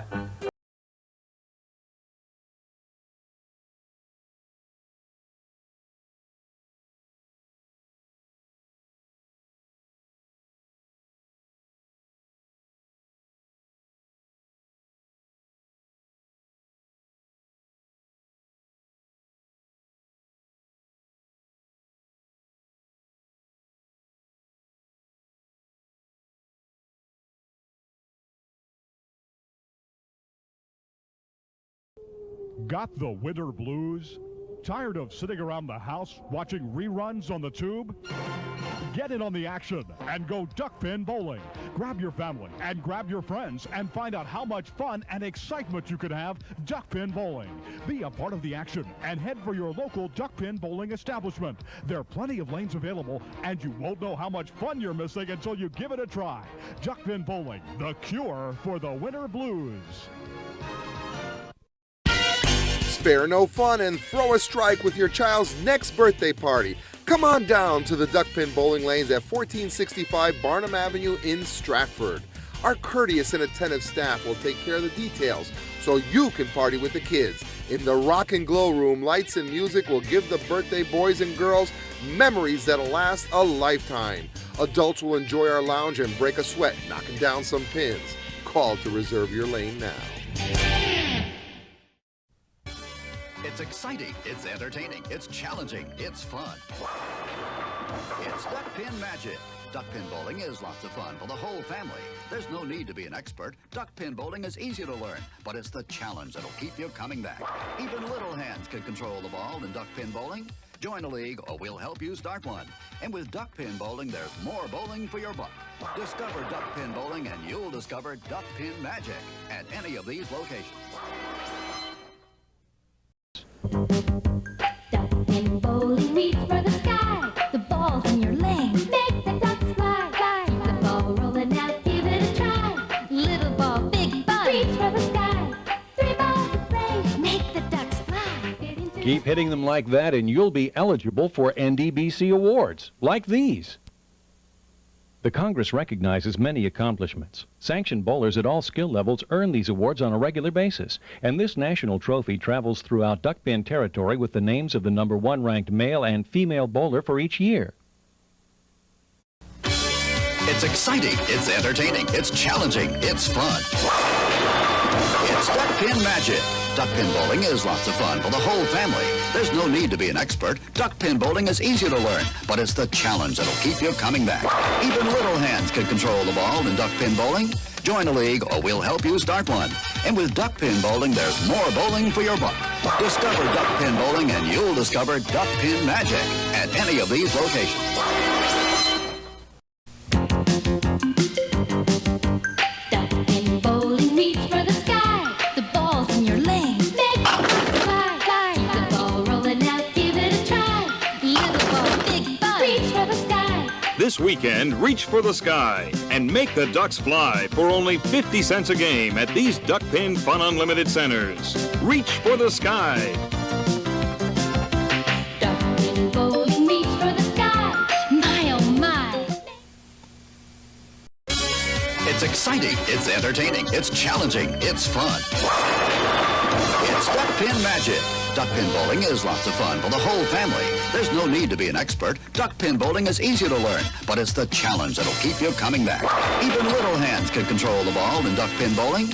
Join a league or we'll help you start one. And with duck pin bowling, there's more bowling for your buck. Discover duck pin bowling and you'll discover duck pin magic at any of these locations. It's exciting, it's entertaining, it's challenging, it's fun. It's duck pin magic. Duck pin bowling is lots of fun for the whole family. There's no need to be an expert. Duck pin bowling is easy to learn, but it's the challenge that'll keep you coming back.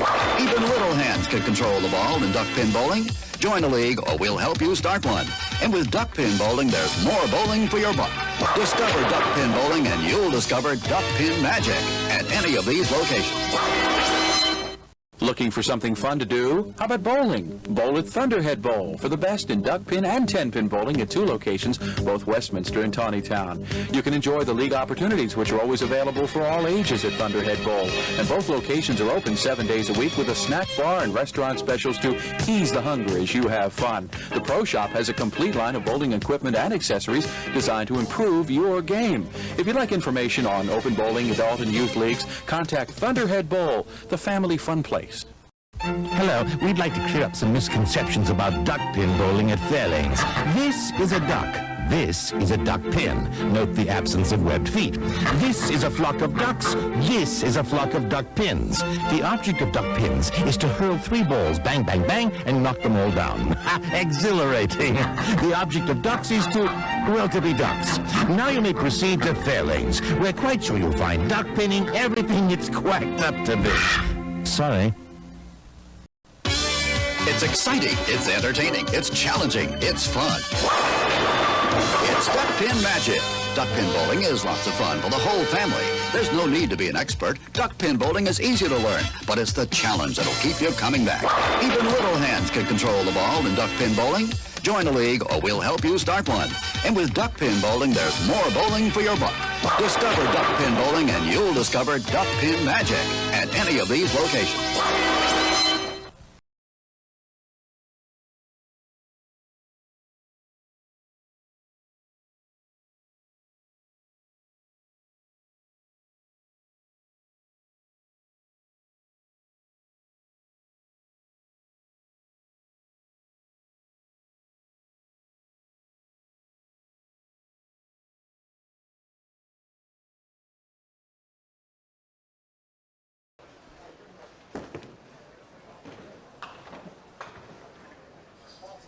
We ready? All right.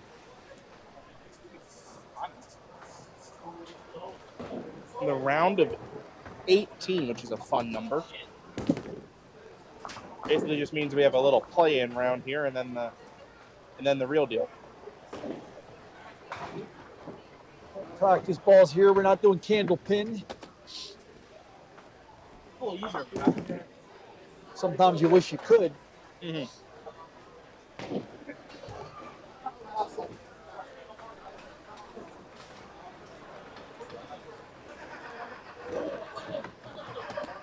All right.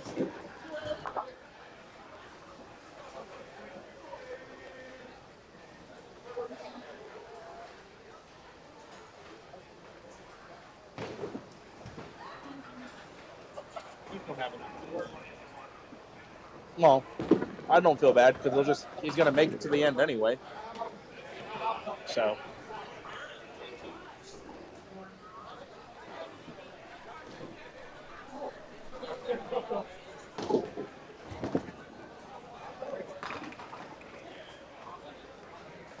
All right, I think we're about to start on 27-28. I don't know if anyone has told them, but. Yeah, Sean's going to start on the left. Have they taken 26 out? All right, we're going to get turn the lanes on for scoring. Good luck and high scores, everybody. Good luck. All right, Sean will lead it off on the left lane.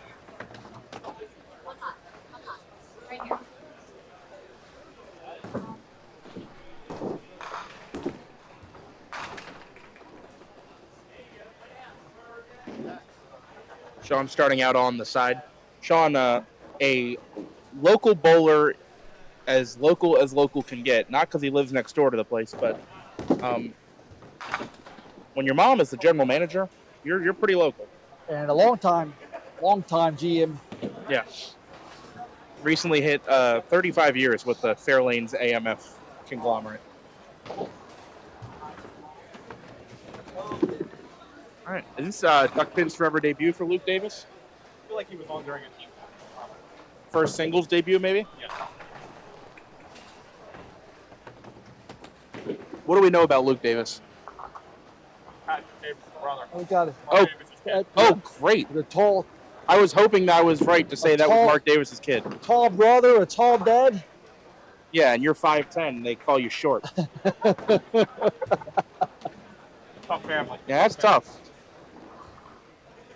But clearly he has persevered. He's made the bracket today. In the Masters, no less. Good time to start. And if you watch these first two steps, that's Mark Davis. The setup at the beginning, the first two steps, I see a lot of Mark. Let me see. See the little no kidding. Yeah. No kidding.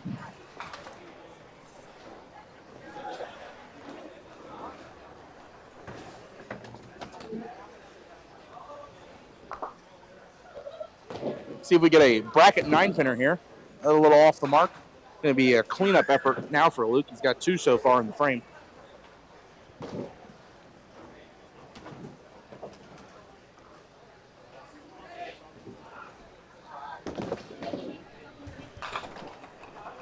All right, saves it a little bit. Luke 18 in the second.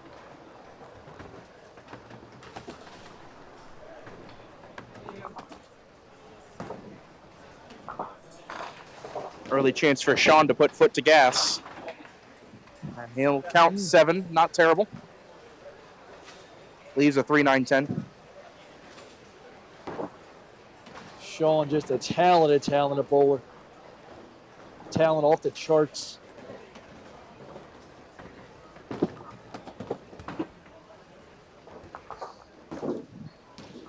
Played the right side of the 3-pin. Is that where you would normally shoot here, or you go left side? Right side for me.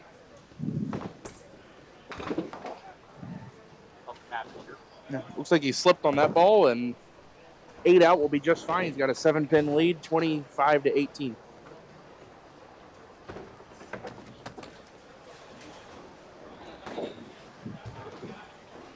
Quick adjustment to the footwear and a re-rack. This is lanes 27 and 28 of the world's biggest AMF Southwest. Sean leaves a corner triangle using the ABC on the first ball, and that's a blue and white comedy he's got in his hands there. Smells like money. Sean says no, too thin. The tricky triangle. I could be wrong, but I think it is an ABC that he's throwing first. Collects the 10s, got 35 in the third.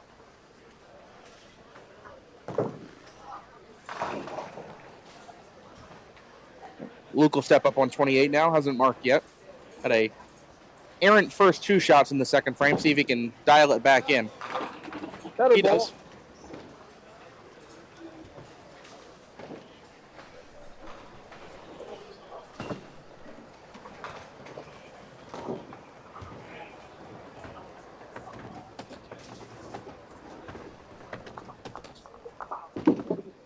Bounces it, but it worked. It's true. Had to go in the right direction, and he's got his first mark of the game. Has a chance to fill it fully and take the lead. If I'm not mistaken, good enough. Luke has not bowled that many years. Off the side, good fill. Decent enough fill. And our favorite thing in the whole world, Dave, we got and Chuck and everybody at home. We got a tie game. 35s. Gotta hold on. Takes it off the wall for the spare. You never know on the outside. We saw a number of those today just not go. I'm talking pretty heavy on the outside. Right. I missed it 3 times. Sean goes off the side. Trips that head pin out on the flyback, leaves just a 2-pinner.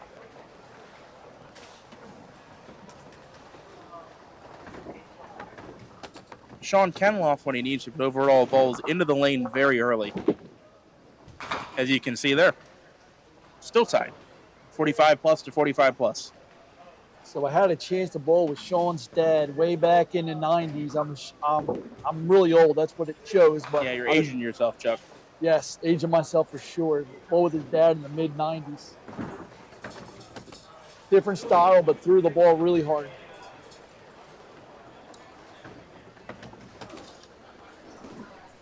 All right. Spare fill on lane 27.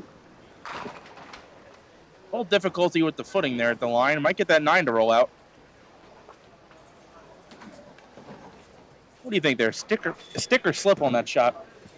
Looked like he slipped a little bit almost. I will say, the divisions that we were bowling on our side were incredibly packy. It might be just more slippery. Oh, yes, sir. Wow. No slip on that one. Except the slip slide of the 9 into the 10. Pretty much perfect right here. The nonchalant point. He knew he had it. Now see how Luke responds.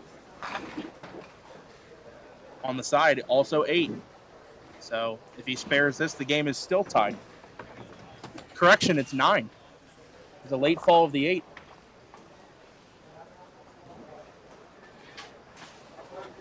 Changes the whole shot. This is for the lead, and he's got it.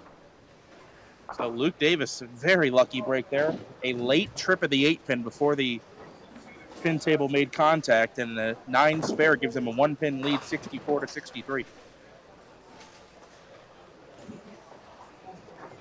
Now he's working on 3 marks in a row. Make it 4.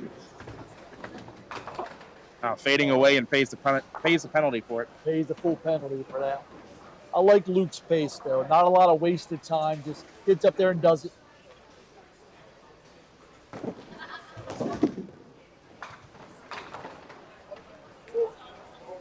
Can we get a spin? I think it's too far behind, but going to preserve wood if nothing else.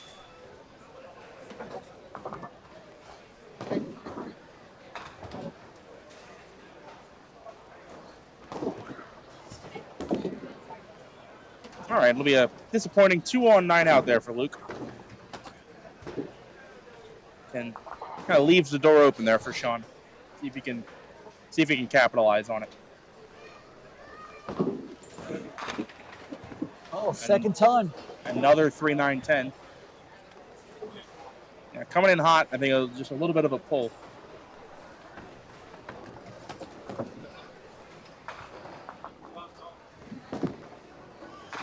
Oh, he tries on that inside that time. Yeah, made contact this time. I mean, for a good bowler, what would you say that shot is? One in every 12, 13 times maybe you make it? 1 in 25. That much, you think, for even for like a really good bowler? Yeah, I think there's certain things that make that a house-dependent variable as well. I can tell you at Mount Airy, a lot of times just people make that by chopping the 3-pin straight back. All over the pocket. Really good ball there. I get the roller. Nope. Sean leaves 7. Got a 5-pin lead. It seemed like a frequent Glenn Burney leave, too. What? It seemed like a Glenn Burney, you leave that a lot. With the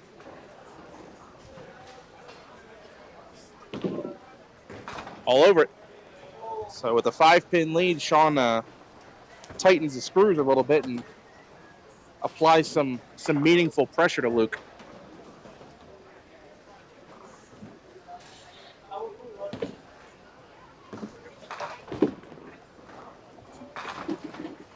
All right. Luke's response is off the side, leaves the 1-2-8-9. Have a couple options here. Can squeeze the head pin back, or you can play the wall shot.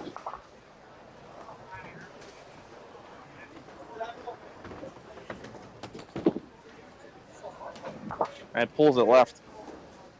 Don't want to drop too many pins in wood here.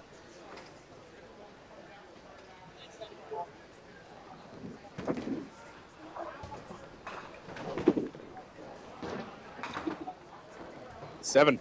All right. Going to need a rebound here. Yeah, now it is feeling like your back's up against the wall because you are now down 8 pins and a mark. It's basically a 2-mark game with 3 frames left. So yeah, you're going to need a mark here. Yeah, more color of the box here.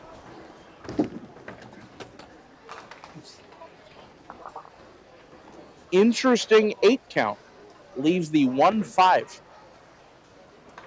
Feel like with Luke's ball, this is a tough get. This is going to be a tough one. This is probably playing the wall on purpose here.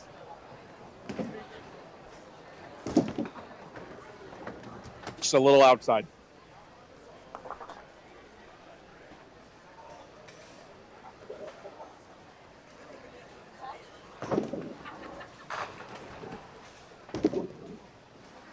And missing again to the left.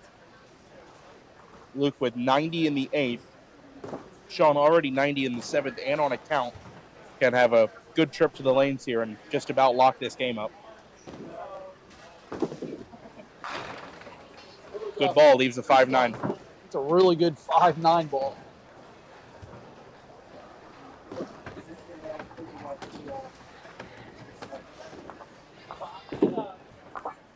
All over it. Sean extends the lead now to 18 and a hit with 2 to go. There's not a lot of wasted time in this match, but both of these bowlers get right up there.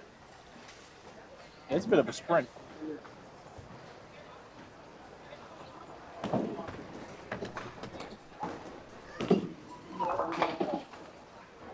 Pushing through. It's a 5 count for Sean. Dave Jones minus the 7 pin. $10 here is more than okay because he's up 23 pins. What you don't want to do is get less than 7, which he won't.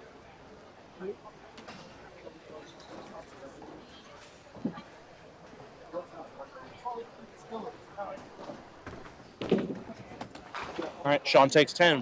123 in the 9th. And that basically means that Luke needs to throw a double at some point here to force Sean to mark. Leaves the 1-4-10. Spare here isn't bad, but he would then need a double in the 10 to force Sean to mark.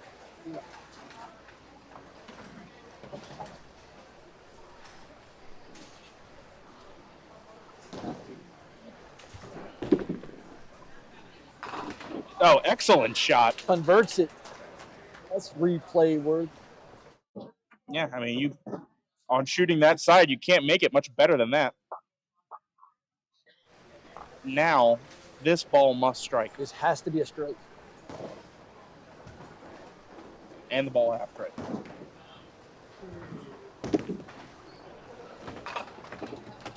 And that's going to do it. Most he can shoot now is 126, and that isn't going to be enough.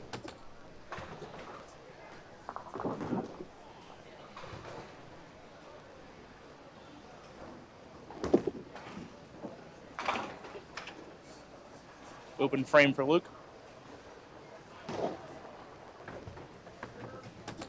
Had a decent start after a iffy second frame, but some struggles there in the mid game while Sean found his rhythm was the difference maker in this one. Luke finishing out with 115.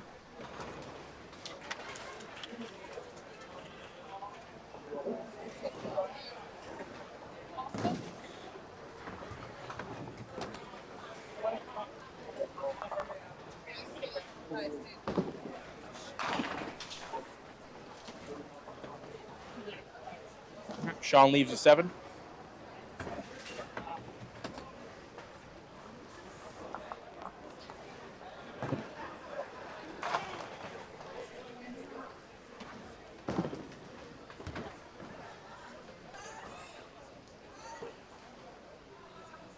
Open frame didn't really matter. Final score going to be Sean 132 to Luke's 115.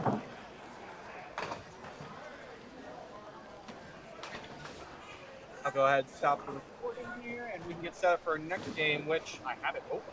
Will be Don Dove versus Eddie Heathsuck. That was actually the first Eddie Hefferfest? Eddie Helferstay? Helferstay. David is horrible with names, everybody. That's a tough one though. That is a tough one. You gotta give me credit. What do you guys want to watch David move the camera, or do you want to watch how exciting it is? You want to watch it, right? You want to do it's exciting, or you want to do the break? We should do the ad. Yeah, that thing. Hey. David, have you ever heard of a movie? You know what it's like a picture that talks, right? So movies are great. And Danielle Quattrochi and Andrea, Danielle's friend, whose last name is super fun, they are hosting a private viewing for a new film, It Ends With Us, based on the novel written by Colleen Hoover. It'll be a good time. It's going to be at Horizon Cinemas in Fallston, off Bel Air Road, Wednesday, September 4th at 6:30. So you don't need to go to League on Wednesday night. You need to go to Horizon Cinemas and watch this movie. It's going to be $12.50 to enter the theater, and a portion of every ticket goes to Duck Pins Forever. There's a link in the description of this video on both Facebook and YouTube. You can click that link and register, and we'd appreciate it. I got 2 games. What's that? You do good. It's exciting, it's entertaining, it's challenging, it's fun. It's Duck Pin Magic. Duck pin bowling is lots of fun for the whole family. There's no need to be an expert. Duck pin bowling is easy to learn, but it's the challenge that'll keep you coming back. Even little hands can control the ball in duck pin bowling. Join a league or we'll help you start one. And with duck pin bowling, there's more bowling for your buck. Discover duck pin bowling and you'll discover duck pin magic at any of these locations.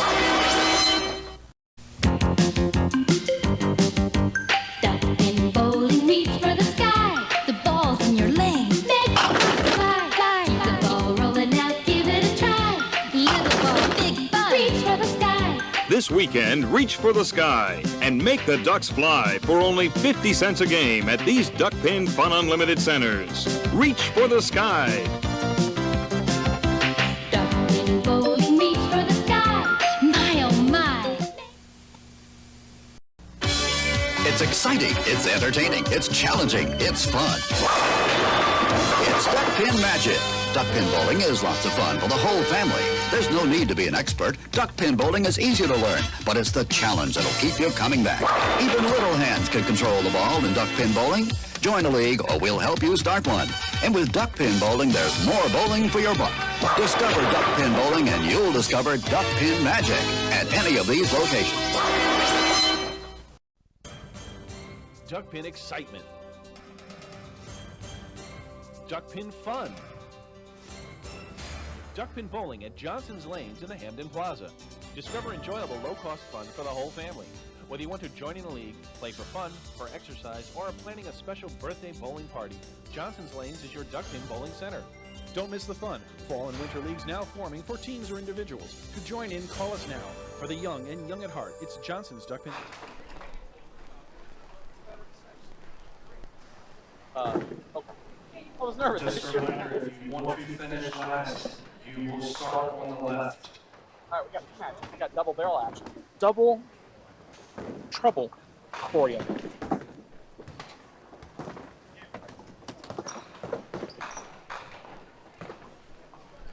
Hey, so we have Don Dove on 27-28. Who is...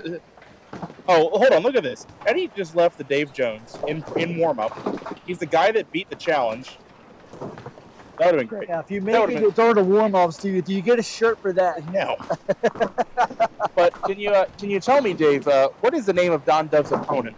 Huh? I'm not gonna try. Don Dove's opponent. I bowl with him all day. What's his name, Chuck? We'll just call him Eddie.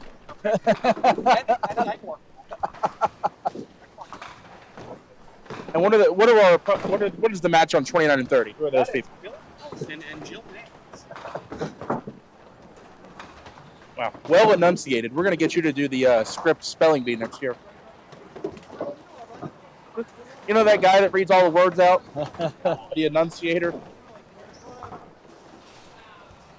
So you want them to say it and then repeat it. Give me the meaning in a sentence. Yeah. Language of origin. I wonder what the language of origin is for Helfer Stay. Because when you're in a spelling bee, you have to say the word twice, right? You have to say the word, spell it, say the word again. Sounds like a crash between Irish and German. Well, if he wins the star, I'll have to ask him later. All right, everybody, if you put your names in the computer, give us a second. We're going to turn it over to scoring.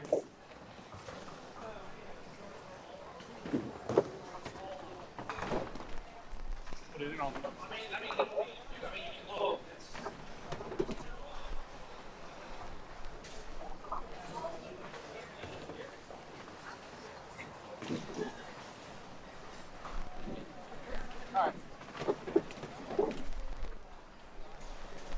All right, once the lanes switch over, you can go ahead and reset. Good luck, high scoring.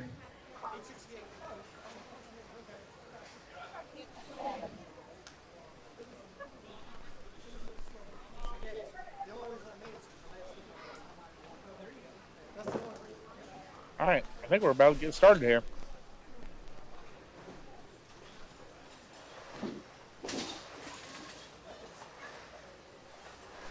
Who's going to lead it off? Oh, well, Jill isn't going to start yet because she has Austin trying to bowl with her. Soon enough. Eddie's going to start out with the triangle.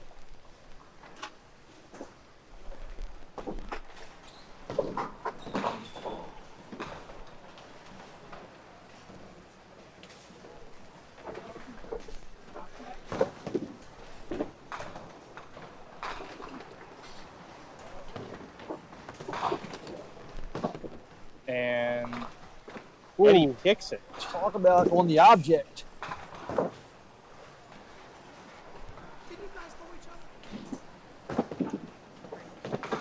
9 to start for Eddie. Helfer Stay.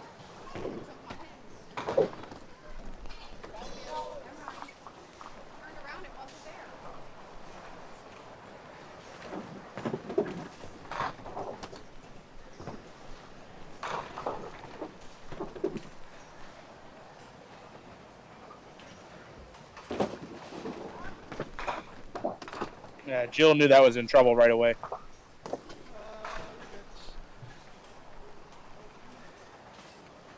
Saw Jill on camera with a really nice game a couple games ago, 178. All right, she starts with 10.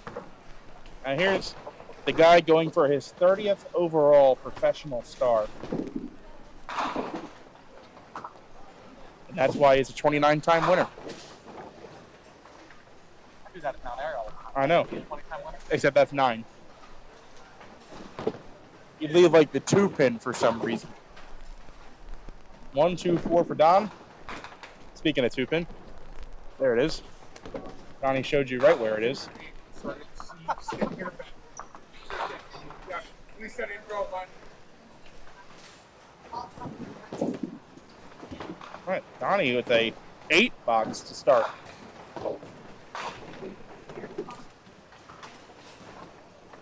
Billy Collison a 410 to start his match.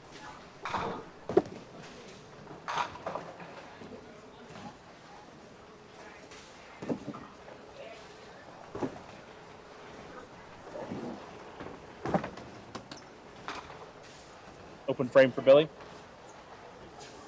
All right, 4 open frames.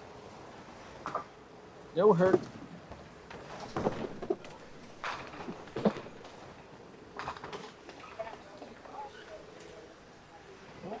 Kind of stole the 8 pin there. Yep. Tie game on the right, 10 to 10. That's not a happy thing. That's not a I was playing with it.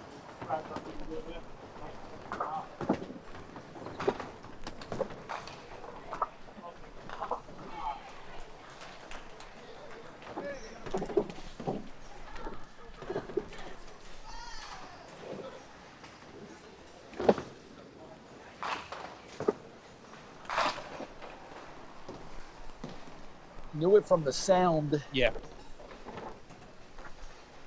It's almost one of those where you're just waiting to see how many you get, but you know you're going to punch.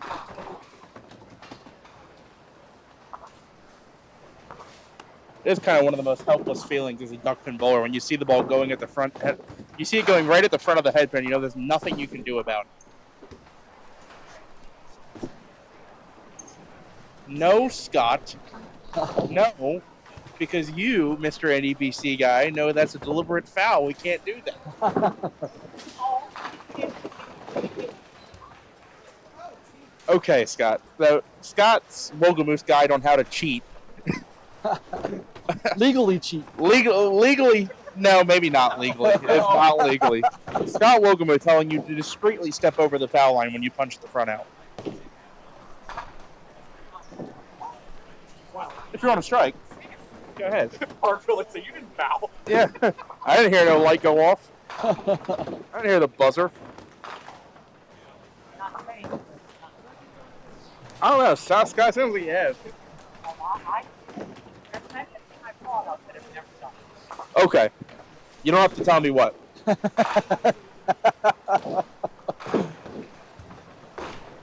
All right.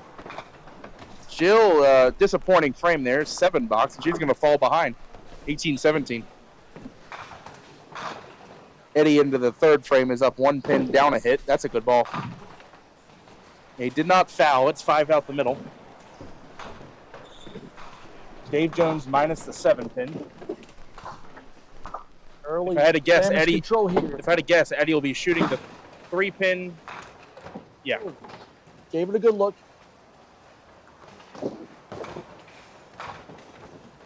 Money line. I would love to know that stat. I'm pulling for you, Tracy.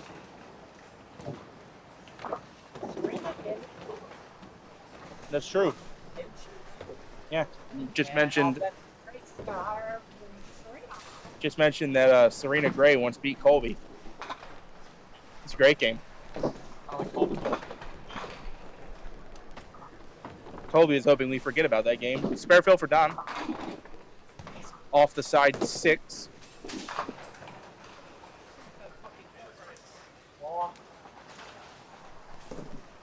Got that tough pin in the back, the 5. Got to find a way to squeeze it or play it off the wall. Didn't get the drive on it. Yeah, I thought he did too. Billy Collison. He's in the pocket, leaves the 6-10. Don Dove, the 10 box. He's got a 6-pin lead. Correction. He has a 5-pin lead. 34-29.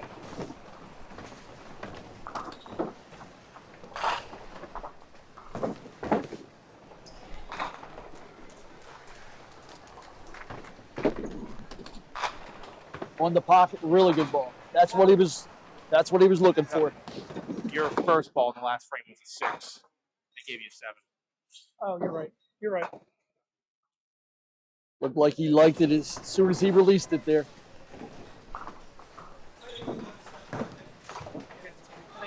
I knew Arts was right, and I looked up there. 27 all. Jill and Billy. I believe when I just changed the score there and gave Donnie 1 less pin, I think I heard Eddie go, "Oh, cool." That is not cool. That is a 7-10 for Billy Collison. It's a heavy 7-10 too. And by the way, we were deadlocked at 27 on that pair with no marks. We always say. Close is the most important. Close game is best game. If you like watching people throw third balls at red boxes, swipe right. Yeah, left.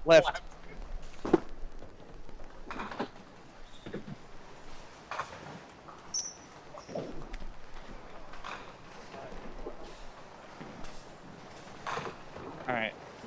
Eddie down 5, opposite a strike.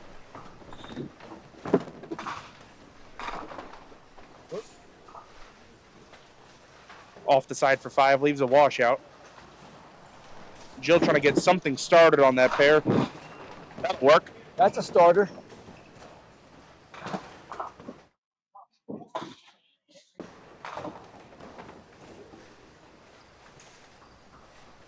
All right. It'll be 44 to 38. Donnie up 6 pins and a count. Jill in a tie game is just up a count. Going for the double, slams 9 really down. Good ball on that. And you can get the quick turnaround there in this format. Yep. Easier to throw doubles. Spare here, she's up 10.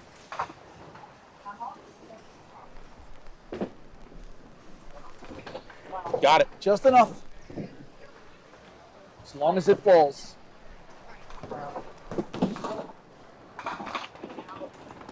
Hey, boys.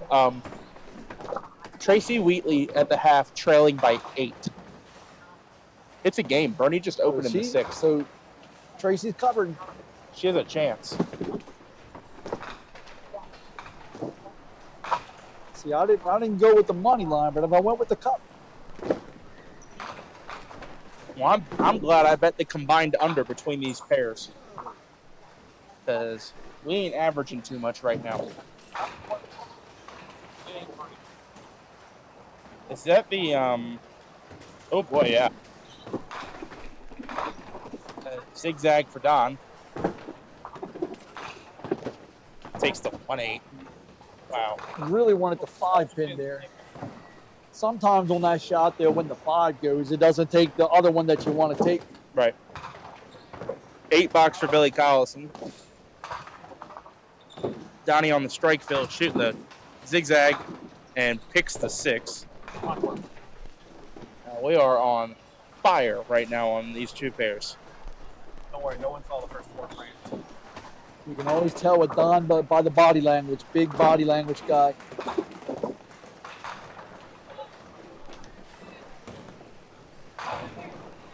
Yeah. There's some body language there.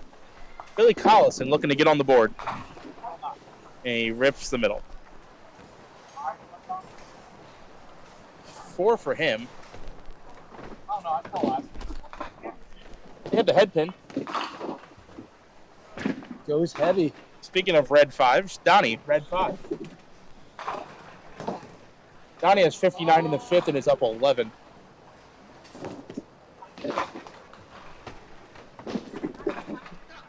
Eight out for Billy Collison. Jill with the chance to really apply some pressure this trip.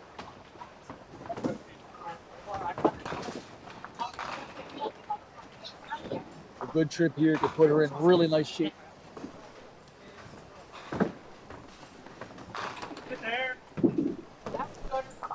Another 20 box for Jill. Now out in front by 22. Tracy's side. Good ball there for Eddie. 100. Yeah, Sean Martinelli with 161 in the 8th against Colton Gu. Just missed a single in the 8th after a 4-bagger. Otherwise would definitely be on 200.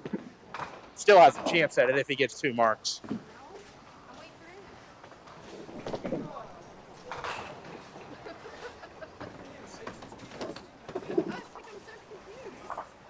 Yeah, that's getting close to blowout. Sorry. Now, looking to add big here. Yep. See if she can pour it on. Pulled it and got away with it. Leaves the 3-pin.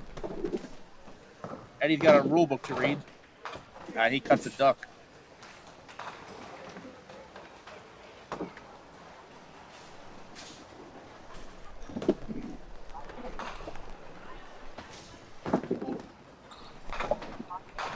Oh, we have a almost a high-low jack. Still missing left.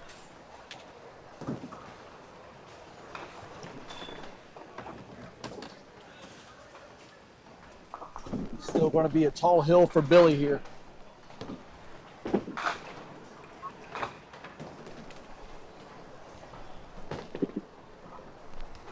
$8 for Eddie. Billy's going to have to run the table here at the very least.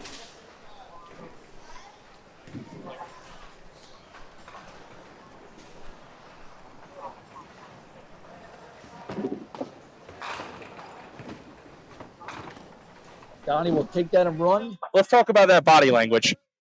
Body language, Dave? He let go of that ball and he knew it was good. Can't you tell?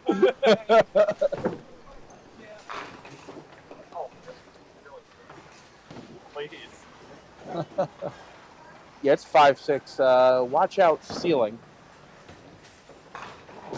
Close. Now watch out, foul line.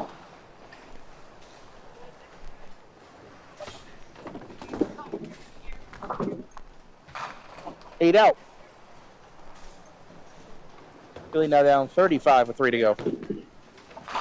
A little better, but didn't strike, so actually worse. But you know what I mean. So welcome to it.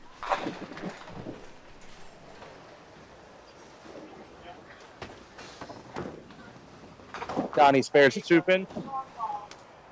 20 box has him up by 23 pins. Billy, yes sir. In the top of the 8th frame, Billy Collison breaks up the no-hitter. Eddie will need a complete trip here.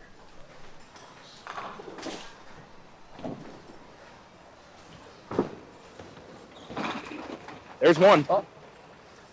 Eddie who? Was waiting the whole game to see it. Is that? Yeah, it sure is, isn't it?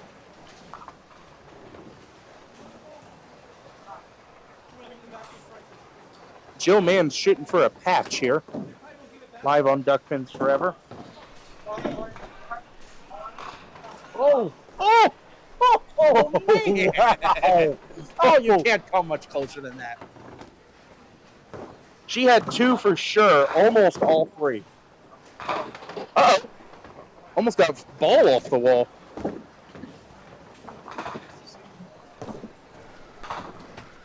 Eddie really needs this one. Yeah, this is a must. Nope. Hung it out right. And that is gonna put Eddie in a very tough spot.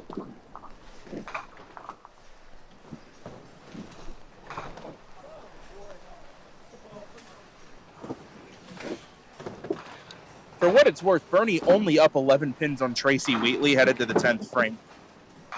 He's only up 11. Like, he actually needs a 20 box to shut her out.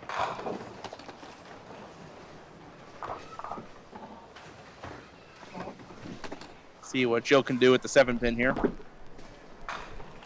Doesn't have it.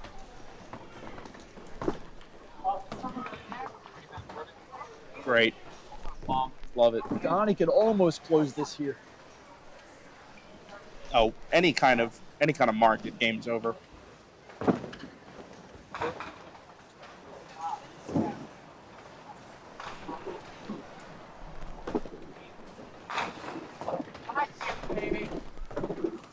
Wow.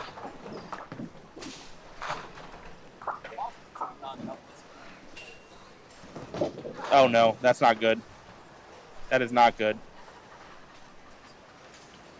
I narrowly missed. That sweep got stuck. I thought it was going to crash.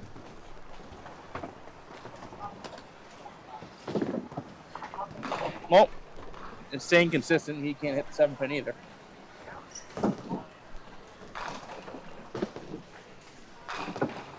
Well, strike for Billy. So you're saying there's a chance.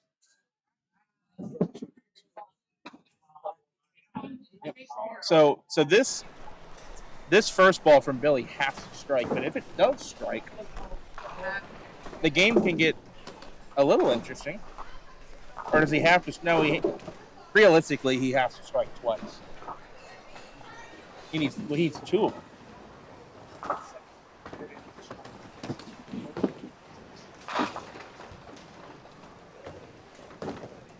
Oh, that might be housekeeping for Donnie.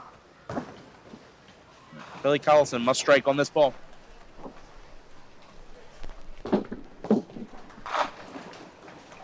Got the 5 off the wall. Hold all tickets, folks. The plot thickens. Hold all tickets. He needs another one. I think he does. He can. Oh no, you're right. You're right. He does not need another one. He just needs high. Nine spare is 130. So I think 8 on this ball. 8 on this. If my math is right, 8 on this ball forces a mark. A really important ball here. Just to get to this point is pretty amazing. Yes, this is a pivotal ball right here. It needs hopefully at least 8. How many? How about all of them? Oh, it's 9. Wow. Leaves the 8 pin. Can spare for 130, and Jill Mans is going to need 15 to win.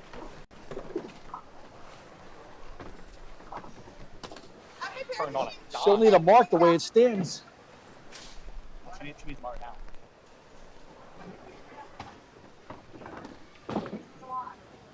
$130 for Billy Collison. Nice reframe. Wow, what a finish.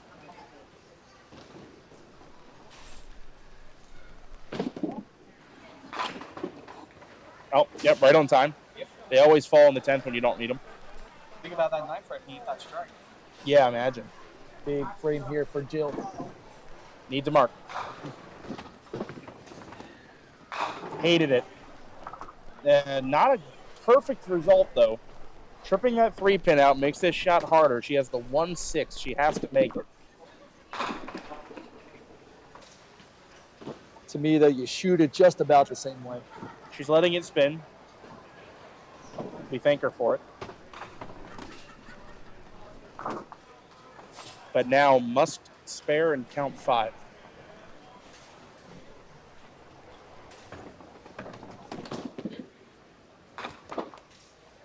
Eddie finishing out with 114. He's going to lose by 21. Sorry, 19. All right, Jill has to have it. And she pulled it. Billy Collison out of nowhere. And he threw a ball away in the 7th, and he wins it. You're looking at a 31 pin difference in the 6th frame. So down 31 to winning by 5. That's a 36 pin swing in the 7th. So it's a 40 pin swing in 3 frames. You never know. He finishes with 59. Sorry, more than that. 69 in the back 3. 69 to 29 in the back 3 frames. Billy Collison out of nowhere. 29, 30, I think. I mean, we're 9 minutes out from him throwing a ball to the ceiling practically, and then he wins the match. You want to add me while I'm going? No, I'll do the break. They're tired of me saying that. Let's see if it's exciting. Spare no fun Nope, and it's throw not a exciting. strike It's with your Barnum child's next birthday party. Come on down to the Duckpin Bowling Lanes at 1465 Barnum Avenue in Stratford. Our courteous and attentive staff will take care of the details so you can party with the kids. In the Rock and Glow Room, lights and music will give the birthday boys and girls memories that'll last a lifetime. Adults will enjoy our lounge and break a sweat knocking down some pins. Call to reserve your lane now.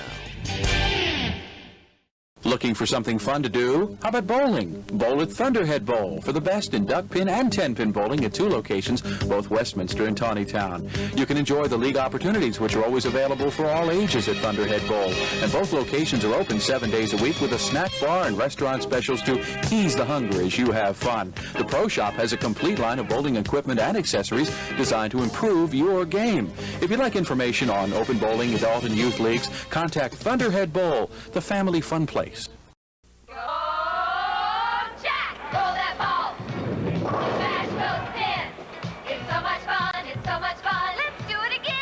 Fairlanes has 516 duck pin lanes for you, your family, and friends. Look us up. Come on into Fairlanes, the fun lanes.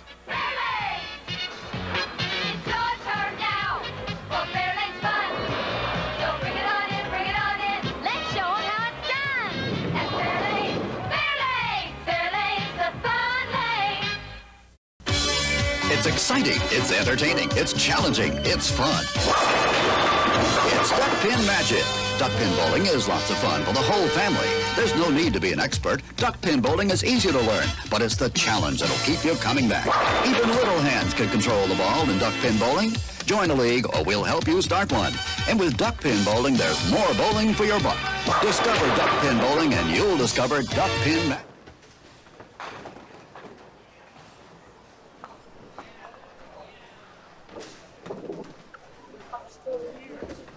Not more.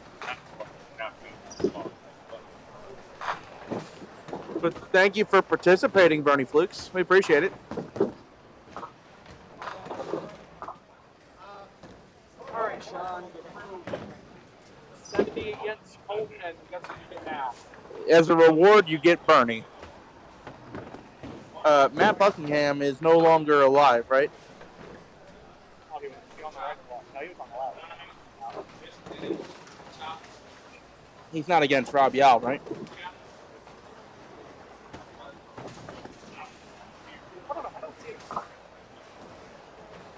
I thought he was bowling in MR. No, because it's Leo. Yeah, he's out. So Bernie Hipkins is bowler of the year, right?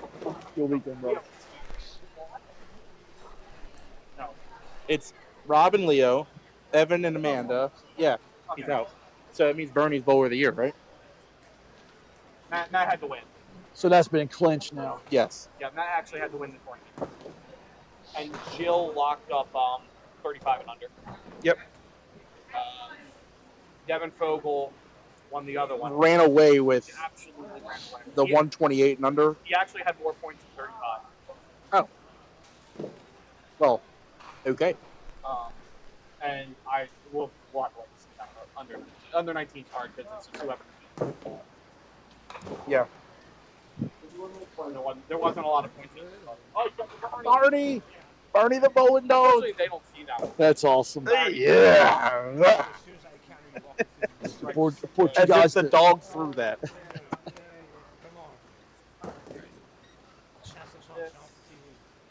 You're now in the quarters? Yep. I don't know how to reverse it. That's what you call Bernie if his children were really cool. Barney? No, Hipkin.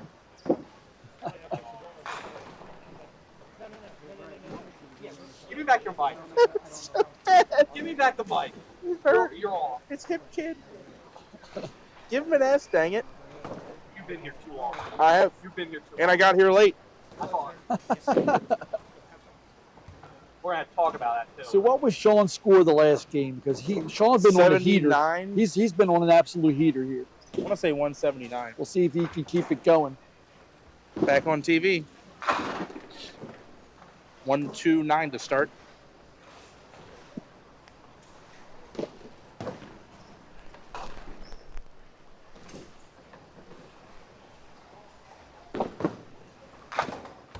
No, sir. Just behind it. Did we get a cover on the Bernie match, the last match? Oh, the final score?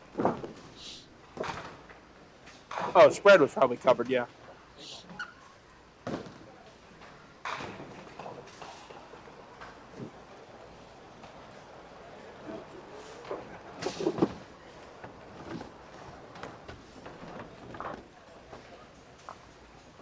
Your bowler of the year here.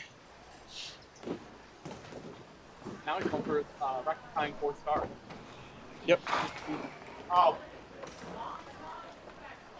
Anytime he wants it. Where are the boos? Why is nobody booing right now?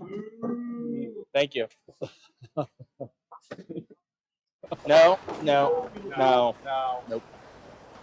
It's like Matt making the 5-10. Nope. Sometimes Nope. it's just not fair.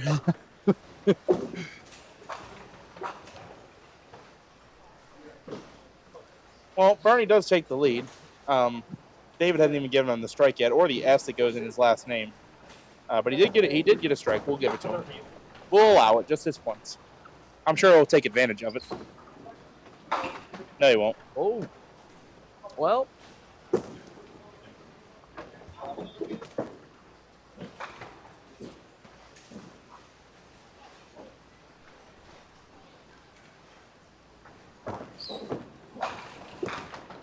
Oh, what an attempt! Takes 6 of the 7 and just leaves the 3-pin.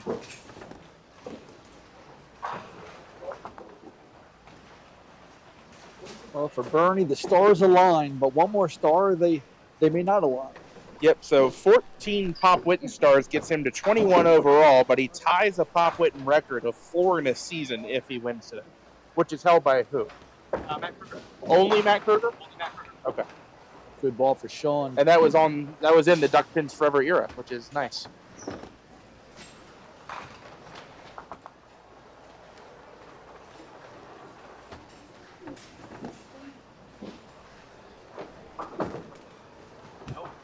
Sean pulls that one.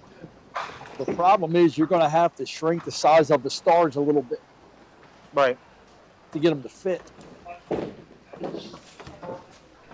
Well, I know, like, Amy Sykes has had some injuries and whatnot that have kept her away from the women's tour and bowling duck pin competitively, but I kind of asked her the one time, I was like, isn't it just because you ran out of room on your shirt and you didn't want to have to redo the whole shirt? Because, I mean, that's a lot. To sew 27 stars on, that's going to take a while. Or you have to pay someone a pretty penny to do it.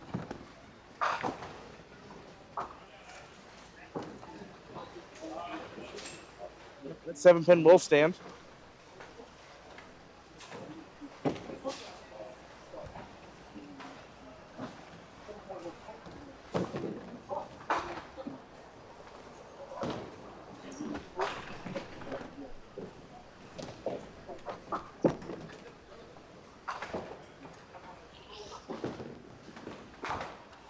All right, collect some important wood. Perfect on 10 so far.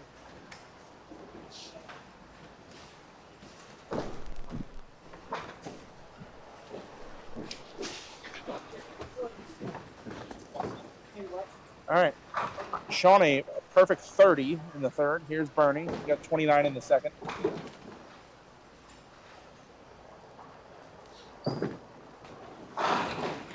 Yes, sir. A little better than last one. The burn was actually felt on that ball. I felt it. Did you feel it? Yeah, it was felt. Already hot enough. That is correct. Bernie trying to avenge his last performance on camera, losing in embarrassing fashion on a Facebook live stream to Anthony Simonson, professional 10-pin bowler.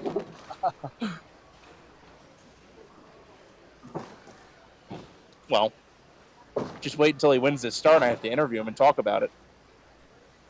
For the double, another rip on 29.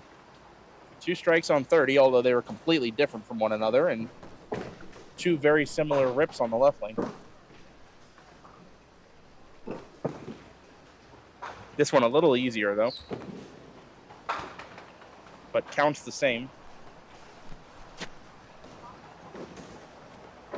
Bernie now leads by 18.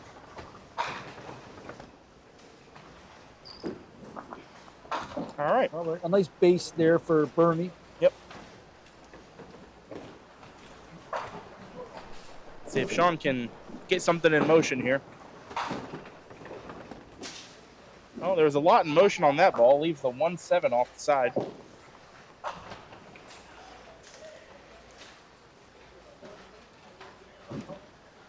Five, 7, the last frame, 1-7 now.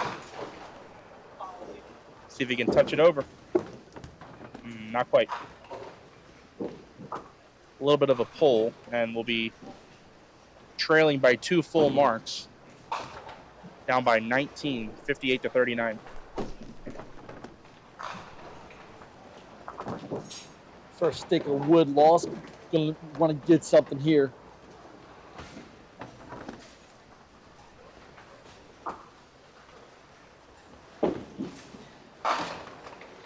That's a better result. Nice count. Follow here through was great. Avenges his single pin miss in the second. Gets the strike in the 5th. See how Bernie responds. He's 2 for 2 on lane 30 so far.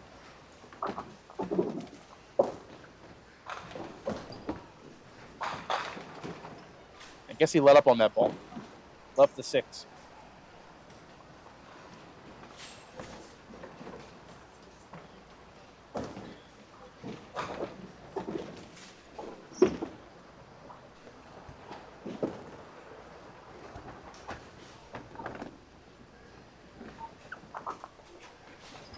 And Bernie says yes. Bernie's definitely not a bowler you want to trail. Once he smells blood. Yeah, he's just like a machine. He'll just strike and 9 spare and 8 spare and 9 spare, double, 8 spare. Pound for pound, possibly the best at putting your foot on somebody's throat. Yep. Which is why he's a 14-time winner. Sorry, soon to be possibly 14-time winner. Oh, ladies and gentlemen. And then just the love. Did you know that Duck Pins Forever thanks you for letting it spin? We love when you let it spin. And you should visit spairebreak.com and let it spin with us.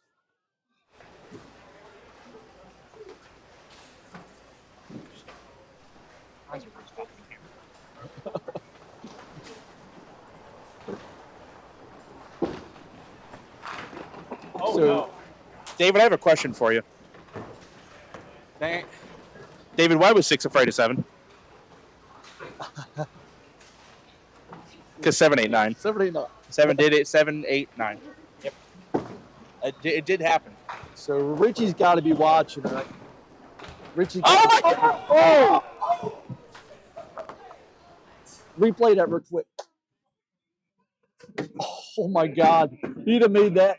That might have been the greatest shot in Duck Pins Forever history if he made that. Oh my and it might have God. never been beaten. Oh my goodness. Oh. Folks, my chair's gone. Forget the chair. Don't need it anymore. Wasn't important. 5 dive. I can't believe we almost saw that. That was incredible. Let me regroup here. Hold on. I've never seen that shot made live. Never. I've seen it. I've never seen it made live on camera. I've seen it made twice in my life. I saw it, Logan Williams, if you're watching, 2019 Travel League, first frame of the day of a double match at Suitland Bowl. Against my team, left the 7, 8, 9, hit the 9, slid it over. Unfortunately, while we're in all, He picked the 2-pitter. Wow.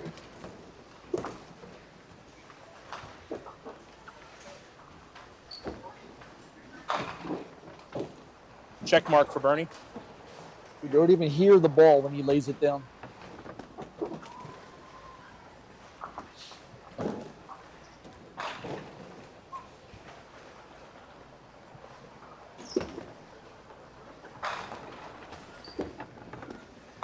Got the check mark. 20 box for Bernie will put him firmly in control now, up 30 pins and a count. Remember last time we watched the game? That's true. We had a 40 pin swing in the last 3 frames, so anything can happen. See if Bernie even gives him a chance. All right, well, that's half. Pocket light going away for a 5 count. It's the bucket, 3, 5, 6, 9, plus the 10 pin. I'm going to put the ball on the right side of the 3 pin here and push back. He picked. Did what you said. No, he hit the... Right side. You sure? Yeah. I don't believe you. Right side. Then what took the 5 out? Pretty. Not the ball? I don't believe you. You're gonna go home once. Somebody at home, rewind that and watch that for me.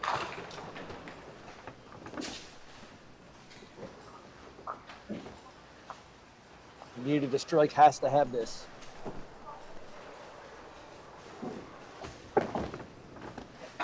And misses that left. I think at this point the mountain is going to be too big to climb. Even if Bernie opens both frames. Yeah, he's down 35. The most he can shoot is 148. It puts Bernie on 1 mark. This will have to be a strike. And it's not. So Bernie Hipkins will be advancing to the semifinals. Ball change here for Sean.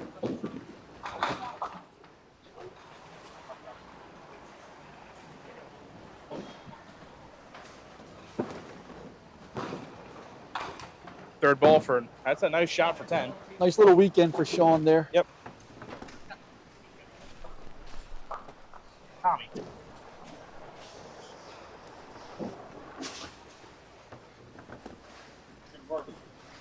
It is.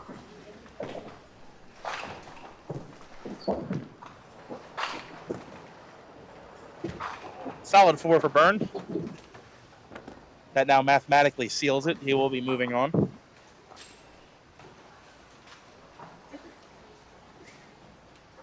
So he meets the winner of Don Dove and Billy Collison. That currently looks to be advantage Don Dove through 8.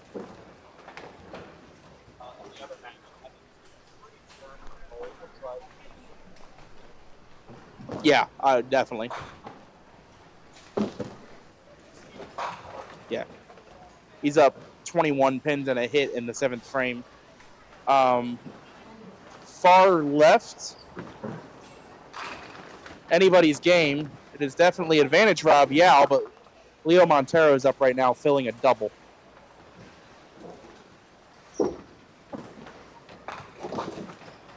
Correction, that was for a 20 box, not a double. Looks like a double from here. So Leo is trailing in that game by 32.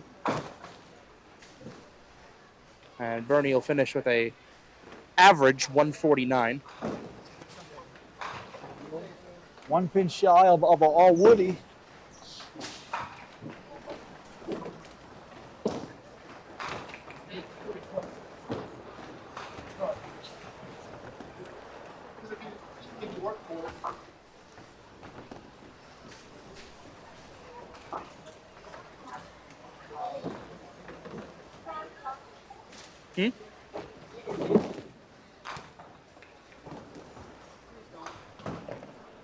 Oh.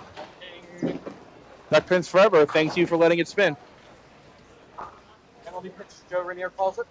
The penalty pitch makes you throw an extra ball. Ah, I like that. Penalty pitch. I'm going to put that one in the vocabulary. Yeah, why not? Why not? Victory lap. All right, final score, Bernie Hipkins 149, Sean Martinelli 118. But I think the story of this game has got to be that he almost made the 7-8-9 live on camera. He got 2 3/4 out of 3 on that. All right, you want to do the ad read? Do you want to do the ad read? No. Do you want to do the ad read?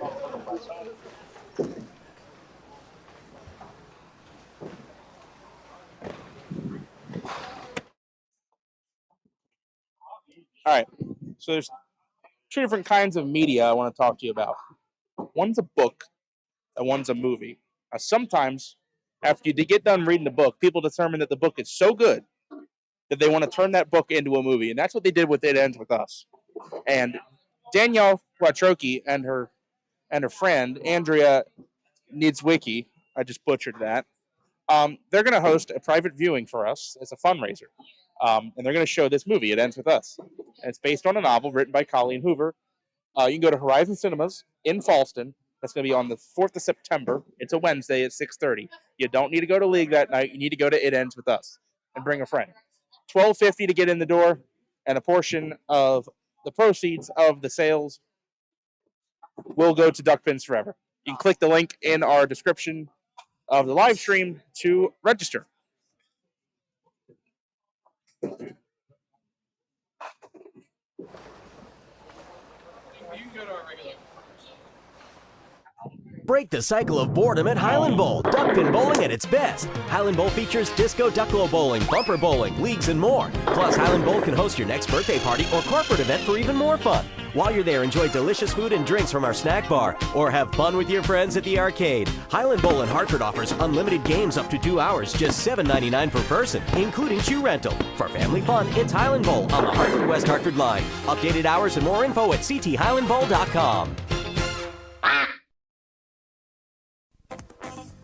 Make your own duckpin magic happen this season at Fairlanes. We have the times, the leagues, and the people to give you the best duckpin bowling experience possible. Fall-winter leagues are now forming at all Fairlanes bowling centers. Come in and reserve your spot for the most magical year ever. Get in on the fun, the excitement, and the action of duckpin bowling. There's no trick to it. Just visit any Fairlane center and pick the league that's best for you. You'll enjoy the experience. We guarantee it. It's exciting, it's entertaining, it's challenging, it's fun. It's Duckpin Magic. Duckpin bowling is lots of fun for the whole family. There's no need to be an expert. Duckpin bowling is easy to learn, but it's the challenge that'll keep you coming back. Even little hands can control the ball in duckpin bowling. Join a league or we'll help you start one. And with duckpin bowling, there's more bowling for your buck.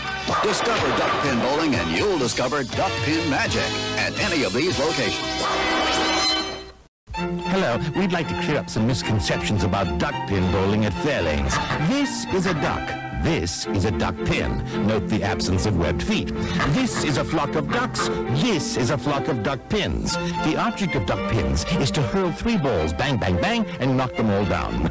Exhilarating. The object of ducks is to be ducks. Now you may proceed to Fairlanes. We're quite sure you'll find duck pinning everything it's quacked up to be. Sorry. Looking for something fun to do? How about bowling? Bowl at Thunderhead Bowl for the best in duckpin and 10-pin bowling at 2 locations, both Westminster and Tawnytown. You can enjoy the league opportunities, which are always available for all ages at Thunderhead Bowl. And both locations are open 7 days a week with a snack bar and restaurant specials to ease the hunger as you have fun. The Pro Shop has a complete line of bowling equipment and accessories designed to improve your game. If you'd like information on open bowling, adult and youth leagues, contact Thunderhead Bowl, the family fun place. It's exciting, it's entertaining, it's challenging, it's fun. It's Duckpin Magic. Duckpin bowling is lots of fun for the whole family. There's no need to be an expert. Duckpin bowling is easy to learn, but it's the challenge that'll keep you coming back. Even little hands can control the ball in duckpin bowling. Join a league or we'll help you start one. And with duckpin bowling, there's more bowling for your buck. Discover duckpin bowling and you'll discover Duckpin Magic at any of these locations. It's exciting, it's entertaining, it's challenging, it's fun. It's Duckpin Magic. Duckpin bowling is lots of fun for the whole family. There's no need to be an expert. Duckpin bowling is easy to learn, but it's the challenge that'll keep you coming back. Even little hands can control the ball in duckpin bowling. Join a league or we'll help you start one. And with duckpin bowling, there's more bowling for your buck. Discover duckpin bowling and you'll discover Duckpin Magic at any of these.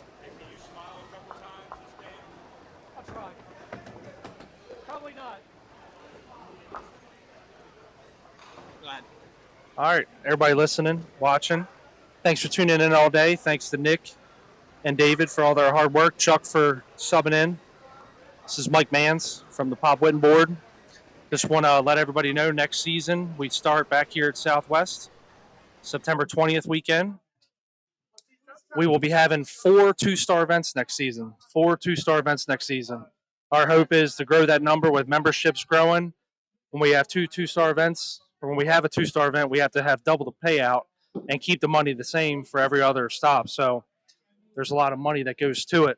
So we're hoping each year to go up, maybe next year have 6. So, and lanes are a thing too. We have to have the right amount of lanes, but we're trying to do what we can, to make it more fun and exciting for more bowlers on Sunday. So next year we'll have 4 2-star events. And again, thank you for all the support for Duckpins Forever, the Pop Whitten. It's been a great year of bowling for the tour and for these guys. They do a great job. So thank you to all of them and everybody watching. And that'll wrap up my plug. So thank you. Thanks, guys. All right, move the camera back there. All right, let's go. Okay. Oh, they switched it. Darn, they did.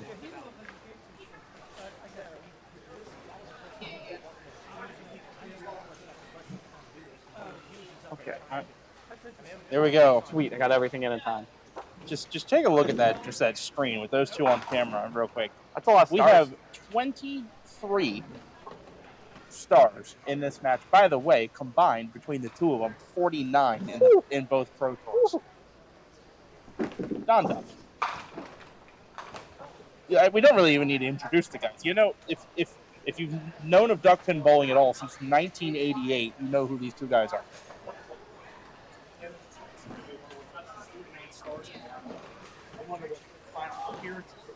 Yeah, between the two of them. Yeah. It's good. I did. So it's 29 combined stars for Don Dove. He's going for number 30 today. Bernie Hipkins, a 20-time winner, 13-7. He's going for 14-21 overall today. Oh. Apparently Andrea's a sister. I wondered about that. Whoops.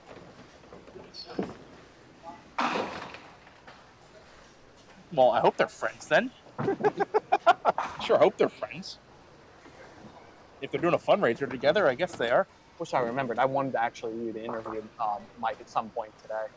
Well, he did it himself. So, worked out, I guess. He did the, Bernie... Yeah. He did the, just came on with the Hulk Hogan. Let me tell you something, brother. I got 4 2-star events next year, brother. All right. 10 out. Spare to 10. Does Don have the early advantage? Yes. Does that mean anything with his opponent being Bernie Hipkins? No. I mean, we've already seen 40-pin comeback in 3 frames. Put it this way. If both bowlers are on an open headed to the 10th, the only way one of these guys has a chance is if they're up 31 by the time they finish the 10th frame. By the way, the other match is Robbie L versus Evan Stevens. That's a few frames over on the right. Yeah. Right. Here's Bernie. And that is a 9-9 start.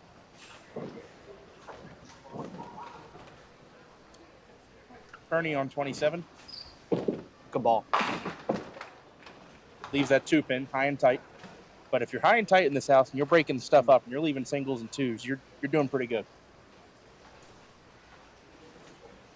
That's how you get a lot of the strikes around here. Watch Bernie start this ball on the right side of the lane and watch it cross over. Just like that. Spare for Bernie in the second. Now, have we interviewed Bernie from here? What is his... He's won stars on Duck Pins Forever quite a few times. He's won a few this year. Has he won any here, though, on Duck Pins Forever? I don't know that he has. Don definitely has. The one star we've covered of Don Dubs was here. I don't think Bernie has. Because this is normally Kruger territory, either Matt or Chris. Correct. But this year, I mean, how we saw the year of Matt Kruger, our first year on Duck Pins Forever. Yes. This third season's been the year of Bernie Hipkins. No. I was lucky enough to bowl qualifying. I was Don Dove's setup man yesterday in qualifying. I shot 756, so he didn't have to.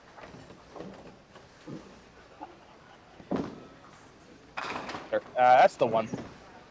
Yeah, and there's Don's body language telling you everything you need to know. I do love do a quick address of the comments, by the way, that Sleeping Night 77 with who the heck are these guys? Never heard of them. Nice to see some up-and-comers getting some screen time. Good quality satire from Sleeping Night 77. Oh, that is a beautiful ball. Shades of 92 right there. Don Dove, everybody. You can't throw a better ball than that. No, you actually can't. I don't even know that throwing a barbell down there would do a better job. I just do the same thing. A Sherman sweep doesn't even clear the deck that well. Anyway, it's a strike for Don in the third, and Bernie's going to fill a spare here.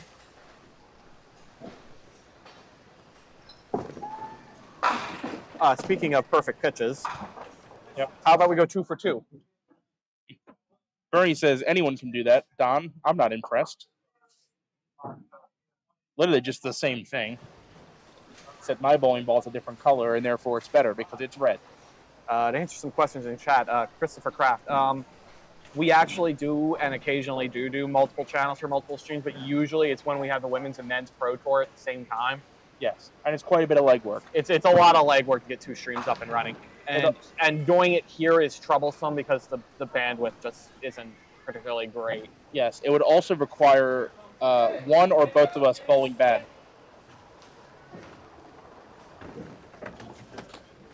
Yeah, it would require us bowling bad. Yeah. And not making the cut, and then doing a double stream. I love doing the double streams. I love as much coverage as possible. It's just it's a lot of work. It's capability, equipment, man hours, et cetera, et cetera.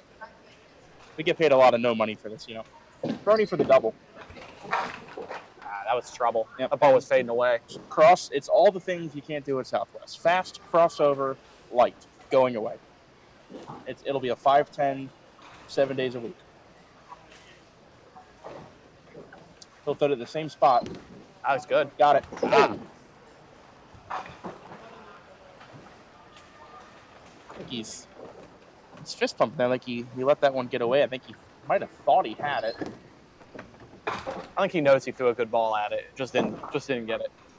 And when you miss by a millimeter. Mm-hmm. The only question now, I mean, he's got a good score going here, 57. It's just the question of, can Don put foot on throat with the double? The answer is not yet, because he has to do housekeeping because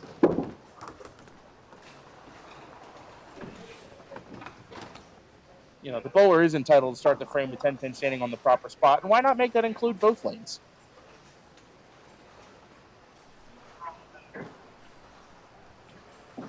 All right, here's Donnie for the double. The light. That could have been worse. This leaves the 2-pin, which makes this a much easier shot. That's not terrible. It's 2-5-7 instead of 5-7. It's much more makeable. We got more options here. What do you anticipate Donnie will play whole side on this, or is he going to shoot the 2-5? I think Donnie would normally play whole side.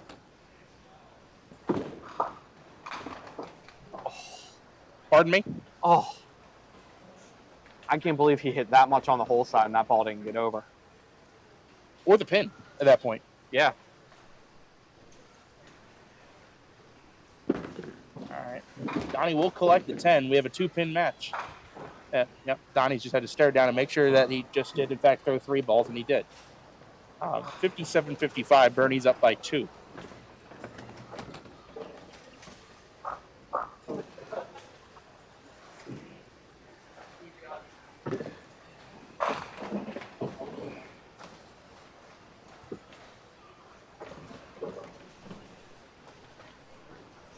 Not the pace of play we saw in the first game. No, both these bowlers are more patient. They're going to take their time. Clearly it worked for them. Can't argue with the results. Donnie pushing through.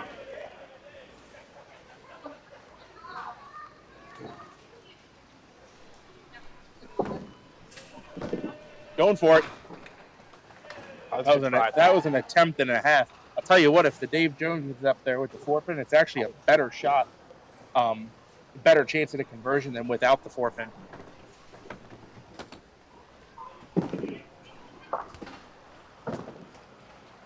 Kelly's mad. That ball didn't grip. I think he thought he had it, and the ball just didn't want to run. No. You'll see in Donnie's ball when it does move, it's early movement and then straightened out. That one just didn't do much of anything. All right, definitely a chance here for Bernie. Don's trip to the lanes there with 2 open frames. Granted, 2 splits, but 2 opens. Bernie takes full advantage. By the way, in our other match, Evan Stevens is up 2 pins, 57-55 in the 5th. Both bowlers on opens. A little bit of a barn burner, but we love a close match. We do love a close one.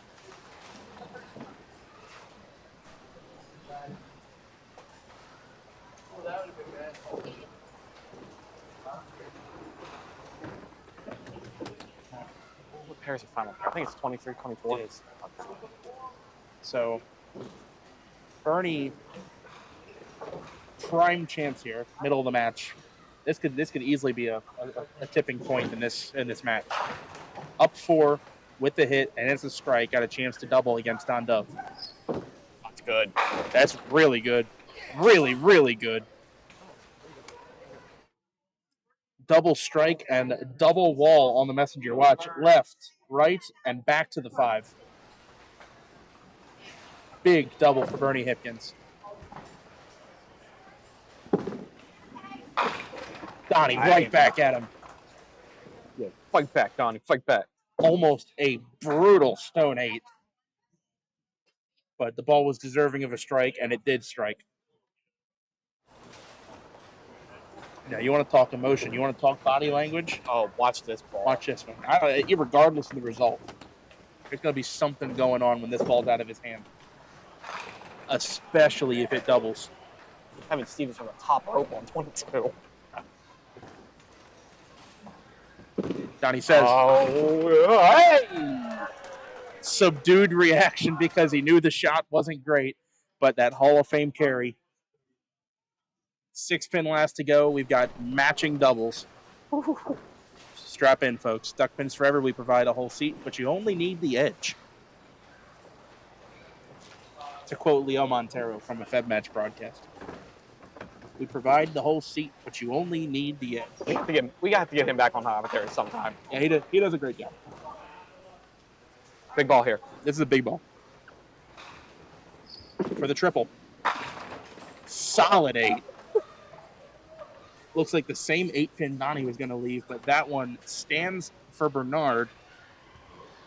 86 half has him up in the 5th frame by 23, but he's going to drop a hit now in the 6th frame. He's going to be down at least 1 hit, might be down 2. Oh, no. Misses it right. His line looked too far to the right. Yeah. Just the like he released it too far. Yeah, that could be a shoulder correction. There it is. Got down into that one a little more. 115. So in the 7th frame, he's up 22 pins. However, Donnie is on a double count. So match very close to level.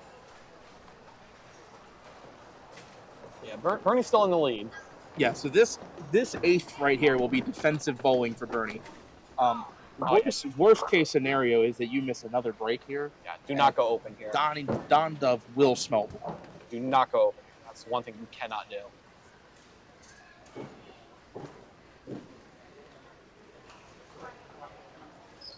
Uh-oh.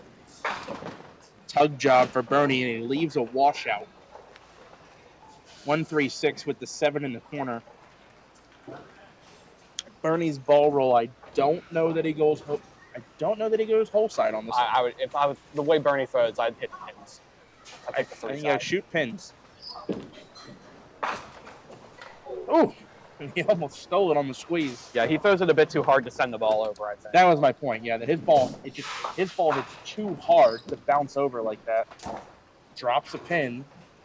124, and the most pivotal ball in the match up to this point is this one right here. There's a lot of ways this can go. Don gets a mark here. He flips the game over. If he rips, if he triples, a lot of options here. A lot of count riding on this ball.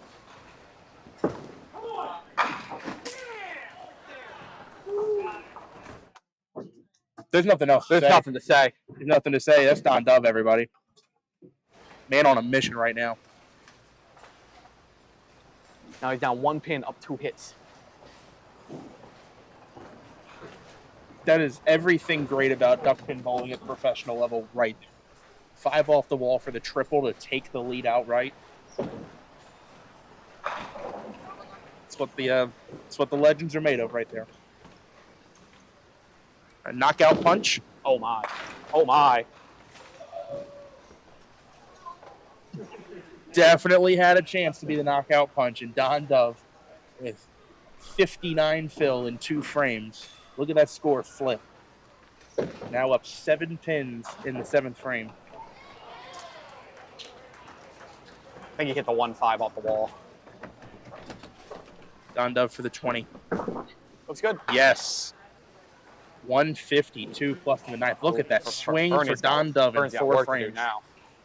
No kidding, there's some work. I think he needs to double. He might. Oh, he does have to. 20 is out for 164. He has to double. So it doesn't have to be a strike here, but would definitely want it to be. Solid 6. That 10-pin was falling forward. Did it? That 10-pin was falling forward. Yeah. Or did it get knocked out by something else? I think so. Yeah. So spare here, and the max becomes 174, which would still put Don on the mark. Okay, has the spare. Still living. The most Don Dove can shoot without a mark is 171, which means Bernie needs 2 strikes and 8 to force a mark. Now, if he goes strike spare, is the game mathematically over? No, but practically yes. So then at that point, Donnie needs to fill 13. That would have to be a bad count. He would need to fill 13, and he's on a hit. So Don would have to have an awful count. Pretty much a must strike ball right here. Looks good though. Oh, all right. Tilt. Bernie leaves the 10. Barring a disaster, Don Dove is gonna. Well, in let's vintage covers. covers. Not there yet. All right, let's see what the fill is. Bernie 153 in a ball. If he strikes here, Don needs to fill 12. The other match, Evan Stevens. Oh no, that's Rob. That's up. No. 22. Yeah, that's Rob. That's up. No, Rob's trailing. Evan's leading. Evan's leading. Oh, okay. Yeah, I see. Yep. You're right. All right, back to what's in front of us here. Bernie on the fill needs as much as possible. That's good. That's 1 ball too late. All right. Applauds the 5 pins efforts. 163 for Bernie Hipkins, and Don Dove, stepping up now in the 10th, is going to need to fill 12, which includes count and the wood. So 6 on this ball or more will do it. How many? That'll do it. How about all of them? How about all of them? Don Dove in vintage form.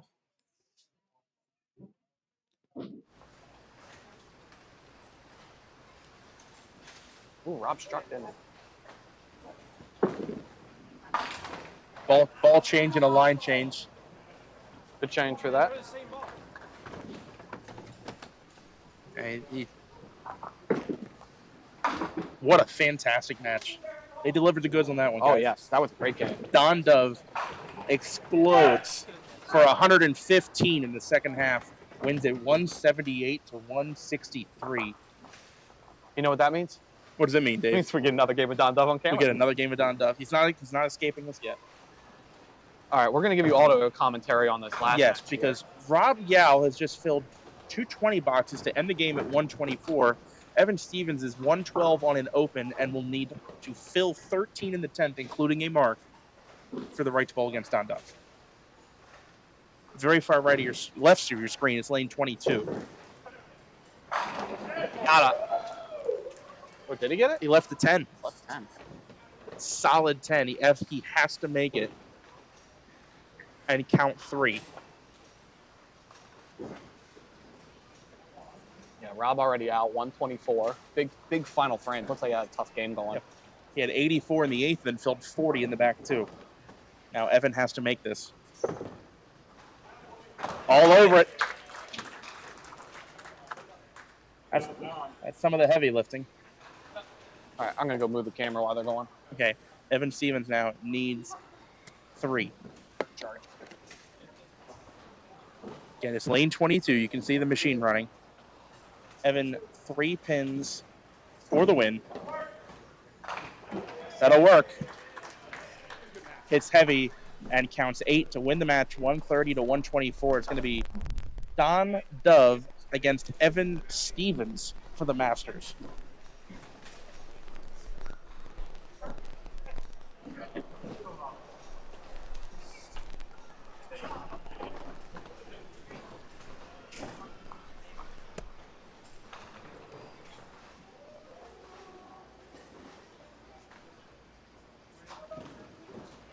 finals will be 23-24. Evan Stevens versus Don Dove. Evan is the higher seed. And by the way, got his single league champion, Evan Stevens, I might add. Man is rolling in the dough right now. Let me just set the stage here. Evan Stevens is going for the first star of his career in the Masters, but he has to go through Don Dove, who has just pulled off a vintage win against Bernie, and is going for his 30th career star, which would make him the only bowler to ever win 30 stars combined between the two tours. By the way, you think Bernie knows that he's bowler of the year? I mean, a reminder wouldn't hurt. Hey, Bernie. You know you're bowler of the year, right?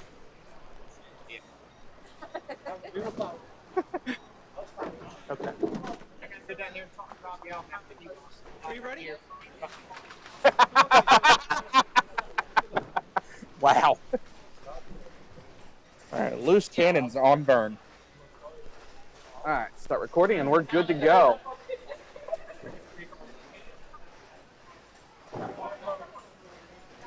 Oh, I love that too. Just been told. Don Dove asked Evan, who is the higher seed, do you want to start or finish? And Evan, with conviction, looks at Don Dove and goes, no, I want to finish. I do not want the ball in Don Dove's hand to end this match. I want it in my hand. Which means Evan, who's having himself a great season, is going to start this match on 23. Starts out with a washout.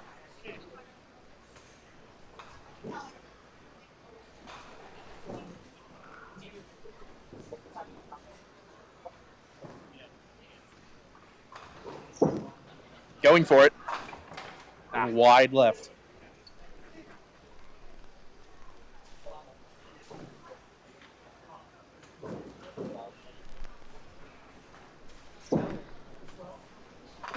Evan takes 10.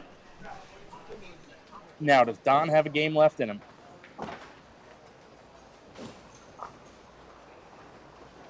Don is potentially 10 frames away from 30 stars and 11 on this tour.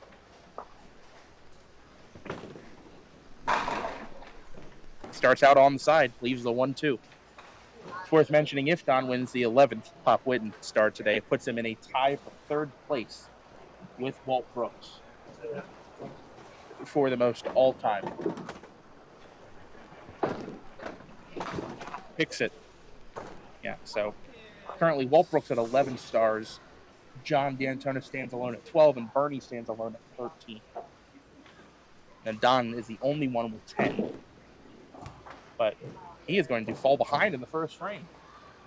Evan Stevens up 10-9.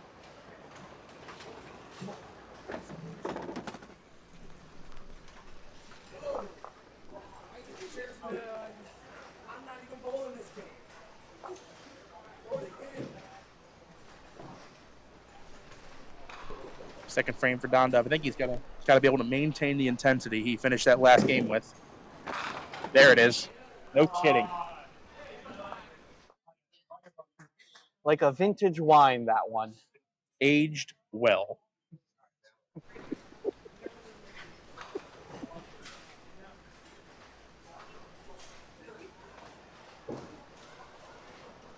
All right. Evan Stevens has to answer a Don Dove strike. See how he does. It's in there. Oh, blanket cover.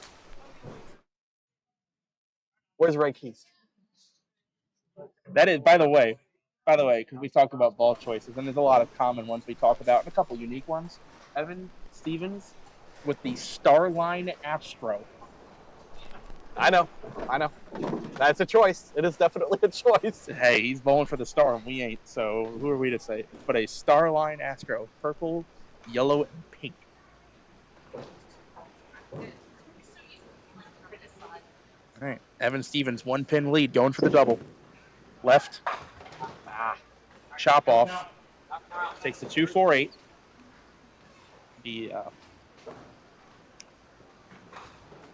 The temptation is to play safe here, but I imagine he's going to want to put this on head pin. Uh-oh. Oh, no. 3 count for Evan Stevens.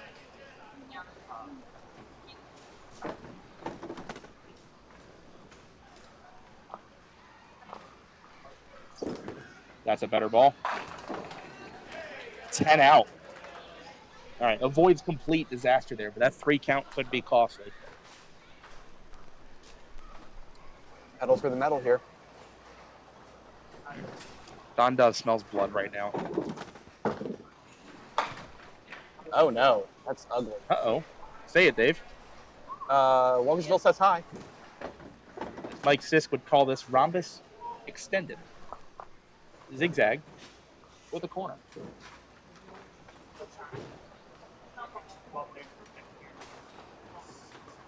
I just want to try to get at least 2 on this. Get your lead pin and get 1 more. Oh. Well, he only counts 6. That ball did not grip at all. No. And by the way, wood's an issue. 8 out is very likely here, and that would be a tie game.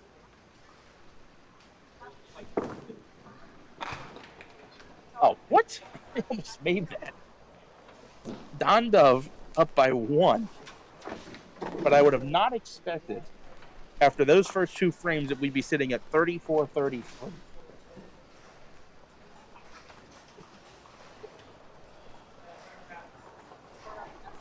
All right. 4th frame for Don on lane 23. Hold it. Light again. Okay, Great that's a break. gift. He could have left the same breakdown last time. Fast, light, and crossing over at this house. That is an absolute gift to just leave the 5 pin. As I said in the last match, that's normally 5-10, 7 days a week.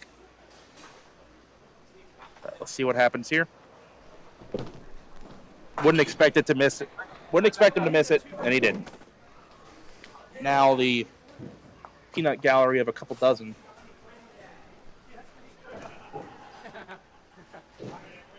Getting behind Evan before he steps up on the hardwood here. Once again, stepping up with a mark to cover.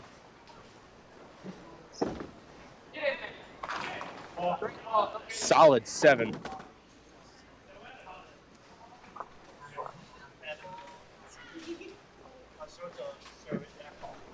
Out of multiple houses.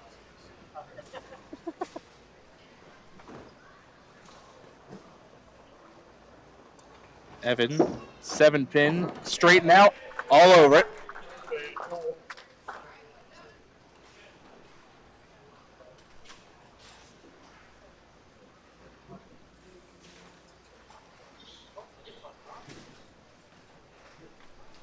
All right, Evan Stevens, spare fill, wants more than 3 on this count, especially when he's trailing by 1.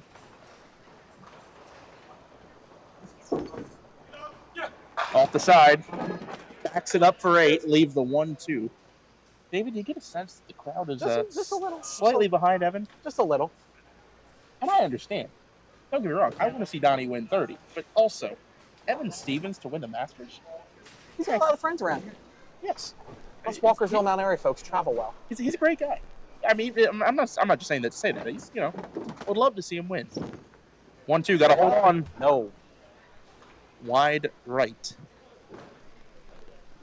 Want to hold every pin here. They could be the winners. And there it is. 61.5 for Evan Stevens. Here comes Don Dove again. Don after that gift of the last frame on his count here. He's got to capitalize on that. Has not marked yet on this lane. It's 0 for 2. That is a tug. And good count. Good count, but not an easy shot. Yeah. Especially here, because you have to send the ball here. If you try to send the pin here, it's not as common make if you send the pin here as in other houses. Yeah, and it's to do with what the pins do once they get in the gutters here, then hit the sideboard. Yeah. Pins tend to elevate. So we'll see what he does. And he knew he was full. So now has to hold the 7 pin just to maintain the 1 pin lead. If he misses it, we're that magical T word, Dave.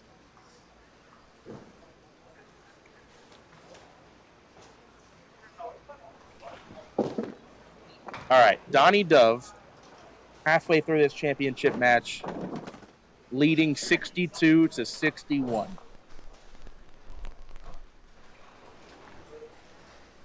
Just a way of saying this is anybody's game with 5 frames left. You're also talking an increased prize fund in this match. I think it's over $3,000 for the winner.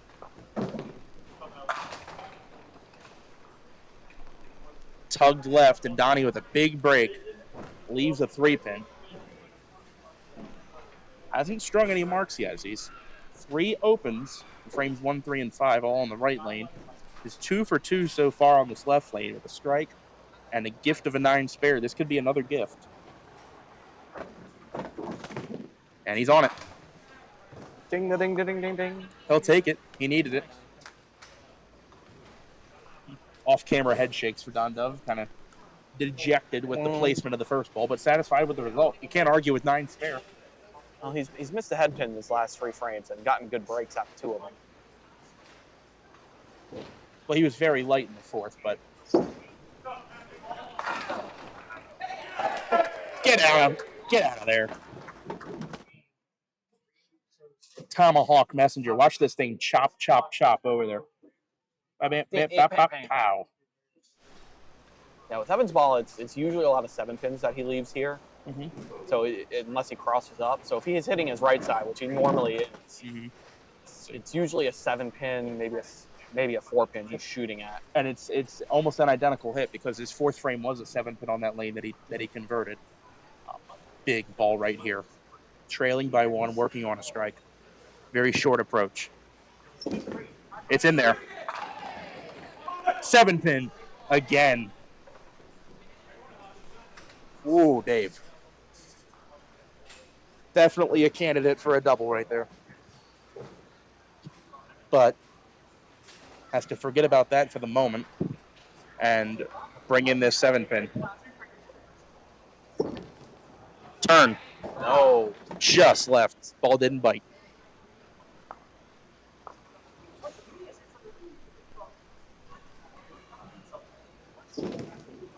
There it is.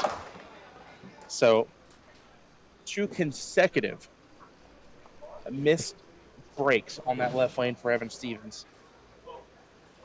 You have a mirror score here. Marks in the same frames. They both like that 1 lane. Which is a different lane for each of them. Donnie's 6 frames are on a different lane than Evan's 6 frames. Yeah. So, Evan's hitting 24 and Donnie's been hitting 23. Donnie counts 8 there, which is convenient, which ties the game at 80. Yeah, another missed head pin to leave a break, though. Yes. Spare conversion here. That works well when you're getting away with the it. lead. Spare conversion, he takes the lead. Does he have it? Yes. Again, the body language of Don Dove tells you that he's thankful for the result. Not happy with his execution. That's the thing about duck pin bowling.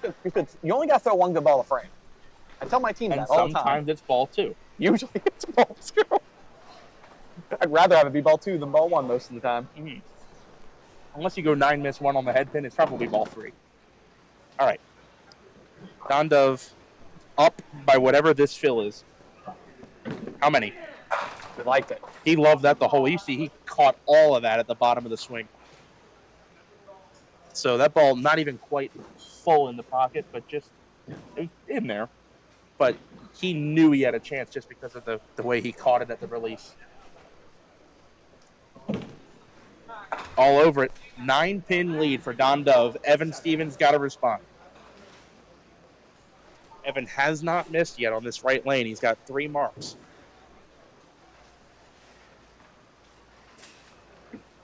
For what it's worth, Evan does end the game on this lane.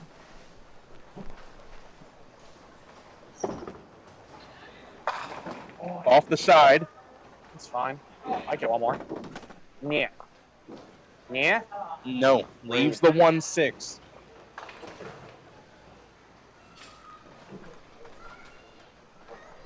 Evan, with the conversion here, will keep the hits even. He'll be trailing by 9.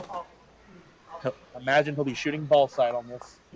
Touch the ball into the 1-6. Just like that. All right. Yeah, here it's fishy. You shoot that outside. You just don't know what's going to especially at that angle, the Yeah. ball walking right to left. But this is where it gets fun, Dave. This is what it's all about. Bowling for a star in the Masters. He definitely wants to get a mark here. You don't want to give Don too much of a lead. Don can theoretically pop it. Wants to color in the box. He's got to get up. Oh. Oh no, Dave. That's not what he wanted there. He might have to bring this back. That really took the wind out of the sails. For the 8-pinner. He's got it. Hold on a minute. Good recovery shot to give himself a chance. No conversion there. He might be sitting down defeated, but he has a chance. It's now up to Don Dove to shut him out.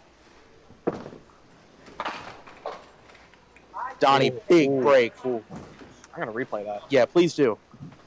Watch this ball come in, crunching the 1-3. Gets that 3 or 6 pin off the wall to take the 2 out. Big break. Donnie leads by 16 if he spares here. Taking a little bit of extra time.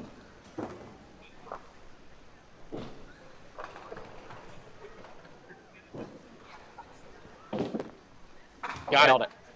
Now, the score Donnie needs to get to is 153. That's it. That's the shutout score. So he needs to fill 25 to do that. Yeah, that's a double. Something like 7 spare 8 would do it. 8 spare 7. 5 spare strikes. Yeah. 9 spare 6. There are options, but a full 10th frame from Don Dove can shut out Evan Stevens. No. Oh, I didn't think it was going to Light, and it's a 9-10, Dave. I wasn't even sure that ball was going to get there. It's actually worse that it did. I don't know. I think I'd take the 8 count within the position he's in right now. Sure, granted. Because he has put Evan on a double. Yes. He already has. Evan must strike twice. Conversion. And 7 for the shutout. Oh, I'm surprised he went for it. I already put him on a double. You got nothing to lose. Got nothing to lose by going for that. He'll take the wood here.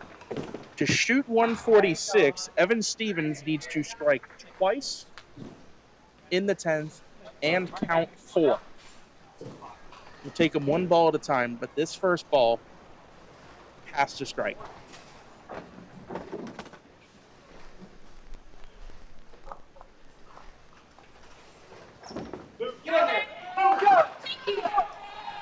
And in the 7-pin ends the match. Oh, man. I saw that spinner in the back. I thought I was going to get over and take it. It did not. Not much wrong with that ball at all. Just that 7-pin got to him. I'm glad he makes it. And as Joe Renier says, penalty pitch. Penalty pitch. You know what? It's a deserved victory lap for Evan Stevens. 3 7-pins in this game, if they carry, could have changed the outcome. Fill shot for Evan. Give him to him now. All right. Your final score, Don Dove 146 to Evan Stevens 139. And with that, Don Dove becomes the only professional duck pin bowler between both Pro Tours to reach 30 stars. Incredible. He now ties Walt Brooks for 3rd all-time on the Pop Whitten Pro Tour with 11. Right, I'm going to run an ad here. Let him come back to do the interview. Oh, he's going to love that. Oh, he's been on camera so much today. That's my anchor on Thursday. All right. Wow. I resume that. It's all on you. You're in charge. Second in the match. Pretty good. For the record,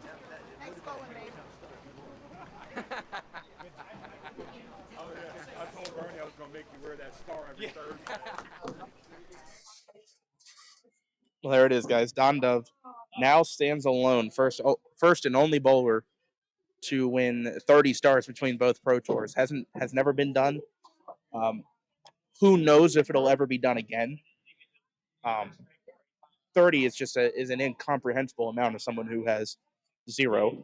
But Evan going for his first star put in a incredible performance there. But I'll take you back to the early part of that game, and where I think the difference was made is in that third frame where Evan had the 3 count on the strike. And then again in the 5th, there was a 2-pinner miss and a single in the 7th. Evan had the first ball to do it. Some carry on the 7th pin could have changed the score line. There was one missed break for Donnie in the 5th frame, but a great battle back and forth. Both bowlers definitely deserve to be in that match. It's representative of a good season that Evan has had, and I'm sure that will continue. But for Donnie, it's just another star. Don't go anywhere, guys. You're not going to want to miss this. We're going to have an interview with Don after his record-breaking 30th star. So hang tight. I'll address some comments. I can be.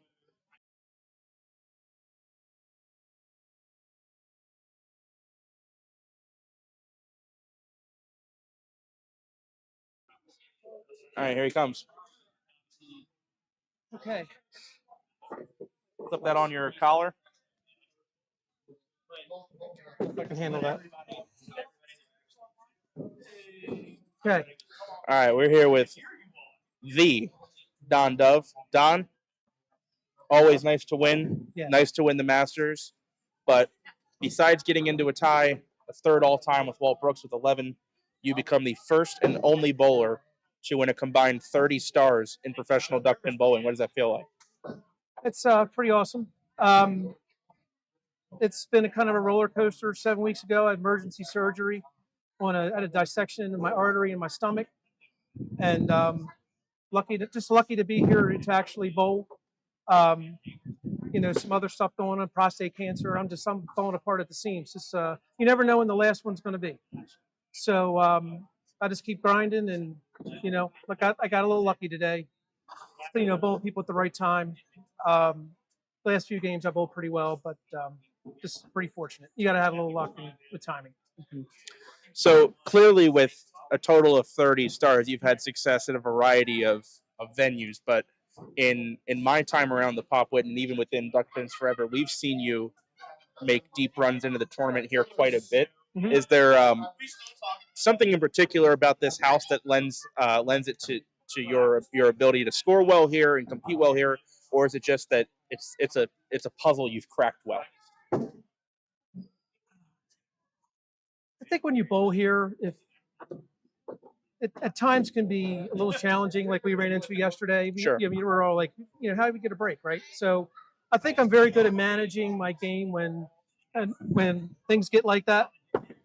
So sometimes you just got to stick with it and just keep plowing forward and don't get discouraged or frustrated.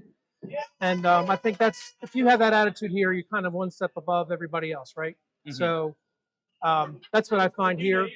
I mean, lanes are a little quick. I struggle with that sometimes, but I found an angle. Actually, switched my angle in the quarterfinal match against Billy. Bowled that against Bernie, and in the middle of the final match, I moved 5 boards left because I was throwing it pretty awful. So I found a way to get some breaks and just make my spares and pull it out. As it relates to the semifinals, once Matt Buckingham was eliminated today, your opponent in the semifinals, Bernie, became the bowler of the year for the Pop Whitten Tour. Okay. He came just short of tying a record of winning 4 in a season, but in that match, there's a combined 49 stars between the two of you. Yes, pretty amazing. It was a good match to have. So, besides how it went for you in that finish, what is it like bowling a big name like Bernie? Bernie is me 15, 16 years ago. That's what I was like then. He just doesn't miss. He's real tough to beat. And my game is not anywhere where it once was. I mean, I still bowl good, don't get me wrong. But Well, clearly, you just won the Masters. Yeah, I'm just saying. But if you watch Bernie, he doesn't miss by much or miss much at all. So, yeah, you got to bowl your A game to beat him. And I did. I had a really good game that game and was fortunate enough to get through. And I'll leave the last one up to you. Any final thoughts, closing statements, people you'd like to thank, etc. Hey, gonna make me cry.